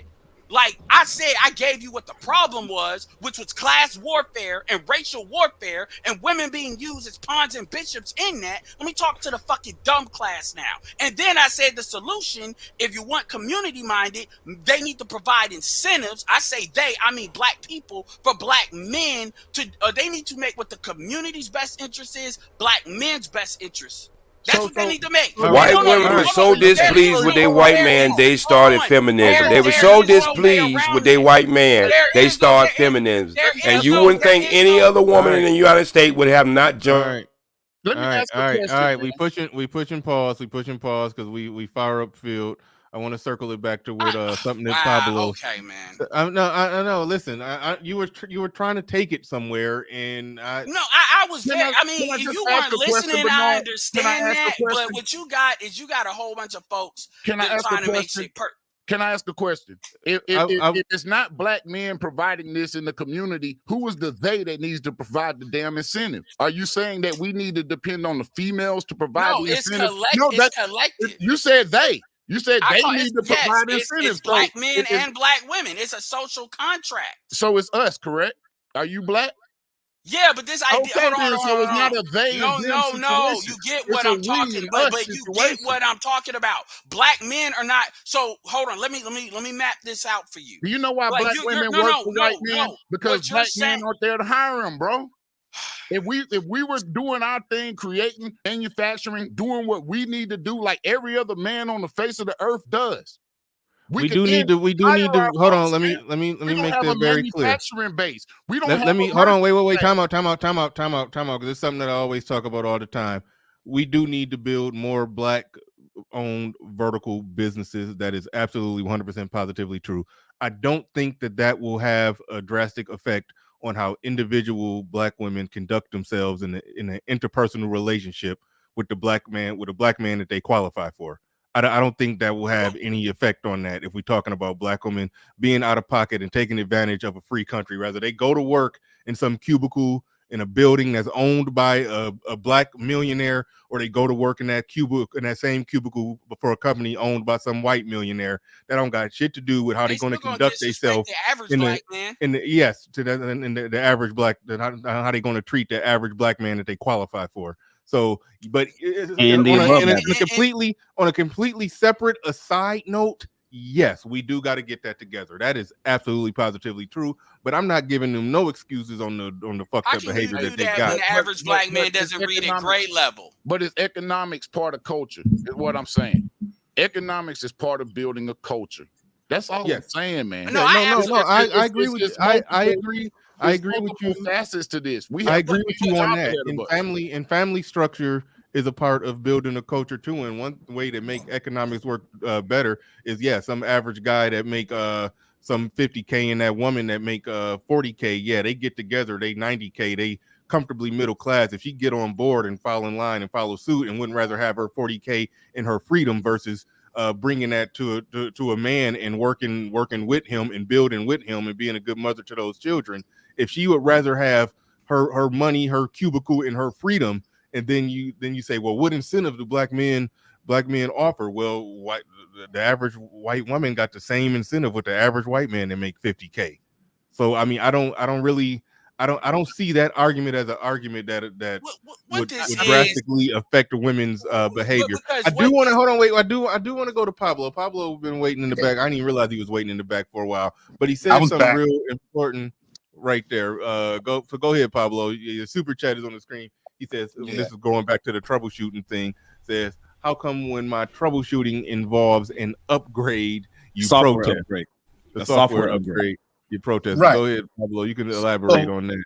And and everybody who sent super chats, I am going to read all the super chats. I starred all of them, so I'll be able to pull them all up. Now I get Real Housewife energy according to bitch ass Gabe. But go ahead. I demand Come on, man. Don't argue with the chat from the screen. You gotta mute the loud ass Mike nigga from California before I start, because I'm not gonna take his protestations on this. All right. Can you hear me? Yeah, we can hear you. Go ahead. You got it. Wait, me? No, you're not the only one. No, OG. you talking about OG. JP. Let's be no, you talking about OG. Talking about OG. Go ahead, Pablo. You good, Shannon. You good. He was. You don't know. You ain't been on here. You don't know. Yeah, it's a backstory. All right. It's a long story. Go ahead and get it in, Pablo. Go ahead and get it in. Go ahead, Pablo. So to Big Mike, would you agree that the majority of Latin American immigrants and immigrants, period, that also come to Pablo, state your age. What the hell? Me and Pablo already talked, man. You stay out of it. You've been talking 20 minutes. So would you agree? Would you agree that the majority of immigrants to this country come because usually in the countries that they're from, there's a flaw in the economic market in which they live. The countries they earn are very either developing countries or underdeveloped countries where the economic engines of those countries are flawed, and so they come to a country where they can earn more. Yes. Correct? Yes. Okay. So there's a nomadic quality. Right, but there's a flaw in the economic system from whence they came, right? Right. And so they come to correct that missing portion of the market in their life. Their social, their social and familial aspects of their lives are perfectly fine. It's the economic portions of their lives that have a deficit, correct? Correct. And so they leave that market to come to a market where they can supply what's missing in the market that they left, right? Right. Which is the economics. Well, why is it okay for them to do that, but it's not okay for black men to say we have a social deficit that we are trying to correct, and so in order to do that, we're going abroad to get what we're missing, socially, right, and familially, meaning wanting to either build a family or have a relationship with a woman. Why is it okay for them to come for money, but it's not okay for us to leave for the social aspect? I never said it wasn't okay. All I was saying is, like, to everybody needs to manage their micro. If you need to leave, that is my answer to the management. Yeah, if you need to leave your country to do that, that's fine. But I'm not as fly as you, brother. I'm not as fly as you. I don't just walk outside and the sister just bow down and just say, Pablo, we just want to, we just gotta. Because you take too damn long to talk, Pablo. You be too slow with your conversation, and by that time she gone. All of us can't be iceberg slim. Some of us are lame. But no, it's not that you're lame, Pablo. You just talk like a professor who's trying to dictate or tell somebody in a dictation that how to do this mathematical formula, and you take so goddamn long to do it. But that time she don't got dry again. It just don't generally like intelligent people.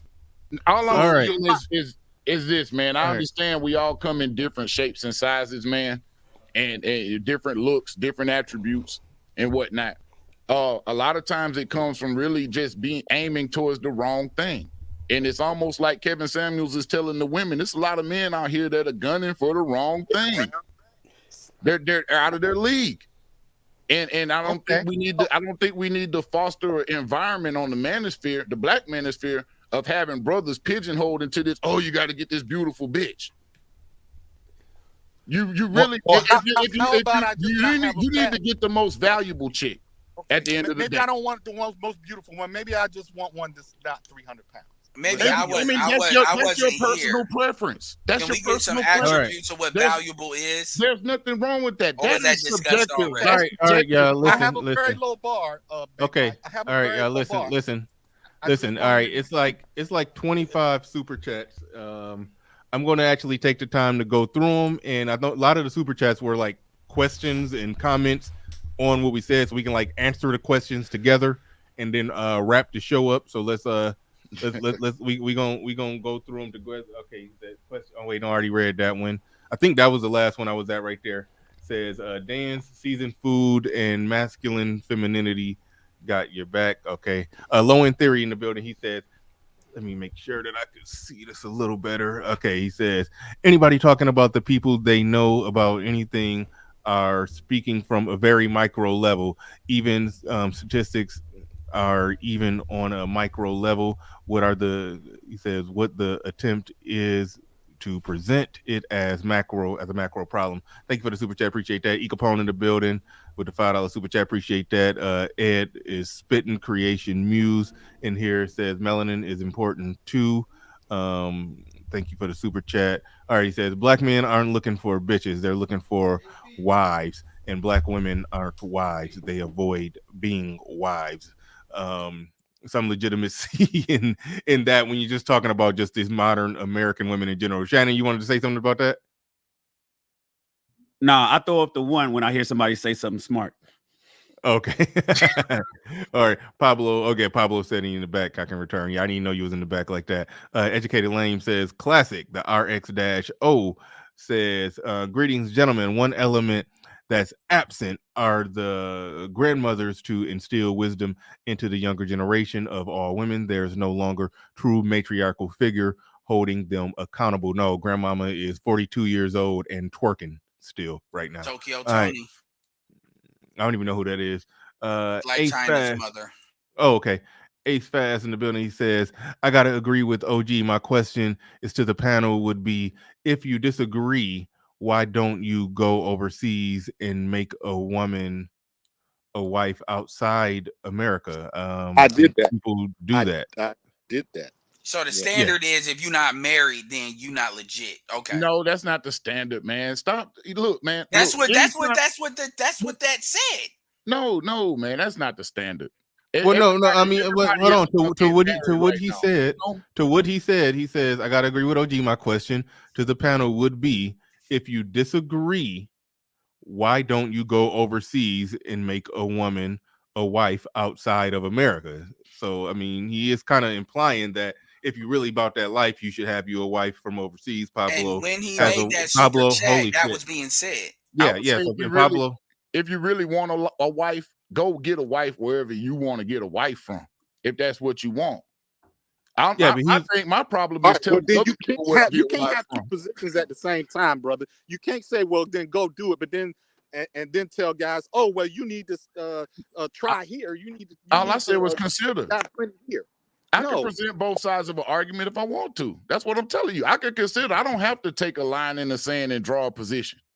Because like you said, I'm just on here offering my perspective, bro. Then what are we arguing about then? Is it my life? Huh? All right. This looks like Asada Muhammad says sisters can marry young if they have been properly trained. I agree with that. Yeah, that's what we advocate. Yeah, I did a stream talking That's about how what the Black nation church- advocate. Yeah, and I did a stream talking about how the Black church need to start indoctrinating, but it was a little. They're not gonna make money. Yeah, I know. Theo wife in the building. He says, Ace, fast. We do. I'm in Brazil with an elliptical personal trainer and the matchmaker. Oh, Shout out to Theo down there. Perfect Blackness in the building says, I agree. Fix masculinity by marrying black women of other cultures who train to be wives so your masculinity can thrive. Thank you for the super chat. Appreciate that.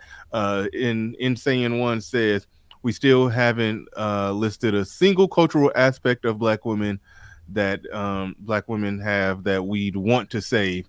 No one has. All anyone listed was the general stuff all women do. That was Edward's question.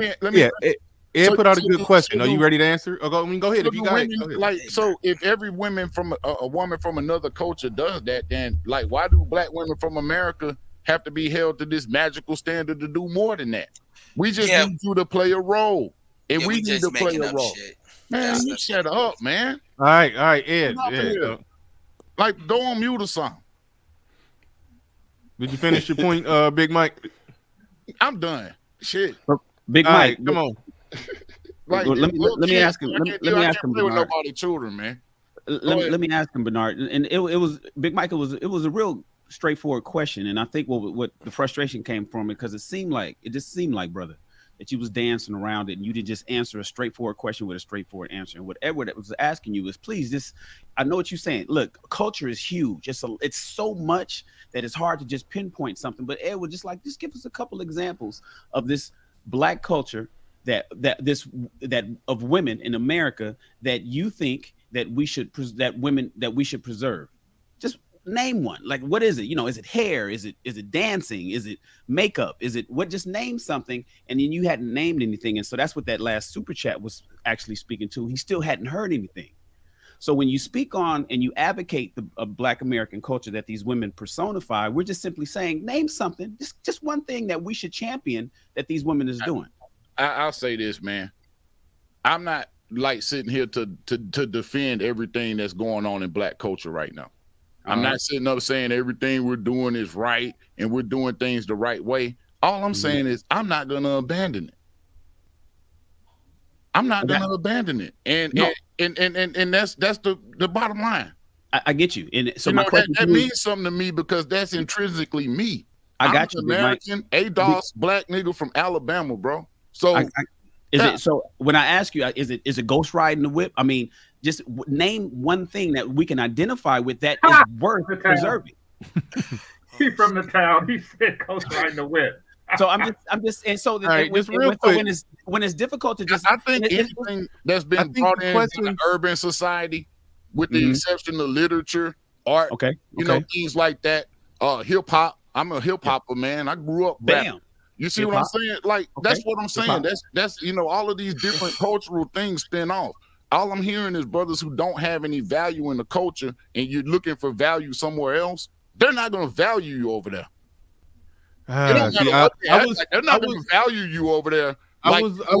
If you were able to have your own culture. I was with you until you said they not gonna. I was with you until you said they not gonna value you over there. But no, I don't think Pablo cares about how much the culture wherever his wife came from values him. He cares about how much his wife values him, and she's over here in his culture essentially. In his world, in his environment that he creates for both of them. Until you have kids with her, and the culture has to be passed down.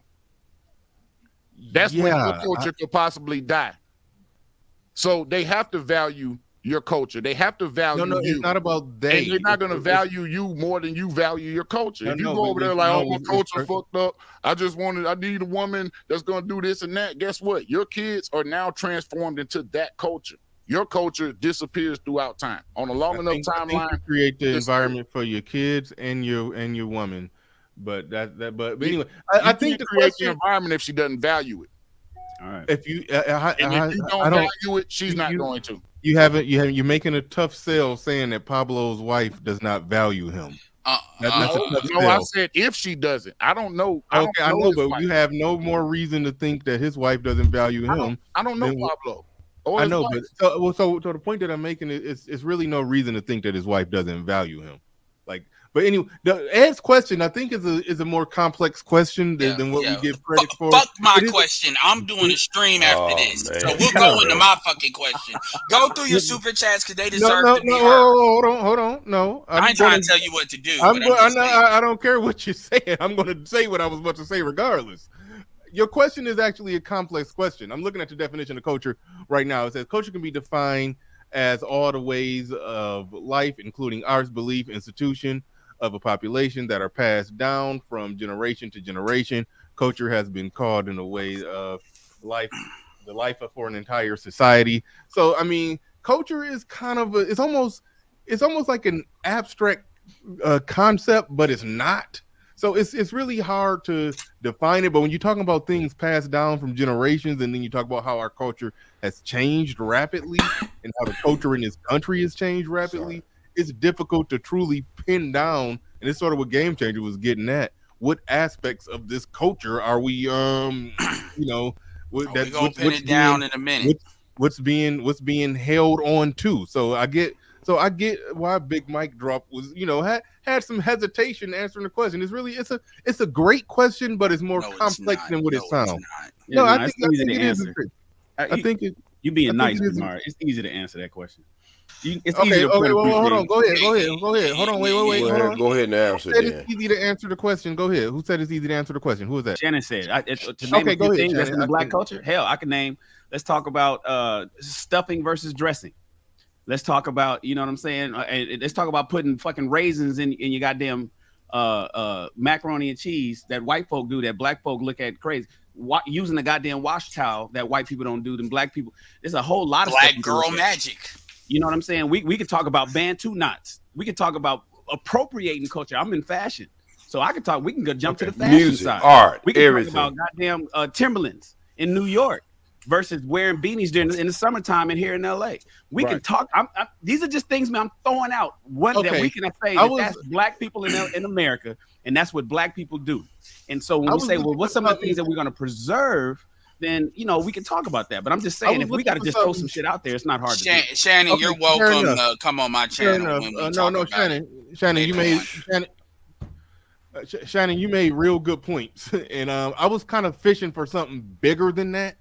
But you made good points that, and a lot of times culture is about the smaller things. The dance, the dress, the way we talk, the way we greet each other, the way sometimes it's not just this really big thing that we point to, it's the little thing. So you make a good point. And even the big ones too. I mean, look, I'm in a fraternity, right? You ask a white person, they'll tell you, "Oh, I used to be in a fraternity when I was in college." Black people don't say that. Black people say, "Oh, I'm in a fraternity," and they've been out of college for 20 years. We take our fraternity to the grave. That's a cultural thing that black people do that white people don't do. You know what I'm saying? So our camaraderie between black men, our camaraderie, listening to OGs in the hood is different than white people. Don't listen to OGs from their hood when they grow up. That's a black, when we in the cul-de-sac chilling and the lowriders is lined up and everybody's talking and the big OGs are just speaking and the youngsters is listening. That's a black cultural thing. That's a little deeper than ghost riding with, but that's what we do. That's something I'd like to preserve. You know what I'm saying? So some people in this time, I could write a book about it, but go ahead. I would love to hear you do some content on that, because some people in this space have done a good job at convincing people that black people don't have a culture in America. And I always said, what? But I was always looking for something really, really big to point to. And but so yeah, no, you make real good point. You make real good point. I guarantee you we're the only group of men on the planet that's having a discussion of whether to preserve our culture or not. I guarantee you we're the only group of men. No, because real quick. Was this conversation about whether or not to preserve our culture? Because I don't think that people said let's destroy our culture. They were just talking about getting with a woman from a different culture. But to say that they're not preserving the culture by getting a woman from a different culture, that's to say that the culture is based on the woman. It's simply based on the woman. It shouldn't, and that shouldn't be the case. I mean, if a white man marries a black woman, I'm going to assume that his culture is going to lead and be in the forefront. If I was to get with a Mexican woman, yeah, my culture and my beliefs and my values and everything is going to be more passed down to the children than whatever her shit is. I'm going to make sure that the environment I create is the environment that's going to have the most effect on my family and is going to ultimately affect the grandkids down the line in the future and everything. So I don't know why we make that argument, assuming that because a man is with a woman, a black man is with a woman of a different race, that all of a sudden that he's again like he's going to speak a different language and put on a sombrero. I always talk about Pablo's wife. She didn't speak English when they met, but and so they was talking through Google Translate. Okay, right now she speaks fluent English, and Pablo speaks that should have been his best avenue too. Pablo don't speak her language; she speaks his. I know what I'm saying. That was his best avenue because the translator will be a lot faster than he speak. Okay. Okay. All right. Real quick. Let me say this, because the brother was saying, other people don't talk about changing their culture. Yes, they do. And these are the people that not only survive, they excel. Ask the Japanese how much they changed their culture in order to become a world power when they did. Did they put down the samurai sword and pick up a rifle? Absolutely. And then ask all the Africans that brought a spear to a machine gun fight what not changing the culture did for them. So yes, people change their culture all the time. Rome went from an aristocracy to a republic and back to an empire. So where is that now? So people, well, it's where the black community is now. No, I'm just saying where is that now? And then you was talking about the Japanese. I push back on you on the Japanese. It was their culture that kept them together when they had to eat nothing but goddamn dirt almost on that country when we dropped the damn bomb on them. It was their culture that kept them together. No, they didn't have samurai sword. They fought war in a more evolution thing, but keeping their culture together is what kept them together. No, tradition. No, their culture. Their tradition is their culture. Okay. Put it like this. Certain aspects of their culture they had to augment in order for Japan to have the future that it has today. Yeah, but a lot. You try to game changer. What you trying to do right now? You don't understand. When we dropped that bomb on them, we gave them so much aid to help them. And even though they kept their culture intact, he was talking about what led to them being. No, I'm just saying this is what had led to them. They didn't just all of a sudden. No, we're talking about before the bomb. It's irrelevant. Okay. Shannon. I just want to say, straight up, like, if you want to hop on here, I'm about to go live. Like, just letting you know. All right, Ed, I share it. Ed, cause I'm about to get off of here. I share it. But all right. All right. So once again, yes, having a culture does not protect you from a nuclear bomb. Unfortunately, having an intact culture. If that's your argument, then yes. That was not my argument. And don't try to talk over my head, neither, because I know your psychiatrist. It's your psychiatrist. Yes, it's not really giving you the right medication right about now. So, don't try to talk over my head, my brother, because that ain't what I said. You know exactly what I said. Exactly what I said was it was their culture that kept them together. It was their culture that kept them together, even though they went through a traumatic experience. It was their culture that kept them together. The question was about whether or not cultures change. Exactly. That's it. Even in ours, Bernard, we have an evolution in culture. We went from blues to jazz. We went from jazz to soul. We went from soul to hip hop. So I mean, yes, but it all starts from somewhere of the part of your culture. All right. OG, what I'm saying is, he was saying that other cultures do not sit down and say if they should preserve itself. And what I'm saying is, yes, they do, and yes, they did. They actually sat down in those little Japanese chairs, or they squatted on the floor. However they did it, they sat down and determined we have to adapt our culture to modern times, or else the Europeans will run us over like they're doing the rest of Asia and Africa. So yes, people do that all the time, brother. That's what I'm saying. All right. Theo in the building. He says Edward and Game Changer are correct. Hola, OG from Brazil. I love it here, Passport Bros. It's Pablo Frescobar in the building. I think we already dealt with that one. Shout out to Pablo. Perfect Blackness in the building. He says, amazing, a man of the very generation, a generation. Okay, shit, I gotta make this bigger. I can't see that shit. Okay, a generation replete with agents responsible for this cultural rot in the black community now demand. Oh shoot, y'all ain't shit. Thank you for the super chat. Perfect blackness. Damn. Osmosis reacts. Beta said Ed points makes sense. You just gotta get to the point faster on these panels. The middle ground so long-winded we forgot what you said at the start. Yeah, I did. I did get lost on one of his points. I did. He's not even here to get that wisdom. Oh, he's hearing in the background. Get incentives. There aren't enough As he reboot. carrots. It is stick time. All sticks all the time. Thank you for the super chat. Appreciate that.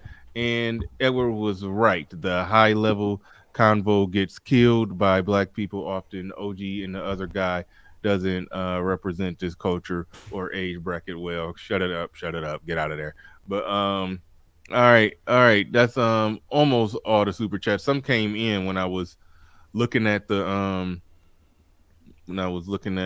the super chats. There was some new ones that came in that I can't even see them or find them. Shout out to Gary Grant. He says other people do not have to listen to an OG. They listen to their parents. Unlike our folks, they usually have two parents. Clothes is not the culture. All right. I think he was speaking to what I was saying. Close, Yeah, close I know. everybody's culture though, bro. Like, Yeah. you can tell when somebody talking about their clothes. So, like, that's an aspect of culture too. Yeah, the dress. A big aspect. All right, I got to get out of here. I got to get out of here. Before you do, scroll, please. Okay. Okay. The black community can be used as a hostage if and only if you love it less than black men. Basically, what that means is exactly what you're saying. They can use the black community as hostage or your ideal as the black community because they love it less than you. The idea of preserving the black culture or the black community is a black male idea. They don't mind preserving it. They don't mind changing it or augmenting it or anything like that because they do it all the time. That's what feminism is. So, yeah, they're using it as hostage and as leverage over black men. Now, this is in the scroll. These scrolls are older than anybody on this panel, and they've been doing this for quite some time. Okay. Nice. And your point? I can't make it clear. I feel what you're saying. Make it clear for me. I'm layman. Hey, before I All go, right, game changer, I come in a little hot sometimes, brother, but I enjoyed the conversation. Oh yeah, no worries. Yeah, absolutely, Big Mike. I come in hot, bro. You supposed to, Big Mike, especially when you come in these YouTube street, because when it's all said and done, ain't none of us clean in this, man. And so for us to clean it up, we're going to have to come together and come up with some troubleshooting. We're going to have to come up with some people who are intelligent, people who know experts in different levels, and we got to clean this up. But just keep having all this mouthpiece and no solutions. And I'm not saying this to you directly, Bernard. And I know you think I'm taking a shot at you, but I'm not taking a shot at you. I don't think you're taking a shot at me. I just hate when people say no solutions. That's I'm saying, that's Bernard, a derailment tactic, because if you listen to people talk, there are solutions within the things that they're saying. Well, I'm saying being around people who do this, who's been doing this, and who are experts at this, if you listen to their conversation and listen to our conversation, you see a big fucking difference. I hate to use this as an example, but I would have loved to have been a fly on the wall when they were in Philadelphia arguing out and hashing out the Constitution and how they were going to write it and how they were going to go forward. I'm sure it was a lot of colorful conversations, and I don't expect any less from us. Thank you. We continue to build this. What I would like to see is all of you brothers at the next Manosphere meetup. Yep.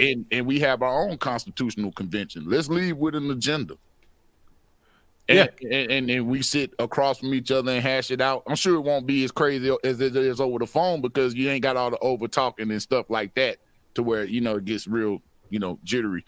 But I feel like a lot of brothers want to see the best. They want to see the best for themselves first and foremost, And I think ultimately they do, especially ADOS, they want to see the best for the ADOS black people left in this country. We've created the world, bro.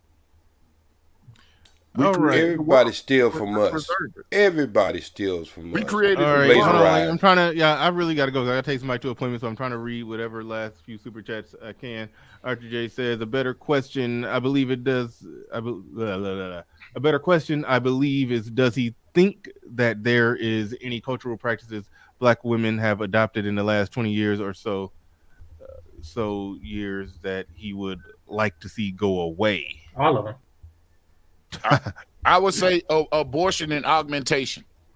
All right, Black Men Unfiltered Network says, big up to the show, big up, he says, big up to the show, and Big Bro Shannon. Would love to have this team on my platform. Shout out to you, appreciate the super chat. And the Yogi Fish in the building says, respect Bernard. All right, if I missed anybody's super chat, I do apologize, but I can't even go cycle through them and try to find them. I got to get out here. I got to go take somebody to an appointment, so I got to run. All right, y'all. We out of here. Peace. Peace. Peace.